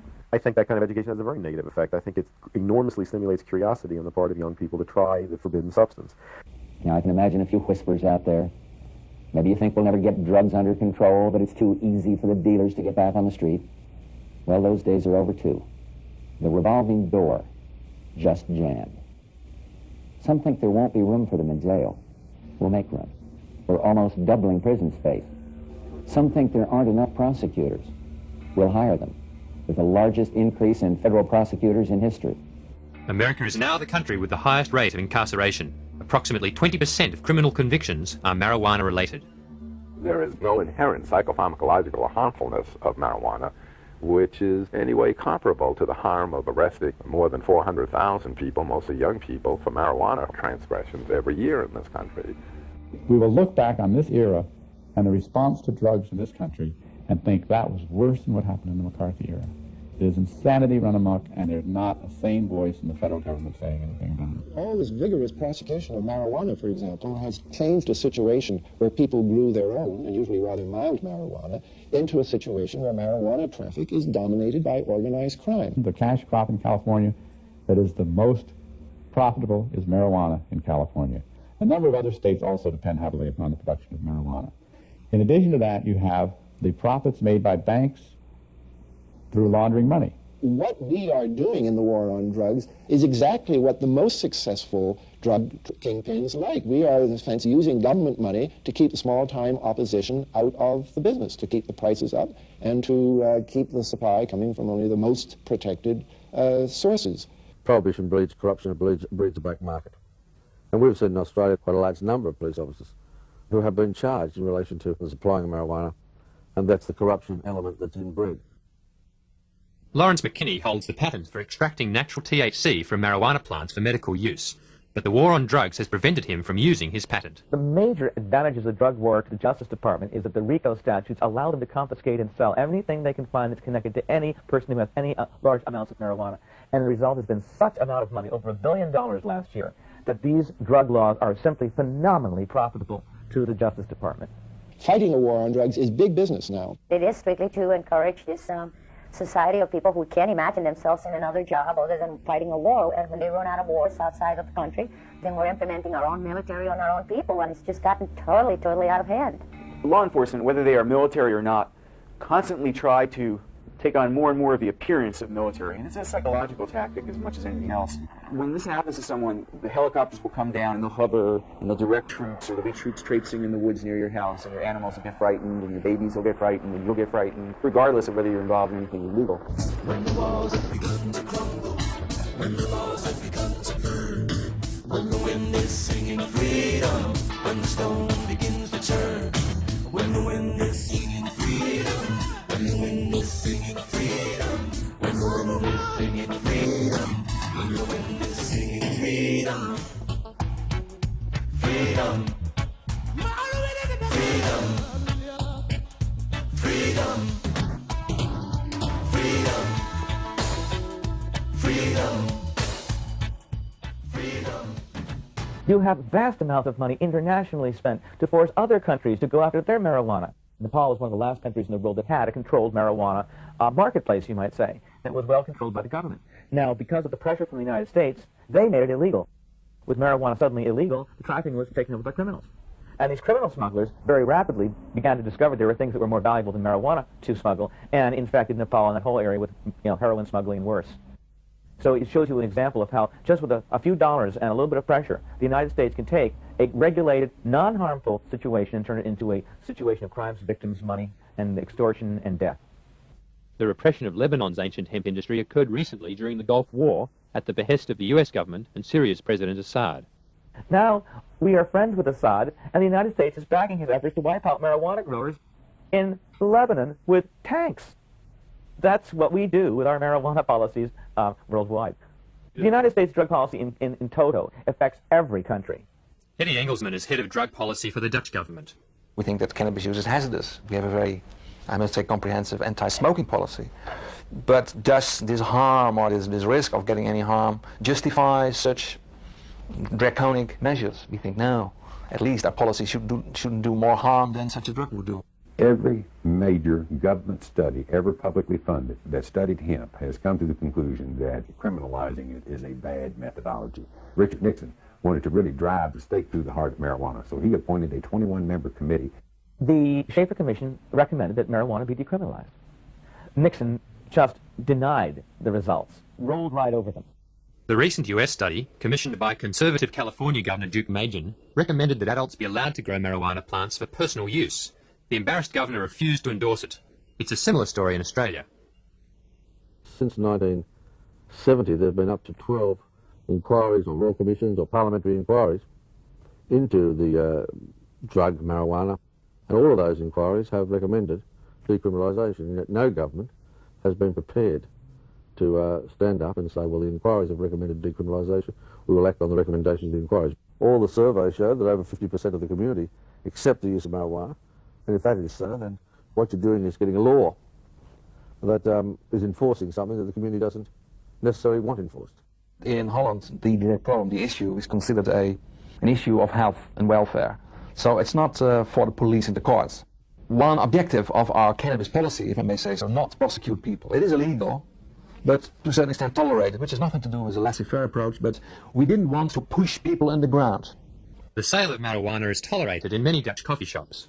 Nowadays, cannabis users have nothing to do with users using harder drugs. We have integrated education on cannabis in our general health education system in schools. In America, cannabis use is many times higher than it is in Holland. In spite of all the measures and all their wars and all their warning and just say no campaigns. So what is the attraction to marijuana?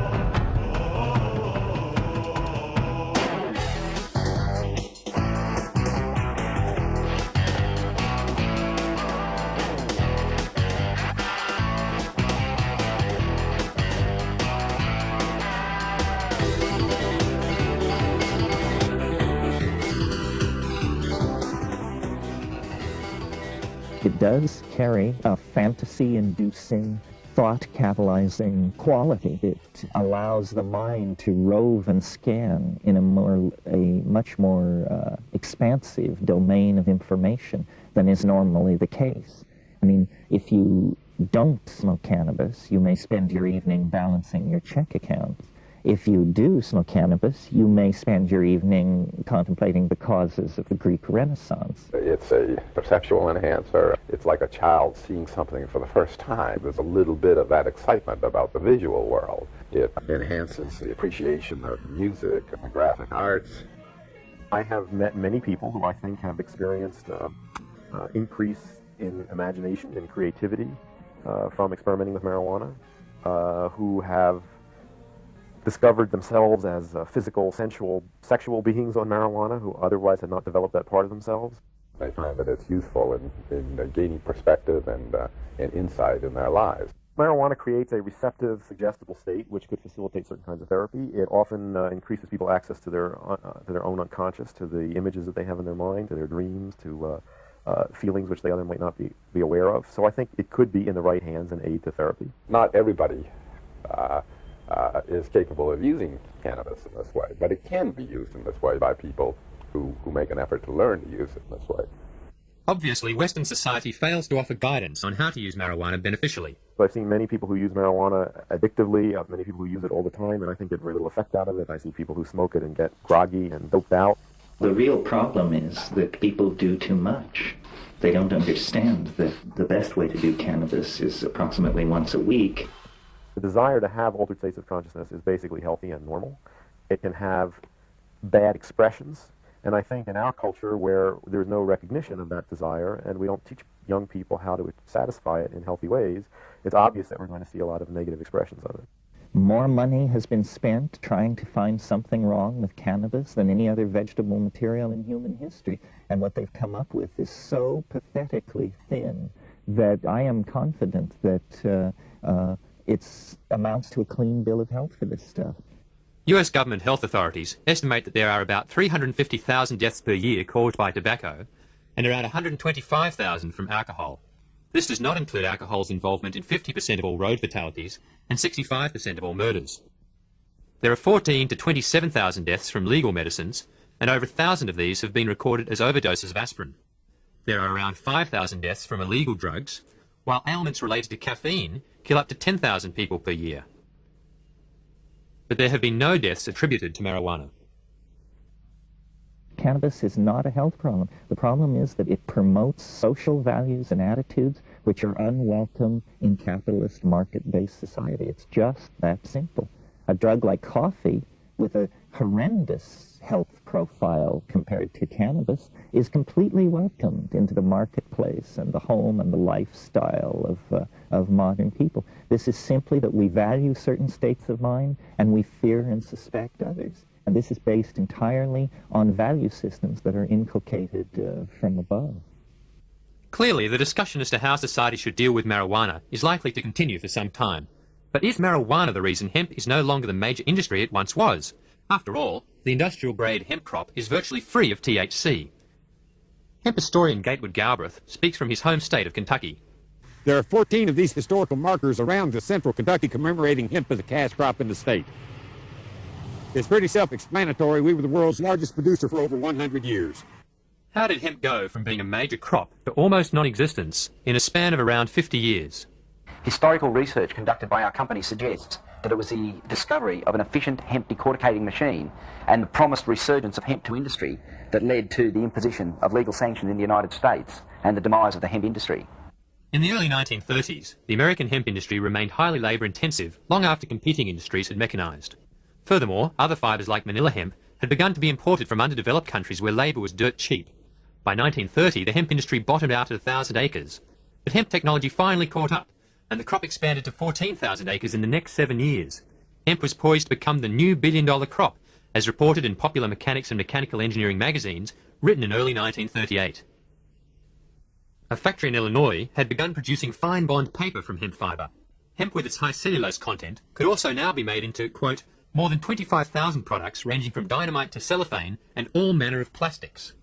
But in the mid-30s, DuPont Chemicals patented processes to make nylon and plastics from oil and coal. A resurgence of the hemp industry would seriously have threatened the emerging petrochemical industries, with their synthetic fibre nylon being invented in 1935. First was a big printer back in the 20s and 30s, and he had vast interest in timberland for paper pulp, which could be used as a result of a chemically intensive paper pulp process developed by DuPont and patented by DuPont. They made their fortunes with these chemical shipments for the paper pulp industry, and hemp represented a less chemically intensive way of manufacturing a higher grade paper. Consequently, DuPont saw it as an economic competitor.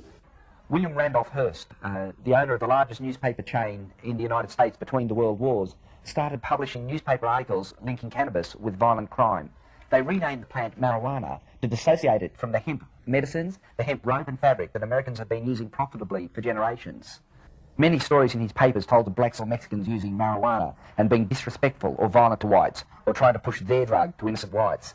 The campaign succeeded in getting racist white organisations to support cannabis prohibition. Hearst and Harry Ainslinger, the then director of the Bureau of Narcotics, managed to get marijuana made illegal in 1937, thus destroying the hemp industries. This timing is interesting. The alcohol prohibition had just ended, and the people who had enforced it needed new jobs. This may well be why Ainslinger pushed so hard to get cannabis banned. In Anslinger's words, if the hideous monster Frankenstein came face to face with the monster marijuana, he would drop dead of fright. Reefer Madness was one of the many movies made to whip up an anti-marijuana frenzy. The sale of marijuana is even more difficult to detect and hold than the traffic in drugs such as opium, morphine, and heroin. More deadly, even than these soul-destroying drugs, is the menace of marijuana. Under the influence of the drug, he killed his entire family with an axe.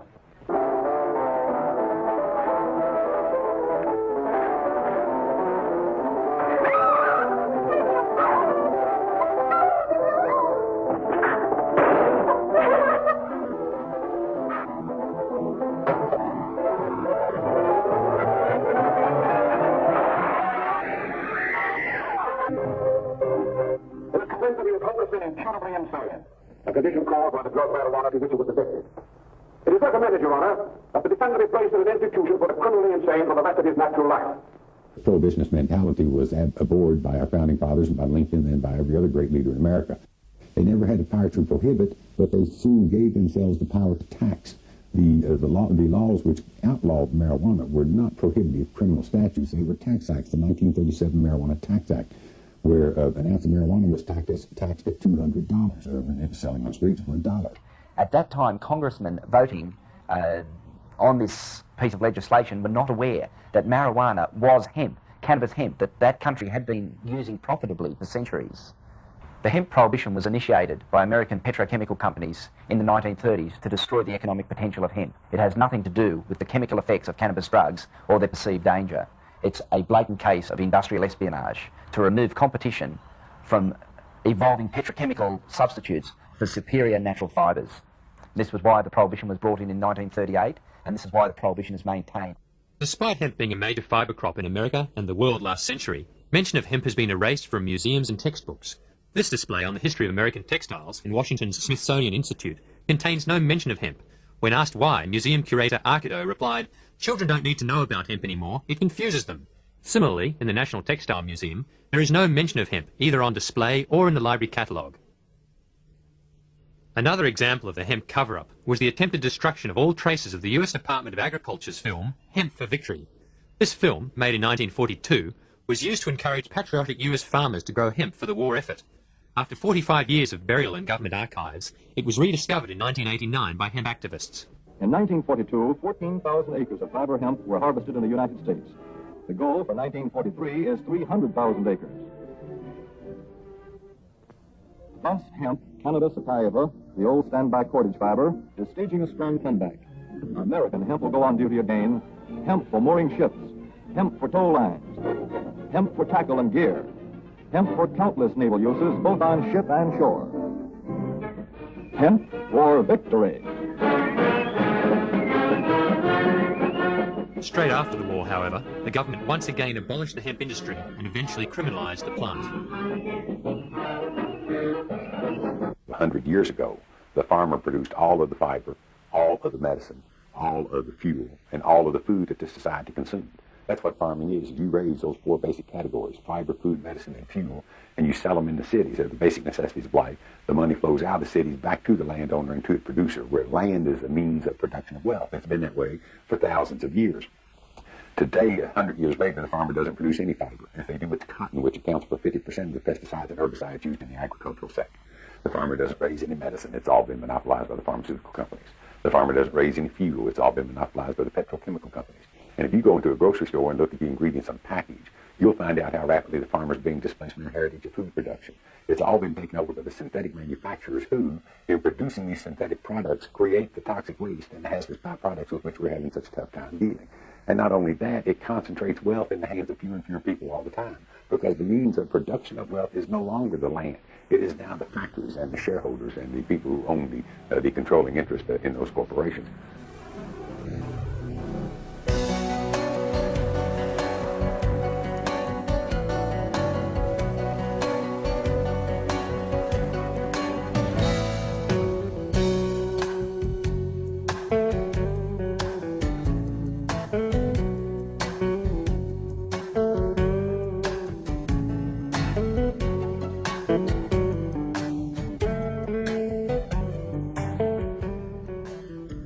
Does government have the right to tell man or woman that they cannot plant a seed in God's green earth and consume the green natural plant that comes up out of it?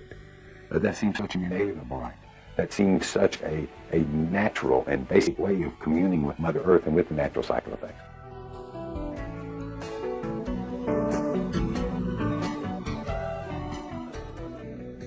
It really is only a matter of time before hemp returns to Australian industry and commerce. A lot of preliminary work has been done. We have literally thousands of hectares ready to be turned over to hemp cultivation. Factories to handle the downstream processing of the fibres are ready and waiting. The industry can develop very quickly once these foolish bureaucratic limitations are removed. It is just such a simple and benign solution, and if we don't do it, I think we're going to lose just about everything that we hold dear. hemp could be and will be the greatest economic engine that we have seen probably in the history of the human race. Marijuana History 101, or should I say extremely brief Marijuana History 101. It's big, complicated, and we'll only be able to scratch the surface. So let's get started. The first thing that strikes one as odd when looking at the history of marijuana, which is also known as cannabis, is how very much legal it once was. In fact, it wasn't only legal, it just happened to be one of the largest agricultural crops in the world, including the United States. You see, cannabis can also be hemp. And just what is hemp? Well, it's by and large the most robust, durable, natural soft fiber on the face of this planet. Up until 1883, and for thousands of years before, cannabis hemp was the largest agricultural crop in the world. It had thousands of uses and products. The majority of fabric, lighting oil, medicines, paper, and fiber came from hemp. The first marijuana law to exist in the United States was a law ordering farmers to grow hemp. Benjamin Franklin used it to start one of America's first paper mills. The first 2 copies of the Declaration of Independence were written on cannabis hemp paper. Up until the 1800s, most of the textiles in the United States were made with hemp. 50% of medicine marketed in the last half of the 19th century was made from cannabis. Even Queen Victoria used the resin extracts from cannabis to alleviate her menstrual cramps. But the funny thing about industrial hemp was you couldn't get high from it. Yet, it was lumped in with the following, which also made little sense. Reefer madness. In the early 20th century, yellow journalism had surfaced. Articles depicted blacks and Mexicans as frenzied beasts who would smoke marijuana, play devil's music, and heap disrespect and viciousness on the readership, a majority of which happened to be white. Some offenses included looking at a white woman twice, laughing at a white person, or even stepping on white men's shadows. And this ended up leading to a law in the form of a tax stamp. A tax stamp that would not only include marijuana, but also hemp and cannabis medicines. It speculated that hemp's potential for an abundance of new products was going to be in direct competition with other sources. And this, added to the reefer madness, led to the eventual downfall of all forms of cannabis. Popular Mechanics magazine had actually prepared an article entitled New Billion-Dollar Crop. Hemp was touted as being able to produce more than 5,000 textile products from its thread-like fiber and more than 25,000 products from its cellulose, ranging from dynamite to cellophane. Its superiority as a source for paper was also becoming known, especially with the development of hemp processing equipment. Now, the new Marijuana Tax Act was all fine and dandy, except for one thing. If you wanted to grow hemp, you needed to buy a stamp. But they weren't giving any out to anybody. And so, in effect, all forms of cannabis became illegal. Things pretty much stayed that way until World War II, when the government decided that hemp once again was a good thing and produced a video, Hemp for Victory. But by the time the war was over, hemp again became bad. And in 1948, when marijuana law once again came into question, Congress recognized that marijuana was made illegal for the wrong reason. It didn't make people violent at all. It made them pacifists. The communists would use it to weaken America's will to fight. Congress now voted to keep marijuana illegal for the exact opposite reason they had outlawed it in the first place. And all through the years, report after report, commissioned by everybody, from the mayor of New York to the president of the United States, has come back with the view that marijuana should have no criminal penalty attached to it. Yet, marijuana remains as illegal today as it did nearly 70 years ago.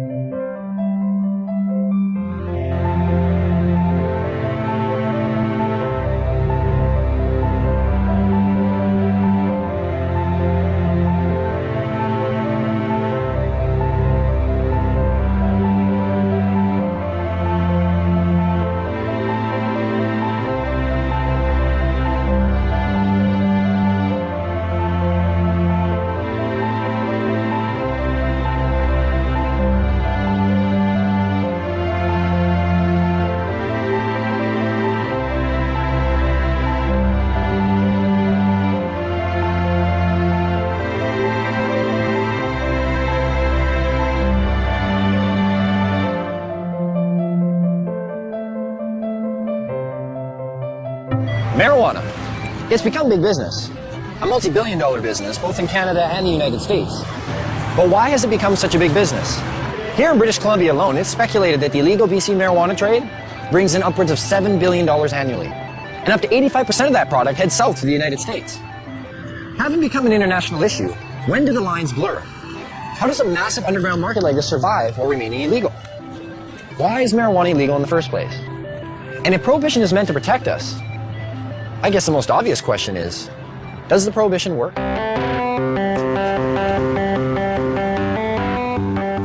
If prohibition worked, okay, if you could just wave a magic wand and say, this has gone away, I'd be all over it, you know? But the fact of the matter is that prohibition has never worked. You know, we've been here before. You remember the first prohibition, right? Which was? Prohibition of alcohol. No, I'm talking about the first prohibition. thou shalt not partake of the fruit of the tree of knowledge. And who was the big cop? And how many people did he have to watch? 2. What are the goals of this prohibition? I assume the goals of prohibition are to reduce the amount of drugs available and to reduce the demand for those drugs. In both instances, cannabis prohibition is an utter failure.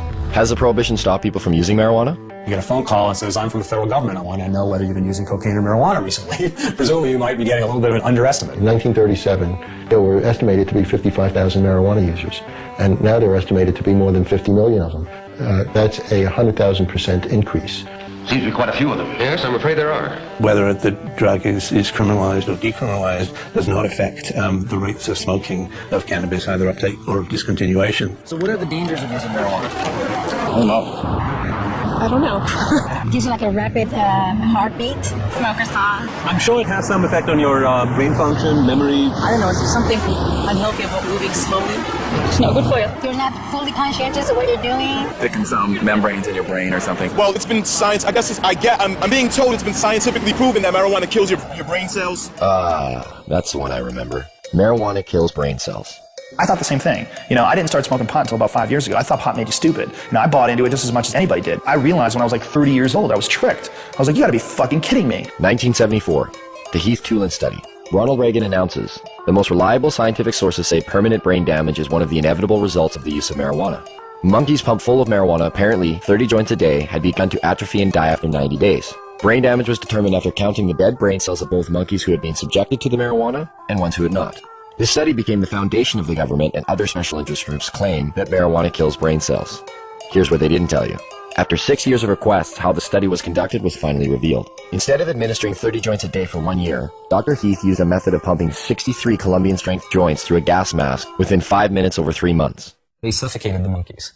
What they did is they put these gas masks basically on their face and they pump pot into it, but without additional oxygen. So after X amount of time, the brain shut down. Well, if you suffocate, the first thing that's going to happen is your brain cells are going to die with lack of oxygen. So what they did is they suffocated the monkey, showed all these dead brain cells, and then went on to associate it by saying that cannabis use causes your brain cells to die. And how many people, not knowing the origin of the study, have gone on to quote it and re-quote it. And now people believe it. Studies since have shown no signs of any brain cell damage. In 2005, new research suggested that marijuana could possibly stimulate brain cell growth. That study hasn't received the same attention. Another common belief, marijuana causes lung cancer. In the 1999 study by the Institute of Medicine that was paid for by the United States government, they had to use words like may and should cause cancer. We've been hearing for years them trying to say that it causes lung cancer, and we say, really, that's interesting because you can't even show us one case of cancer being caused by cannabis use alone. You definitely have to do it moderately because it does paralyze the cilia, but if it's not radioactive, you're probably not going to get cancer from it. Smoking it can be harmful because of the properties of smoke. Not as a result of anything in the cannabis plant, but because they're intaking heated plant matter into their lungs. People said, well, you don't know, we haven't been smoking it long enough. Look what happened with cigarettes. We've had about 4 decades, or more than 4 decades of experience. If this was going to show up, it should have shown up by now. Finally, a study came out just in the last month verifying that cannabis smoke does not cause cancer. It's different than nicotine. And the elements in the tobacco smoke do cause cancer, and the elements in the marijuana don't. There's no cases of marijuana-only smokers getting brown lung syndrome. There's no cases of marijuana-only smokers getting emphysema. Strange for a plant that's so dangerous. How come none of that? Marijuana is as bad for you or worse than tobacco? Impossible. If they had the evidence, they'd be putting emaciated bodies or emphysema, lung cancer, black lungs, they would be parading them throughout the media. They don't have one. Yet people somehow think that it might cause the same thing. In fact, if you look at the straight deaths from substances, a different type of picture starts to appear. The #1 killer in the country? It beat out AIDS, heroin, crack, cocaine, alcohol, car accidents, fire, and murder combined. Tobacco. That's a nasty, dirty thing to say, son. A lovely, pure white cigarette causing cancer. It gets me right here.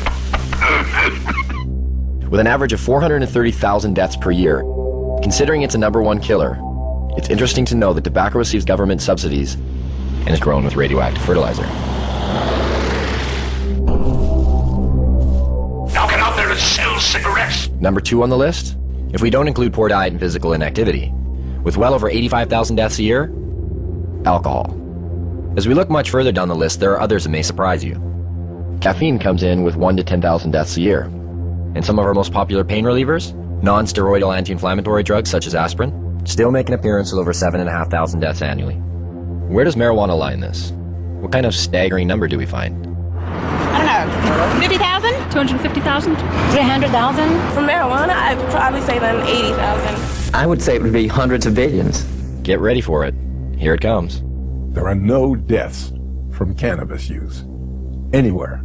You can't find one. In 10,000 years of known use of marijuana, there's never been a single death attributed to marijuana. There's 400,000 deaths in America alone every year that are directly attributed to tobacco. I've heard that you have to smoke something like 15,000 joints in 20 minutes to get a toxic amount of delta-9 tetrahydrocannabinol. I challenge anybody to do that. And even in the animal studies where people have loaded the animals up with doses that would be hundreds of times what a human could possibly be exposed to, no, animals don't die. The LD50 seems to be astronomical. And you can die from ingesting too much aspirin. You can die from ingesting too much coffee. The drug warriors who say we have to protect society, save these people, are being just a little bit disingenuous. Not one university or medical facility has ever recorded a single death directly attributed to marijuana. But never mind that. There's other problems, other reasons to fear it.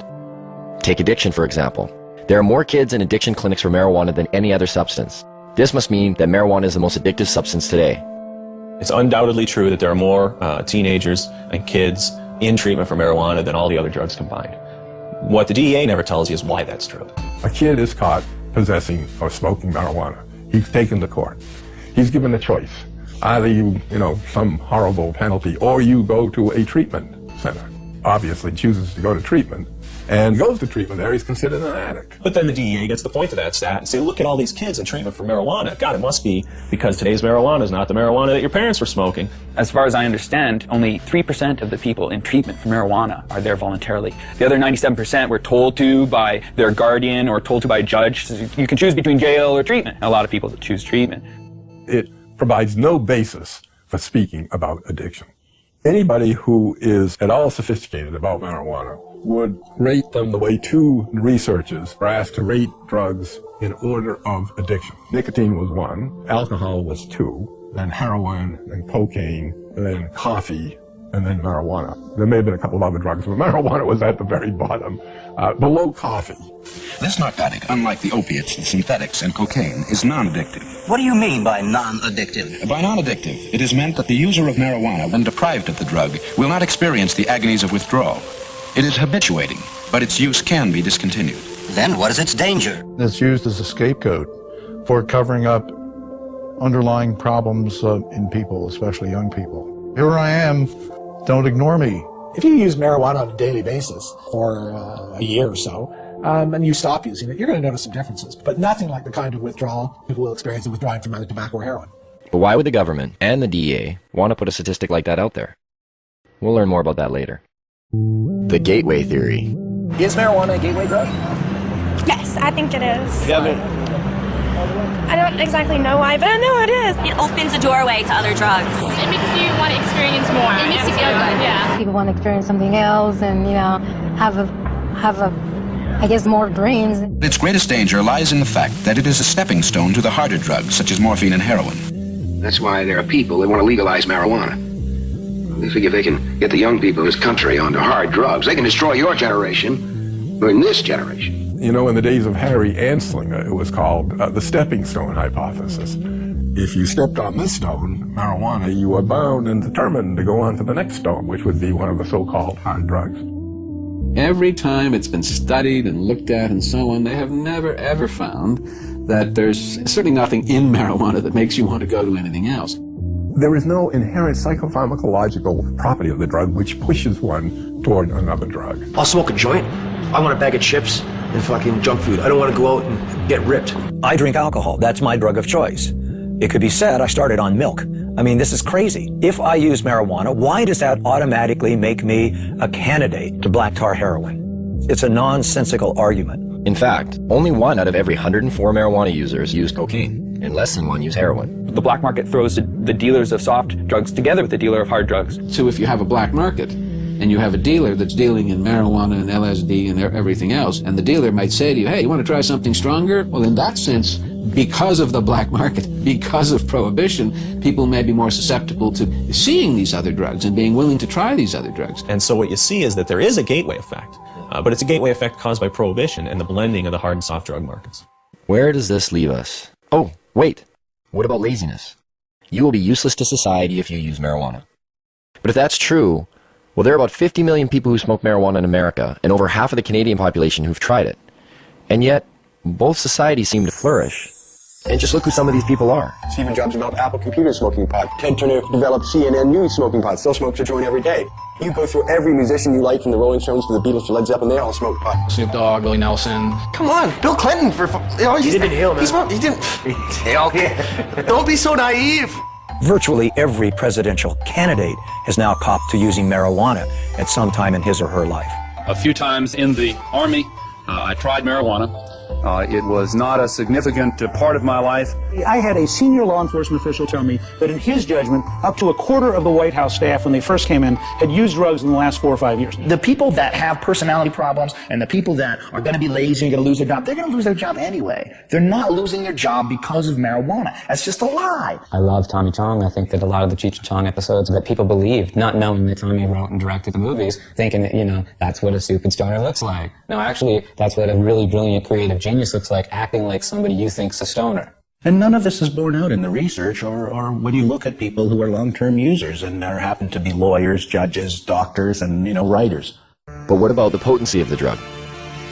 Marijuana is dangerous. There's higher THC levels than ever before. Anytime you got a bag of Colombian dope 20 years ago, it was way better than the Mexican swag that you normally got. So there's always been a range of THC in plants, and the fact that we can now grow stuff that's equivalent of what Colombian was 20 years, well, it doesn't mean that we're boosting THC unheard of levels. It just means, you know, there are some nuances in this discussion that people should be aware of. And I actually think that it's a real stroke of our own ego to think that for the 50 or so years of prohibition, we've improved upon varieties that have been cultivated for drug use in places like India and such for thousands of years. People say, well, you can abuse marijuana. Well, shit, you can abuse cheeseburgers too. You know, you don't go around closing Burger King because you can abuse something. I can take a fucking fork and jam it in my eyeballs. That mean forks should be illegal? You know, I could jump off a bridge. Should we outlaw bridges? Let's nerf the world. But what about all the crime and violence associated with marijuana? From beat cop to police chief, I saw ample evidence of the harm caused by alcohol and the absence of evidence caused by marijuana use.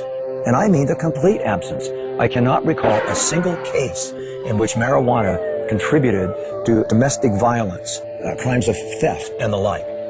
You want to know what a weed smoker looks like? You're staring at one. You know, like, I'm a weed smoker. I'm not, like, crazy or, you know, I'm not stabbing you right now. Most of the violent crime that's committed, or most of the crime period that's committed having to do with drugs, is people who are on drugs committing violent crimes. If you make it legal, if you make it cheaper, you make it more available, you're going to have more violence, more addiction, Tom, that is more not crime. true. Stop lying to us. Oh, now come on. Stop lying to us. That is not true. You know, don't tell me that. I've smoked pot, Tom.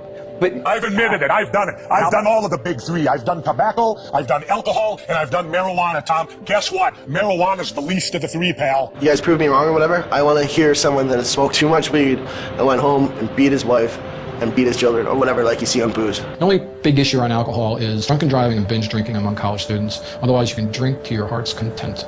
There are far more crimes committed under the influence of unadulterated, if you will, emotions.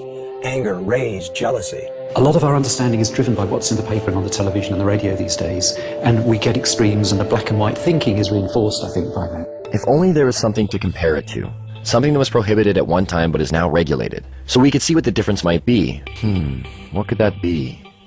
What could that be? Under prohibition of alcohol, everything got worse. Everything.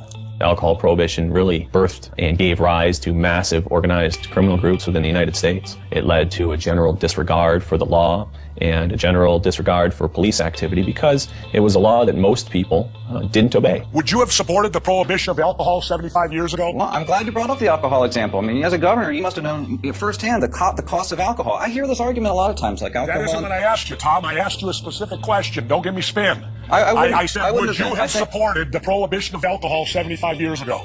I don't think I would have. Why? Because alcohol, for better or worse, and a lot of times for worse, it's a close call, is a long-trenched and ingrained part of our culture and our society. I mean, you go back thousands of years, the first writing is about alcohol, the Bible, everything else. It's really hard to reach in Tom, wait and a pull minute. this out of Let society. me inject something then. And if you believe that God also made the marijuana I'm talking about society. I'm talking about our culture and our society. You just said the Bible. Alcohol poisoning went up by 600% during Prohibition. There were more speakeasies in large cities like New York City under Prohibition than there are taverns and liquor stores today. Sure, one can point to alcohol as being a continuing social problem, but we don't have people shooting each other over alcohol. When alcohol was prohibited, people lived at that time to know the difference between prohibition and non-prohibition. They could see that the prohibition of alcohol caused the emergence of gangsters in the underworld that took control of these substances. Alcohol then was no longer in their control. Could this be the same for marijuana? It strengthens organized crime, without a doubt. Because you have to be a criminal to sell it. It's that simple. This brings crime into it. That's why the benefits and the ability to make money is so huge in it. Weapons were used to intimidate people, and we seized approximately 50 weapons, sawed-off shotguns, and most of them are loaded. Where's all this competition we've heard so much about? Do you call these prices low? Marijuana is just a weed. And marijuana is worth more ounce for ounce than gold. You don't find legal commodities, at $200 an ounce. You don't even find them at $200 a pound. Heck, most things are $200 a ton for corn and grain and barley. That's why when you walk 10 pounds of marijuana across the border into the United States, it becomes worth 20 pounds. You create an artificially inflated value for that drug that is so huge that people decide it's worth murdering people in order to control this market. I think the Fraser Institute called cannabis prohibition a gift of revenue to organized crime. But what do growers and dealers think of this? Would you like to see the government in the future legalize marijuana here in BC? Stealing money from us? I know I wouldn't like to see it legalized. The government would control and regulate the product, and that could potentially hurt a lot of people in the industry. How can you compete with factories have perfectly rolled out doobies, they'd perfect it, and we'd all be out of money? It makes for strange bedfellows. You've got the police and the high-level drug dealers both agreeing that we should maintain this prohibition.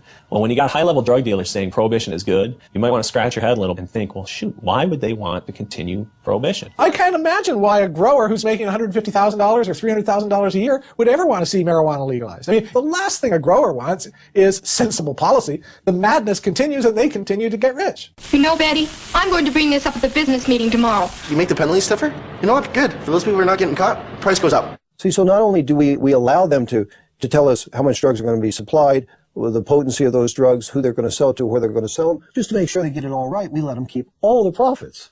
So you've got essentially a Wild West. You've got an unregulated market in which anything can happen. It certainly may work for things that people generally accept, but if you try to prohibit something that's in demand, that the people want, then it's pure folly. And without control, it's hard to regulate areas of concern, like keeping it out of the hands of our children. There have been some studies that suggest heavy sustained long-term use from adolescence to adulthood has the potential to exacerbate symptoms of those with a genetic predisposition for schizophrenia. And although there is strong evidence that refutes this, it does lead one to question, could there be a better way of deterring children from using, rather than letting dealers decide what age is appropriate? For the last 10 years, our children across the United States have said that it's easier to buy illegal drugs than it is to buy beer and cigarettes. It's harder to get beer because you have to go through a regulated establishment that's going to check ID, that's going to have those safeguards in place, that isn't just going to sell it to you because you got $40 in your pocket. The guy down on the street corner, he doesn't want to know how old they are. He don't want to see an ID. He says, show me the money. And if they get the money, it doesn't matter if that child is 4 years old, they're going to get the dough. If you can't control the sale of the product, how on earth are you going to keep it out of the hands of kids? Could we be the creators of what we now see as some of our biggest problems? Have our solutions been prelude to our worst fears? Yeah, the use of the criminal law for the basis of public health is a wholly bad idea, no matter how you cut it. It doesn't work. You cannot legislate morality. One person can say it's immoral to legalize it just as much as someone can say it's immoral not to legalize it. It doesn't get you anywhere. You have to have a rational policy debate by talking about the consequences. Now, I've had young people tell me that, well, your generation had a martini and that was your crutch, and why can't we have our own kind of crutch? You know what? Why don't you be a generation that doesn't have to have any kind of crutch? It's not an easy argument. You just say, oh, it's immoral. And you don't have to debate why it is that alcohol kills so many more people than marijuana, or why it is that tobacco takes 7 years off your life, and we can't establish that marijuana does anything particularly. If people do drugs and they commit crimes along those drugs, they should in fact be punished. But you can't punish someone for something that hurts no one. We should legalize marijuana, tax the hell out of it, and put every dime back into the healthcare system. Taxation and legalization? Doesn't that seem a little extreme? Wouldn't it be better to just decriminalize? The distinction is simple. Legalization of marijuana makes it a product that is legally available to adults. That doesn't mean that there's unregulated distribution, unregulated sale, and unregulated use. The decriminalization of marijuana still makes it an offense. You're not going to go to jail for it under a decriminalized model, but society is still saying no, no, no, no. It doesn't address the problems of organized crime, and it doesn't create a situation where you have retail sales. Decriminalization is just kind of a goofy concept. To say that it's legal to own something, to use it, to possess it, but not to produce it or sell it, it just seems like this illogical position, because where did this stuff come from? It's the worst of both worlds. Sends out an incredibly bad message. It should be controlled like alcohol, like tobacco. The total impact for the U.S. budget from legalizing marijuana and taxing it at rates like alcohol and tobacco is somewhere in the $10 to $14 billion range. It can be used to pay for healthcare costs. It can be used to rebate to lower taxes and give people lower tax rates. It can be used for highways, for hospitals, for national defense. It's $14 billion and can be used for whatever its best use is. The production or the harvesting, the packaging, the sales of marijuana could be handled essentially the way we handle alcohol. You sell to a kid, you sell to somebody under the influence, your license is in jeopardy. That license ought to be hard to get and easy to lose. It seems to make sense. It's a little jarring, but nowhere are these issues more relevant than here in BC. Yes, marijuana is illegal here. And yes, police actively pursue growers and dealers. But that doesn't stop the market from thriving. It's believed that the illegal BC marijuana trade industry employs anywhere from 90 to 150,000 people. And the product is now known around the world. It's even been given its own name. BC Bud. Bud. BC Bud. British Columbia Bud. I don't know what you are meaning. BC Bud. BC Bud. You guys know what BC Bud is? No. You guys know what British Columbia is? No. Is it in Britain? No, it's in Canada. When I say BC is famous for Pot. weed and hippies. Mountain Sea. Marijuana. I used to think of the beachcombers back in the days, but now I just think of that BC Bud. Do you know what BC Bud is? No. Oh, it's really well known. BC Bud is bud that comes from British Columbia, and that's why they call it BC Bud, or Beasters. Dude, you got the Beasters? Yeah, I got the Beasters, which means you got bud from BC. You know what the word grow up is? I'd say it's pretty common knowledge here what a grow up is. People do them in their houses or in the basements. There's a presence in their dictionary. A grow up is something that happens inside somebody's house, like one of our friends or something, and they just grow weed inside the house. Do you know anybody that's growing marijuana? I know. Well, no. Kelowna. My hometown. With a population of only 100,000, Kelowna is said to house well over 1,000 grow-ups. A police officer stated in the local paper, if they were to bust one grow-up every day for a year, they would still be nowhere near getting rid of them. And Kelowna's not alone. Where are they in BC? They're everywhere. They're in every single corner of the province. There is no community in the province that doesn't have grows and hasn't had an increase in grows. But the fact is that there's thousands and thousands and thousands of grow-ops all over British Columbia. And the most common thing you hear when they raid a grow-op is from the neighbors is, I had no idea they were growing pot on my street. You know, if you actually took my estimate seriously, that there were 17,000 grow-ops in British Columbia in the year 2000, if you took that seriously, you're looking at roughly 1 out of every 100 dwelling units in British Columbia. We need to have a sense of that. Not bad for a province with a population of only 4 million people. It certainly changed a great deal from the 70s and 80s when it was an import-export business to the domestic production business of the 90s and beyond. That would make us Columbia North. We're talking a lot of production. The reality is that there's a huge range of people involved in the marijuana industry in British Columbia. It's not a hierarchy. People don't beat you up if you go into the marijuana industry. It ranges from people growing a few plants to members of motorcycle clubs and others possibly being involved in the business. Police at one time used to attend to every single call that came to their attention. Somebody would call and say, I think there's a grow. Police would do an investigation, do a full investigation. Well, that has dropped over 7 years to where it's only about half the time. But it seems to me that if we look around and talk to people who are living in the real world, one of the things we discover is that we don't understand it very well. And when we see these numbers like 1% of all dwelling units potentially are involved in marijuana grow-ops, it certainly ought to give our politicians perspective on what it is they're trying to do. So how does one find these grow-ops? For police, it involves the use of forward-looking infrared cameras that can detect the above-normal heat radiating from a grow-op, or the sniff test. But if all else fails, this, Grow Watch. Communities have become so flooded with grow-ops in BC that some neighborhoods have started their own watch programs. This one, set up by the Chilliwack RCMP, even has an education package with phases: training, neighborhood cooperation, certification. Once certified, you are able to hang this sign which shows that you are a neighborhood that does not approve of marijuana grow operations. There are questions provided to citizens in order to aid them in identifying a grow-op.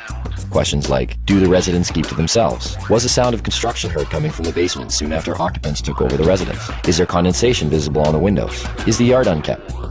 The education package does state that a positive response to one or some of these questions does not necessarily indicate that the residents are involved in criminal activity. Maybe that's a good thing. But why is it that grow-ups are popping up in virtually every neighborhood of BC? How much money can actually be made by simply growing some plants in your basement? What do these grow-ups look like anyway? We finally got a grower. Right now we're driving to meet them. It's around 8 lights. It's not a huge show. This is what they use for clippers and stuff like that. When they hire clippers to do a show, you put these on, and if people are looking from the outside, it just looks pretty much like you're wearing sunglasses. But when you're on, I mean, I can't put them on right now because I'm driving. Won't be able to see. This is everyone's getting glasses. Director, other producer. We just wait for the phone call, so we'll keep in line for when this comes to. Oh, I see a vehicle pulled up. Maybe that's them. Hello? Okay, so put the glasses on. Okay. Now, can you tell them we're just gonna have the camera running, but we're gonna have the lens cap on? Is that cool? Okay. Yeah. No. Hey, Diggs, we're gonna have the camera running, but we're gonna have the cap on, so there's no video. Shit. Yeah, just do it. Just keep it on. Just put the cap on. How you guys doing? See that heart rate increased? So you're coming back? Yeah. All right. Okay. Good. You want the camera? Yeah. Cool. You're not feeling motion sickness? Oh yeah, no, I'm feeling sick. You know, we're just gonna hold people's arms and kind of guide them inside. Yeah. That's what I'm saying, so I don't fall on my face here.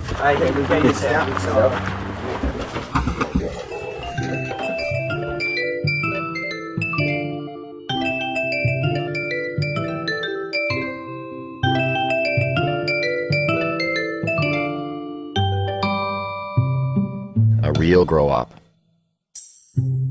The grower admitted that this wasn't the biggest of grow-ops.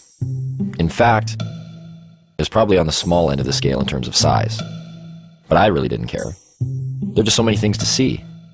The lights, the tools, the power, the pots, and of course, the marijuana. What do you guys do for the smell? I noticed there's like a big... Well, we got this carbon filter here or there, and it just kind of filters the air in there, and then it goes underneath the house, and we have it so it goes into like a dog shed. It's like I'm in the beginning stage and I'm learning. Over here, there's also another room in there. So you have a total of, is it 8 lights? 8 lights, yeah, they go on 12 hours. This one runs 12 hours in the daytime, this one comes on 8 at night. Did you say that the majority of the guys you know are just growing to earn some extra money? Yeah, it's like they have normal jobs, and you know, they're normal 9 to 5 type of guys. The grower told me he cropped out about every 2 months, and every crop was worth about $20,000. That's $120,000 a year. Even though this was a small grow-up, the numbers didn't seem small at all. If those kind of numbers are coming out of a setup of 8 lights, what kind of numbers are coming out of the big ones? And where do you find them? Well, it would seem just about everywhere. Barges, semi-trucks. Whether it was for the mobility of it, or whether it was an attempt to disguise the smell of burning marijuana, of growing marijuana, in any event, it's unusual for that reason. Even in train cars? Yes, it seems as though even our beloved caboose cannot escape grow-up fever. When we read that 20 train cars were buried underground to grow marijuana, busted or not, we had to see this. So we set out. But not before asking our sound man if we could use his SUV, and coaxing him with a little free gas. Where we were going, we would need it. We're in the boondocks, way up here. You wouldn't want to go over that puppy. This is what they brought up diesel fuel to power the generators in, with how much they were growing and how much the generators needed. I mean, that's a full truckload there. And finally, after a few hours on the highway and climbing up the side of a mountain, we get there. We had to go into 4 low just to get up here. And you can see I'm dressed right. I'm in jeans and frickin' sneakers. Fuck. My feet are cold. There's no neighbors. Like, look to the right. There's nobody there. Nobody here, nobody there. I mean, I imagine they're probably laid this way. And then obviously following you, like where you're getting your diesel, where you're getting the tanks, where you buy 10 train carts, where you buy 150 lights. These are diesel pumps. And it looks like there's still diesel leaking in these things here.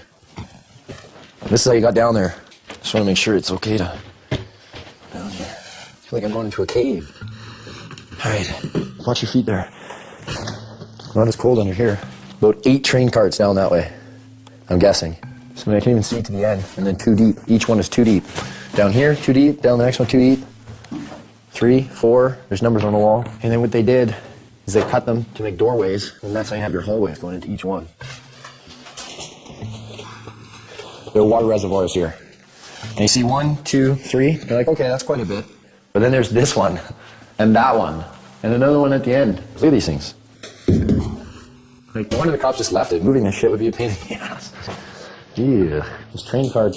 I see why they bought them. They got a deal. They're like all rusted in the bottom. We can start growing here tomorrow. There's still dirt and fertilizer ready to go. Well, here, wants a little leftover plant there. Look at this. Let's look at all this wiring right here. You can see the cops have come severed everything. What are those chains for? Chains are where they were hanging the lights. The reason why these are chains is then they can adjust the height. You know what? Actually, you want to get me a run all the way down to see how far away I am? So I'm going to go to the end here to show you how deep this is, and this was all filled with plants. Whoa! I'm at the end. Now I can hardly see over there, it's just like lights to me. This is how far away, like to give you an idea just how big this is. Oh, it's a trek just to get back to where you guys are. Now you're going to see a lot of repetition because here it goes again. Bang! All the way down. When it's in the paper 20, it's got to be 10 long and 2 deep each one, because then you get your 20 cards. Man, I wish we could have seen that while it was still rolling. That is crazy. You wouldn't know there's a law here. Check this out. Cannabis Day. An actual day dedicated to marijuana. And take note, this takes place on one of the busiest high-traffic blocks of BC's largest city, Vancouver. Marijuana? It's everywhere. Consumed and sold in every imaginable way. Pipes, bongs, joints, baked goods. It was hard to imagine that nearly every person attending this event was breaking the law, and yet no one seemed to care. The police were there, but not the bus people. They held traffic for the band to play for Cannabis Day. Now they went back to their side of the street. Sure, no problem. No problem. Flying with the 5-0. One of the organizers told me that in all the years this event has taken place, there's never been a violent incident, except once, by a man who's believed to be under the influence of alcohol. We heard there was a jazz festival happening at the same time on the other side of the block. It wasn't doing quite as well, but there was one group doing all right. Right up there, as you can see, still Cannabis Day going on. But right here, not even a block away, is a church retreat, and they're selling donuts. I was like, well, what do you guys think about the rally? And they're like, we need to pray for them. And I was like, well, you guys are selling food for them, right? And I'm sure they've sold record amounts today, I guess, too. So we'll see. We'll get an interview here shortly, hopefully. The interview never came. There was so much marijuana, it was unbelievable. I think we almost all got contact highs just from being around the smoke. But I did get a donut. I did purchase some of these on the way out. Those church girls got me.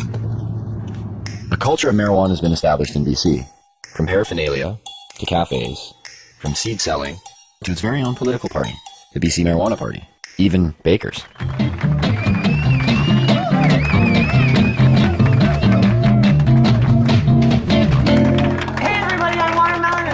Vaudeville cooking show, Baked and Baking, where we're going to revolutionize the cooking show and we're going to let you guys in on the action. Meet Watermelon Girl. She's made a name for herself as BC's only drug dealing, nudist, comic, pin-up, baker. Did I get all that in? She was arrested for selling her cookies down on Wreck Beach. A nude beach. Is this for real? I'm like the Heidi Fleiss of weed. I tell everybody, like lawyers, doctors, like there's no proverbial yo G, you know, like none of those. Like all professionals come in through my house. You know, a lot of people with money, a lot of people in politics. You don't want to know who comes through here. You know, my mother was a baker and her mother was a baker, and we just bake. So I made these pot cookies and I started selling them. It's hard to ignore such a large demand. So you got arrested one time on Wreck Beach, right? Yeah, I've been arrested more than once. Allegedly trafficking ginger snap cookies. Allegedly trafficking ginger snap cookies. So I'm assuming not regular ginger snap cookies, right? The one with facts. Snap crackle pot. But even the judge is like, uh-huh. You know what I mean? Like he's seen violent crime after violent crime, and then along comes the cookie girl. Cops are supposed to come and remove undesirables from communities, and I clearly was not an undesirable person in my community. Like, somebody else needs cookies. Actually, I just got picked up by the National Speakers Bureau, so I actually go on speaking tour to universities and talk to kids about marijuana. Oh, really? Yeah, it's like the most genius. I'm like, you want me to talk about marijuana? We're like, okay. And they pay me to do it. Lock up your kids. This is a heinous crime. So at some point, one might ask oneself, how does an industry of this size function while remaining illegal? Where does the money flow? Who's profiting off of it? Is there really $7 billion floating around the province unaccounted for? Maybe people are feeling the effects and they don't even know it. Turns out there seems to be a system. Some have even given this system a name. Well, a lot of people here in town and stuff consider it a union, right? Union? Yeah, a union, and you know, it's like a different, it's a different term for pretty much industry. It's this underground thing where there's so many different tradesmen and different people all working together. You have to work together with people that you trust because it's illegal to do what people are doing here. So this is how the so-called union breaks down. And of course, there are many exceptions to this, but this is the typical setup. First, you have a home or landowner. He doesn't take on much responsibility. He is simply the legitimate owner of where the grow operation will take place. All he has to do is pick up a briefcase every 3 months and pay off his mortgage. His hands are clean because he can claim ignorance if the grow operation is busted. Oh, I'm sorry, officer. I didn't know they were growing marijuana there. Then you have his 50-50 partner, the contractor, who will provide the equipment and hire the grower or grow himself. The grower is known as the fall guy. Why the name? Because that's exactly what he is. If the operation is busted, he takes the fall. Once the crop is matured, clippers are then hired. They prep the weed for distribution by cutting away the excess leaves and stems. What a lot of people don't understand is a part of the marijuana plant that people smoke is the bud, which in essence is the plant's flower. It's not the leaves. Clippers are generally hired on an hourly wage starting around $20. Tax-free, of course. Once the marijuana is ready, in steps the weed broker. He's not always required, but sometimes the partner with the equipment needs a broker to buy his product and then sell it for him. In the event that a broker is required, it usually means the weed is headed south to the United States. In that case, the broker will buy the pot for somewhere between $1,800 and $2,000 a pound. He'll then hire a border jumper, a risk taker, someone who has the balls and hopefully the wits to get the product over the border. Some of the most common ways? The border jumper's fee varies with each trip, but they're always well paid. Once the product has reached the broker's U.S. connection, it will earn about $3,000 a pound. The farther south it goes, the more it makes. If it manages to make it all the way out east to areas like New York, the price is driven even higher, somewhere between $3,500 and $6,000 a pound.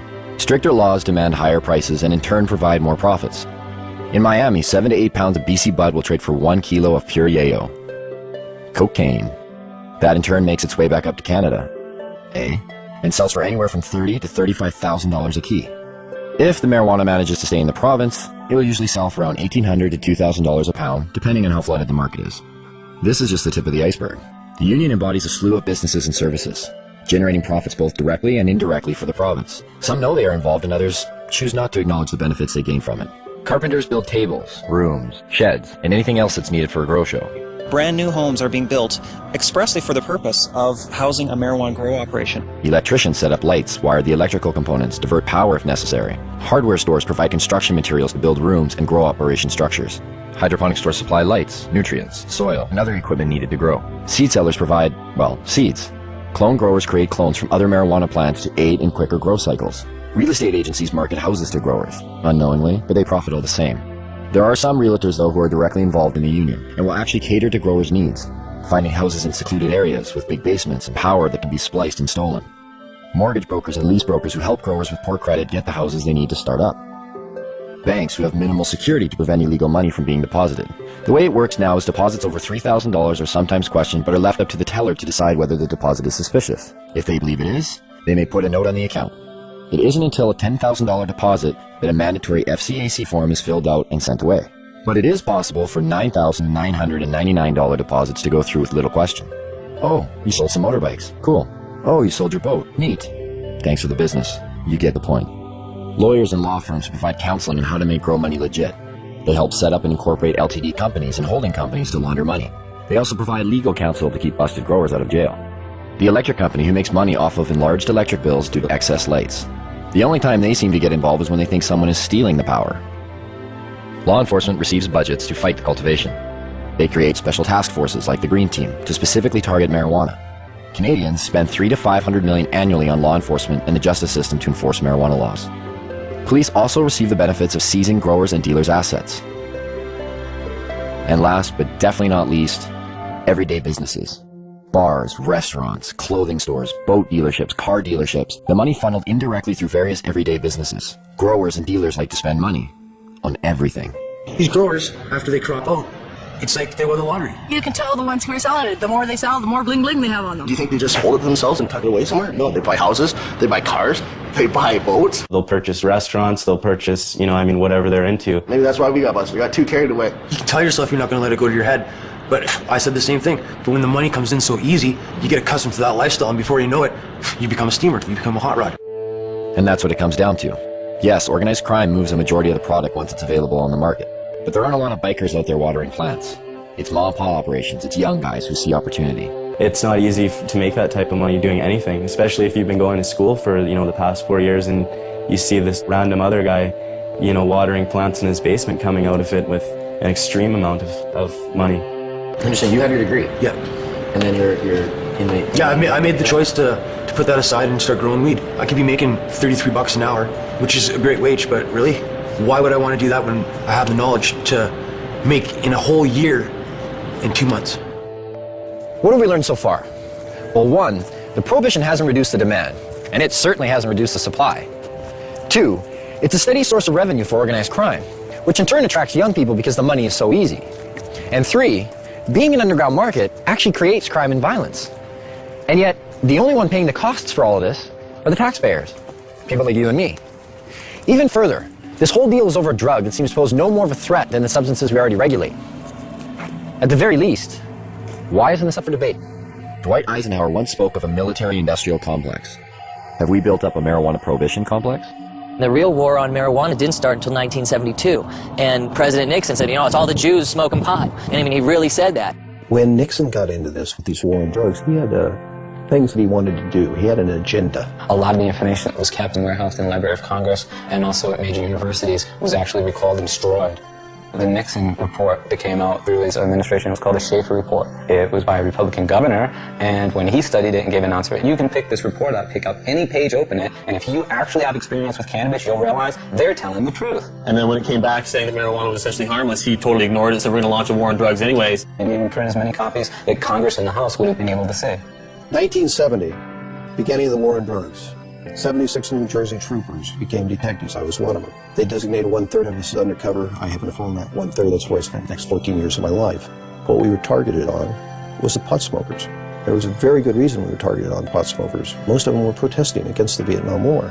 Now, if you could arrest that whole group of people because they were smoking pot, you didn't have to have a Vietnam War protest, which Mr. Nixon thought was a pretty good idea.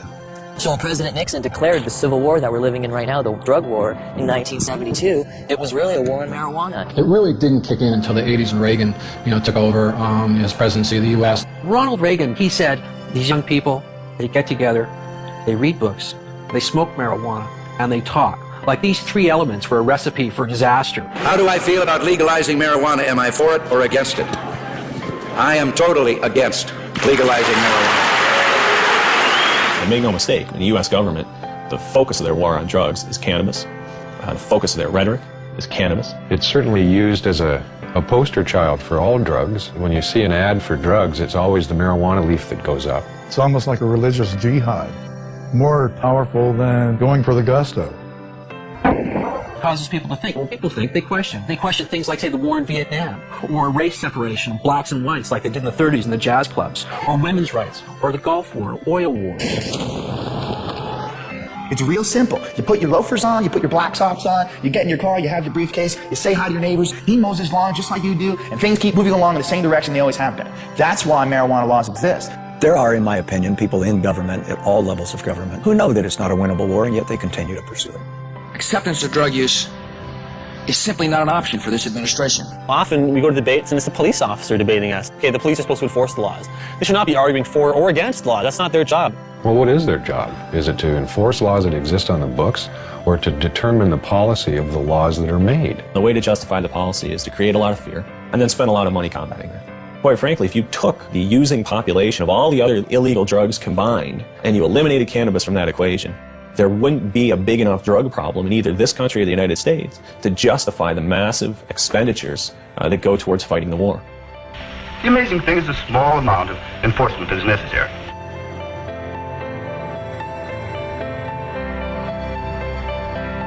$400 million is spent annually in Canada arresting and prosecuting marijuana crimes.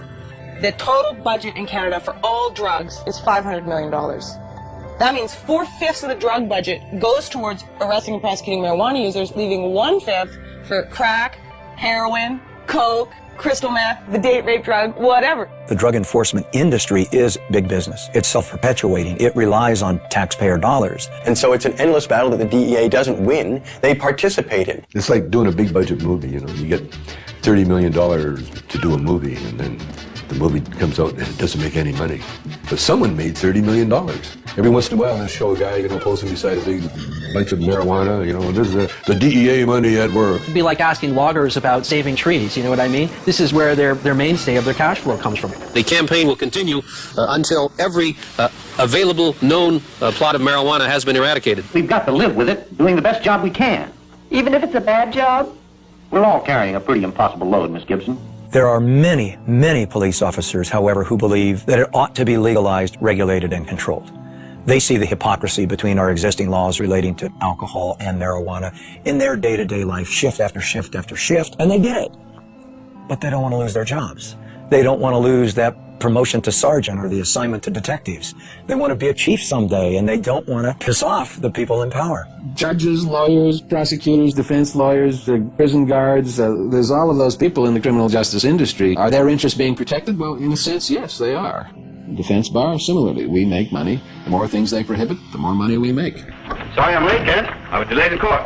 You still have large numbers of people being busted for simple possession. If you look at the stats in terms of drug offenses, the largest group are still simple possession of marijuana. Every time you blow a marijuana cigarette, you take a chance on blowing your future. Oh, come on, Pop. All my friends smoke pot. They're not criminals. Well, because they haven't been caught yet. If you do drugs, you will be caught. And when you're caught, you will be punished. 750,000 Americans every year are charged with pot possession. That's nearly 1 million people, and whether you go to jail or not, your life is in serious trouble. And that number of annual arrests for marijuana now rivals the number of arrests for murder, rape, robbery, and aggravated assault combined. You will never get over a conviction. A conviction will track you every day for the rest of your life. For instance, you remember that guy that used to smoke but didn't inhale? Former President Bill Clinton. This is not a big issue with me. I never even had a drink of whiskey until I was 22. Now, if Mr. Clinton handed me that marijuana cigarette when he was standing in a circle with us, it wouldn't have mattered whether he inhaled or not. He would have become a dope dealer, wouldn't he? Just like all those other people that went to jail. Never to be an attorney, much less the President of the United States. But the marijuana laws protect us. They make our lives safer. They send us the correct moral message. That's how 19 out of 21 nations have gone down the drain before us. Internal decay. The breakdown of moral, ethical, and religious principles. If you've been caught, a young person in the U.S., with so much as one marijuana cigarette, you can't get a loan or grant from the government to go to college. If you've been convicted of murdering somebody or raping someone, no problem. You go right down, they'll give you the loan. I guess the message is it's okay to rape and murder and pillage, just don't smoke a joint afterwards. First thing that John Ashcroft did after 9/11, sent out a strike force to take down the LA Cannabis Buyers Co-op. That really helped national security a great deal. And what else helps national security? Taking down top criminal targets. In 2003, the U.S. government put aside money to do just that. $25 million for the head of Osama bin Laden, $15 million each for the whereabouts of Uday and Qusay Hussein, Saddam's sons, and a $12 million budget to go after one of the most dangerous men of all, this man. Can you tell us what exactly you were charged with? I was charged with conspiring to sell paraphernalia. Operation Pipe Dreams was a brainstorm of Attorney General John Ashcroft. The internet has been illegally utilized to sell these illegal products and to facilitate large illegal businesses operating in the open. A sting operation that busted people for selling paraphernalia to a particular county in Pennsylvania where they were willing to prosecute. Because there's 2 states, Pennsylvania and Iowa. Void where prohibited. Well, it was prohibited to send it to Pennsylvania and Iowa. A man like yourself that is, an established actor, comedian, you're not a criminal. Like, why do you think they targeted you? Well, because our movies were #1 rentals in America. What our movies did was really show the hypocrisy of the pot laws. In fact, when I went to jail, they had it in the transcript that our movies have influenced children for 30 years and will continue to do so forever. Therefore, I should go to jail. You got to remember, they were going into Iraq, and they needed some diversion as far as headlines go. And they equated the $1 billion paraphernalia business with aiding terrorists. This was a legitimate company paying taxes. I was just the face on the bone. They charged me. I had nothing to do with the company. I never shipped anything to anybody. It wasn't even his company. He just loaned his name to it. 51 people were arrested under Operation Pipe Dreams. Only one person, Tommy Chong, went to jail. But if I didn't plead, they threatened my son and my wife. Tommy stands up and volunteers to go to jail, says, yeah, okay, that's my paraphernalia. Leave my wife and kid alone. He's protecting his family. What kind of force was used on the day you were arrested? There's over 20 SWAT team people, visors, automatic weapons, helicopters overhead. They had news trucks, Fox news trucks outside. They had the media on the radio. It was a photo op for everybody. They asked, do I have any drugs? And I said, yeah, I got pot, and they wanted to know where it was, so I told them. They said, well, it's not really a drug bust. I said, well, then what are you doing in my house? Then they said, it's about bongs. We're bringing down all the bong companies in America. And with Tommy safely behind bars for 9 months, the United States drug war reset its sights, this time across borders. In downtown Vancouver, just outside the U.S. consulate, a bunch of people had gotten together and were having a rally for this guy named Mark Emery. He'd evidently been selling seeds, marijuana seeds, to the wrong people. Let me tell you, the DEA wants me because I am very good at what I do. Well, obviously, I'm the most dangerous man alive. Like, really. Like, no wonder I'm facing life imprisonment without parole for something that no one's ever gone to jail for here in Canada. No one's ever gone to jail for seeds, not even for a day. Mark and 2 of his employees are facing life in prison in the United States. Not Canada, the United States, for selling marijuana seeds over the internet. The Vancouver police came in here with a warrant for an extradition, but we were taken then to North Fraser Correctional Center. Correctional Center of the year 2002. Beautiful facility. Mark Emery has gotten in the face of the United States. The U.S. sees Mark Emery as a major political threat to its anti-cannabis agenda. In a press release from Karen Tandy, head of the DEA, she said that this is not only the end of marijuana trafficking, but it's a blow to the marijuana legalization movement. I gave just under $4 million away over 11 years to Supreme Court challenges, ballot initiatives, political parties, drug addiction clinics. Well, if you're the DEA, who the hell do you think you're going to go after first and foremost and as viciously as you can do it? I think they even admitted it themselves when on the day of the raid, the DEA announced, So he's a legalizer. We're shutting down one of the biggest legalizers. The legalization movement won't have a pot of money to draw from. Ha ha ha ha. Mark Emery has never gone to America and sold a seed. He does it all from here by mail order. And it's akin to Canadians ordering, a machine gun from somewhere in America. It's against the law. And if we receive it here in Canada, they come and arrest us for receiving the machine gun. They don't go to America and say to Colt, hi, we're arresting you because you sent a machine gun to someone in Canada. No one's been sentenced to any time in jail in the history of Canada in 35 years. We've had this law. 2 people, me and Ian Hunter in Victoria, were fined. There's all sorts of seed businesses still open. Mark's the only one out of about 50 retail cannabis seed businesses in Canada that's been charged. Mark has been paying the Canadian federal government taxes on income he has made from selling seeds. The government relied on the existence of these internet seed sellers so that patients who had qualified for medical marijuana exemptions, who were bugging them for seed, were being directed to these internet seeds, and Mark Emery specifically in some cases is the place to get their seed. It puts Canada and our government in a very difficult position because they've either got to hand over a Canadian citizen to a foreign government for activities that were entirely done in Canada, for which our own government, our own police are not willing to charge him. If the Canadian authorities who rubber stamp this shit think that what I've done is so bad, then charge me. I should be tried by a jury of my peers. I'm not about to be tried by my peers at all. I'm about to be tried by foreigners. At 420, at times synonymous with smoking marijuana, everyone lit up. And for those who didn't have marijuana to light up, again the police were close by, and again they didn't seem to care. One officer mentioned she was bothered by the smell of the smoke. It was kind of confusing. How could we be sending Mark Emery to prison for life in the United States if even our own police aren't finding it worth their while to bust people smoking it right in front of them? That's not the only thing that's confusing.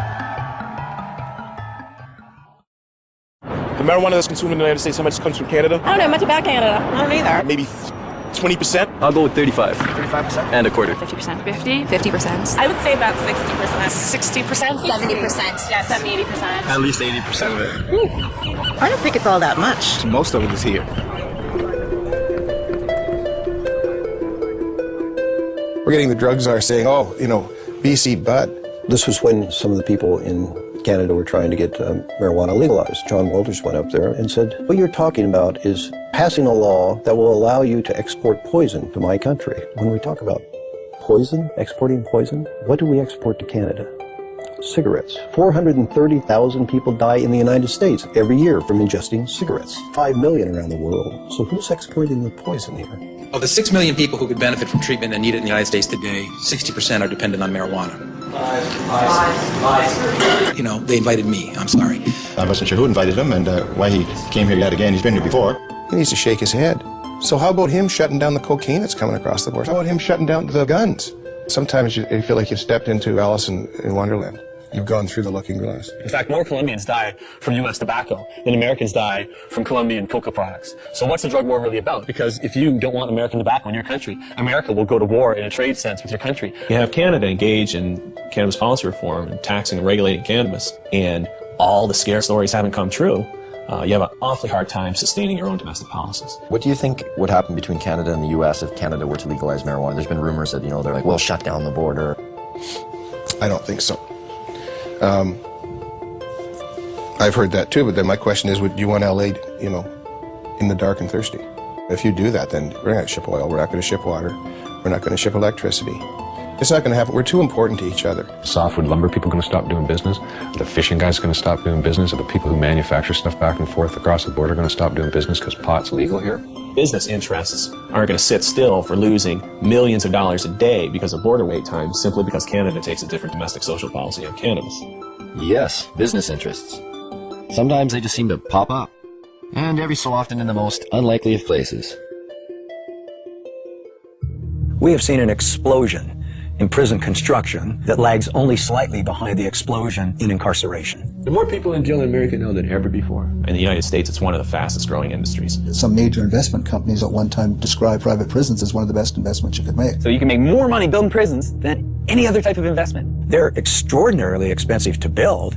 They're even far more expensive to operate and maintain. Right now in the United States of America, the biggest growth industry is the privatized prison complex. Japan, for instance, incarcerates at 38 people per 100,000 population. The United States incarcerates at a rate of 726 people per 100,000 population. In a 20-year period, the prison population in the United States quadrupled. We have just shy of 5% of the world's population and almost 25% of its prisoners. Even South Africa, at its worst, didn't have as many prisoners per capita as America has now. Texas just built 77 prisons in about the last 20 years. We find state treasuries on the verge of bankruptcy as a result of prison construction.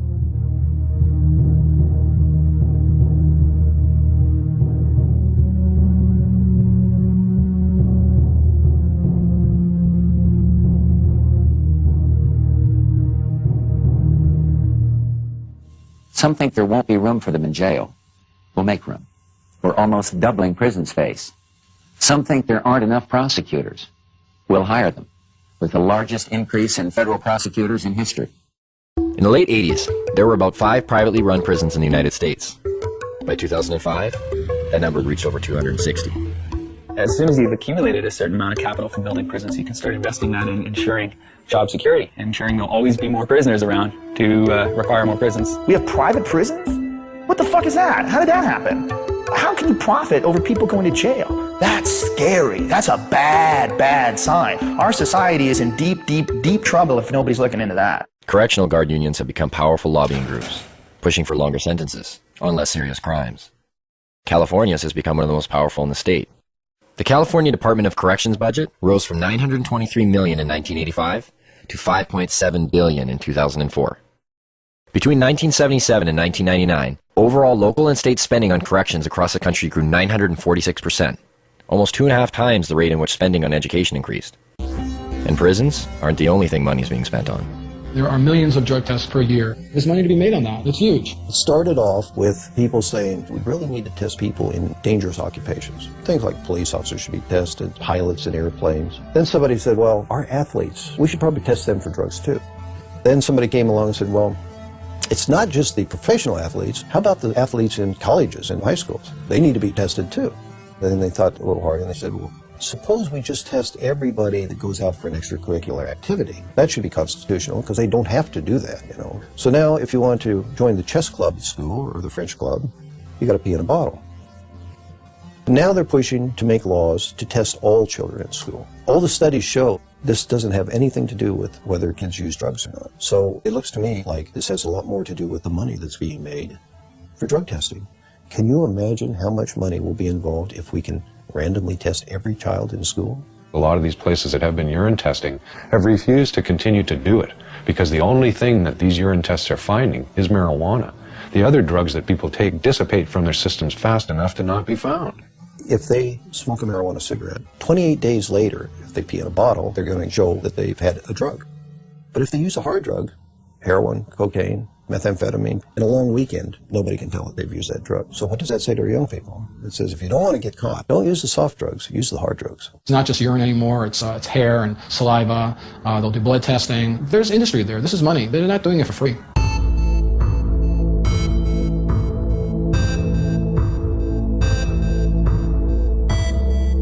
The most profitable industry in the United States is pharmaceutical. Dollars involved is just staggering. Could it really be? Has medicine really become that profitable? The fact is it has. In 2005, U.S. prescription drug sales rose 5.4% to $251 billion. And global pharmaceutical sales rose 7% to $602 billion. Now, why would pharmaceuticals be threatened by a plant? The answer may be as simple as one word: natural. Because a significant amount of research to date has confirmed or suggested that marijuana in its natural state is still the most effective form. Can you imagine a world where you or I wouldn't have to pay for certain medicines? After dealing with about 10,000 patients over the last 15 years, I would say that over 200 different medical conditions respond favorably to cannabis. It appears to have benefits that we never ever knew about. Glaucoma, epilepsy, muscular dystrophy, arthritis, multiple sclerosis, wasting syndrome, nausea, chronic pain, depression, anxiety, hepatitis C, cancer, chemo, AIDS patients. Is there a product out there today that provides as many medical benefits as cannabis? No. It remains an unutilized major resource. The way to riches in the pharmaceutical industry is to have a drug which can be patented. Cannabis is problematic right from the start because it's a multi-molecule drug. In 1930, it wasn't possible to patent plants, and that's the reason that pharma never picked up on this, because by synthesizing and owning compounds, that's where the profit motive comes into the pharmaceutical industry. The patent in the United States lasts for 20 years. Well, you can charge whatever you want at that time, and that's where you make the killing. There's no money to be made off natural plants. If you can use a natural medicine that you can grow in your own home, which costs pennies to use, you're going to do that. You need water and dirt. Not only that, you have that plant forever.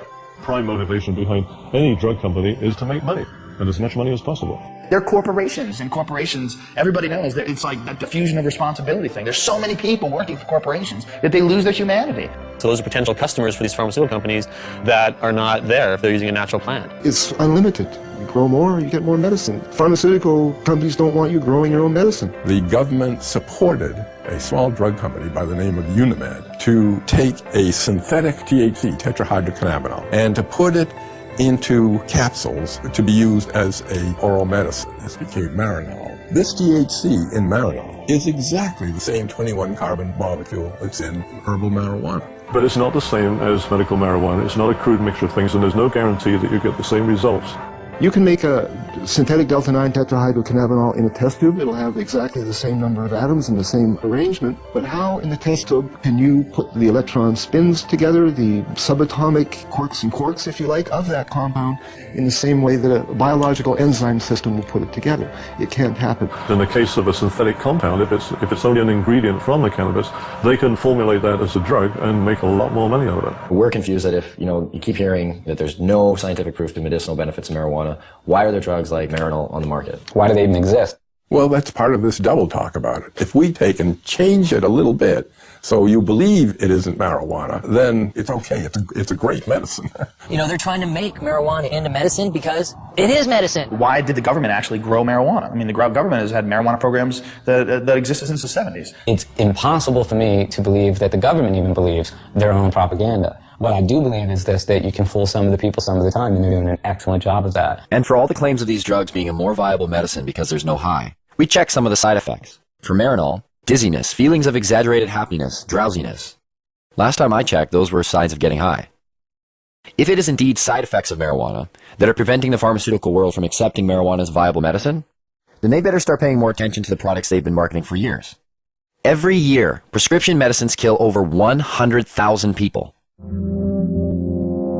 The pharmaceutical industry has been excellent at convincing the public that they need their potions. If you watch any kind of commercial for drugs, they're always using the third person. For example, where does a headache come from? It comes from out there somewhere.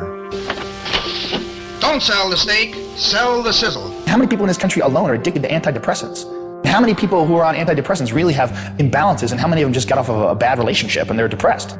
It seems to be acceptable to give people something as long as you're wearing a white smock or you've given them a legal prescription. It doesn't matter how deadly the particular drug might be in terms of side effects. What we call modernist medicine is actually the alternative medicine because it's highly experimental, it's often dangerous, often toxic, and it kills a lot of people. To me, it's crazy. There's a lot of stuff out there that affects you in different ways. Look, aspirin, heroin, both invented by Bayer. I thought heroin came from opium seeds. And Just natural effective opium, you keep making it more and more concentrated? No, you have to add certain chemicals to it and tweak it a certain way. It doesn't just come from opium itself. What was heroin made for?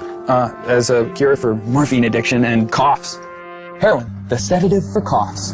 Pseudoephedrine. That's the main ingredient in methamphetamine, is to cure the cough. They're cold. You get a cold, oh, I think I'll do some meth. When you look at it from a large perspective, like, what's weed? Even Francis Young, the DEA's own judge, who took medical testimony for over 2 weeks, made this statement.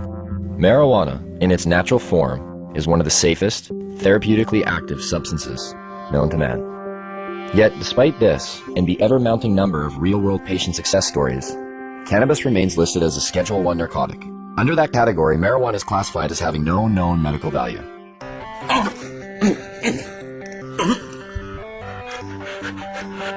I have multiple sclerosis.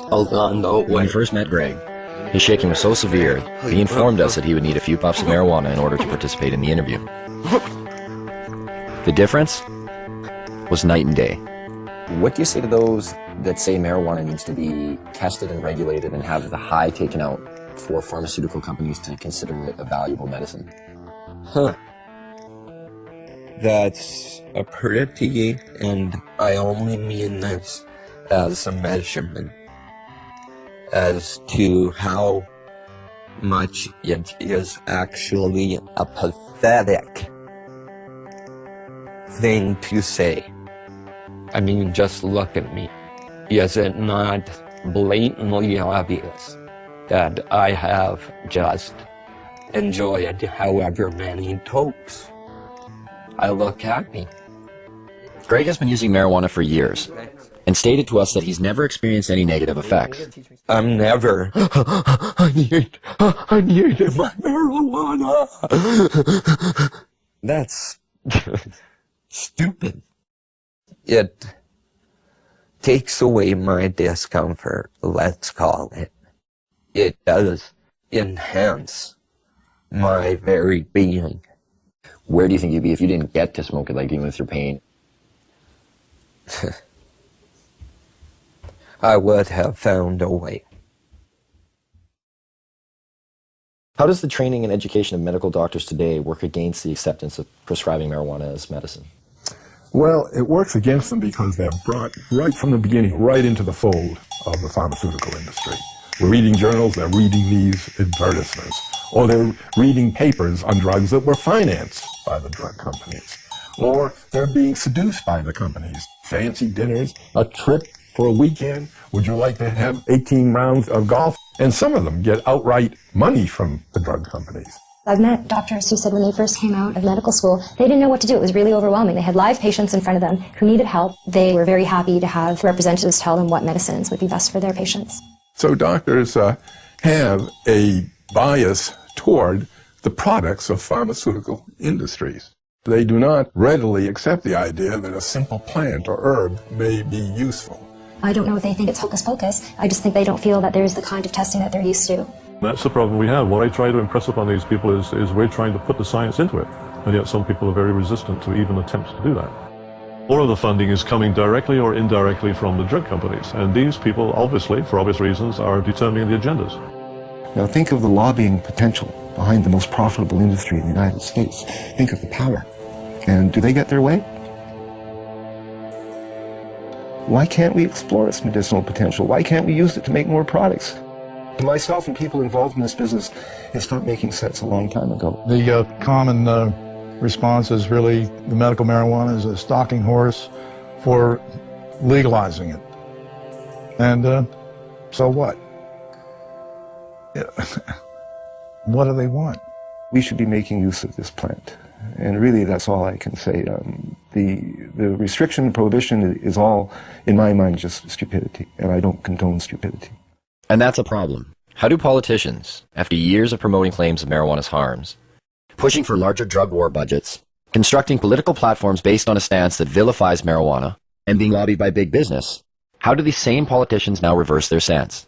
What politician can come before their constituents today and say marijuana should be decriminalized when yesterday they said it was evil and dangerous? Their constituents are going to want to know why you changed your mind. Were you lying to us or were you stupid? Either way, you're not getting elected next time. Whoops, we made a mistake. You 17 million people should not have been arrested. Some of you jailed, some of you fined, some of you lost the handle on your career. One way to bypass this problem in the face of ever-growing empirical evidence is to divert attention. Add a word. Medicinal. Put the word medicinal in front of marijuana, and you are now talking about something completely different if you're a politician. Why is there a perception that healthy people are affected differently and unable to fend off the detrimental consequences, whereas a person with a lowered immune system or terminal illness seems to experience none of these effects? Some people go home at the end of the day and they drink to kind of wash away the day, you know, just like, that was a hard day, I need a few drinks, relax, kick back. So is that relieving pain? Maybe. Or is it pursuing pleasure? I don't know. So if you think about this in the context of cannabis, it also has relevance. The government's a lot more likely to forgive cannabis use if it's for relief from pain. If it's in pursuit of pleasure, that's a problem. And I think that points to something about our culture that's a little bit odd. What works for one doesn't necessarily work for another. The father-son confrontation. Mom smokes like a chimney. And you have a drink every day and smoke too. It's not the same. Why not? You can get cancer. Your liver can rot away. They believe today, and I'm disappointed in the media, that it hasn't brought this information, this new information to the people of this country more than it has. They believe that marijuana could well turn out to be the most dangerous drug that is in use in our country today. If you're a politician, you can get elected on a get tough on crime platform. We're going to lock up all the marijuana cultivators for a long time because you're preying on the fears of the public. Spokesmen for giant special interest groups, whether those special interest groups be law enforcement, or whether they're private prisons, or whether they're pharmaceutical companies, or whether they're oil companies. We have spokesmen for gigantic corporations that are trying to calm us and get us to press the right button in the voting booth. Everybody that gets in has their own agenda. They're beholden to their own lobbyists, so they don't go in and check the work of anybody before them. That's not their job, because God forbid somebody come in there and check what they do afterwards. I understand why politicians may be reluctant to act on their principles, but our politicians need to read their own polls, because this is one of those cases, and it happens a lot in life, where the people are ahead of their leaders. Hemp Fest, the largest event for cannabis in the world, a showcase of modern-day hemp. Sure, they used this stuff 70 years ago, but what good is hemp in a world like today? A world that appears to have everything it needs. It opens a whole new market.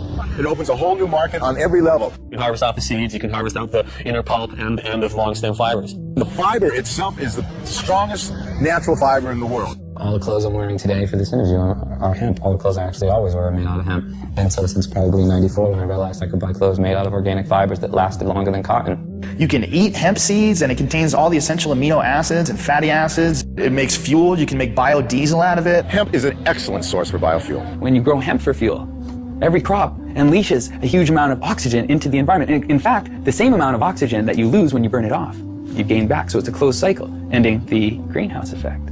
There are so many hundreds of strains of industrial hemp that you can grow hemp almost anywhere in the world. Not everywhere in the world, but almost everywhere in the world.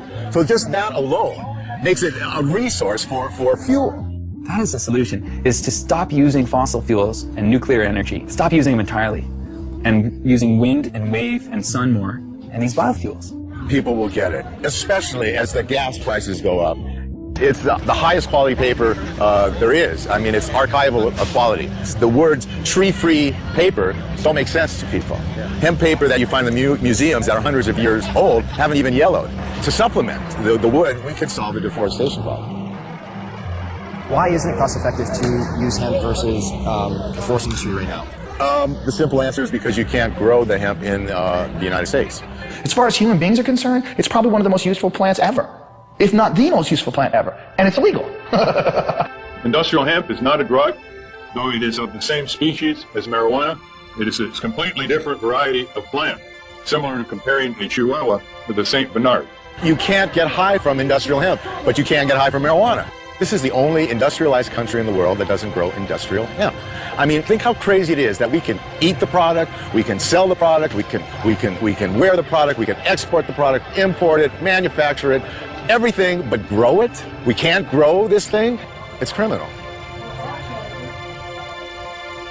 And there you have it.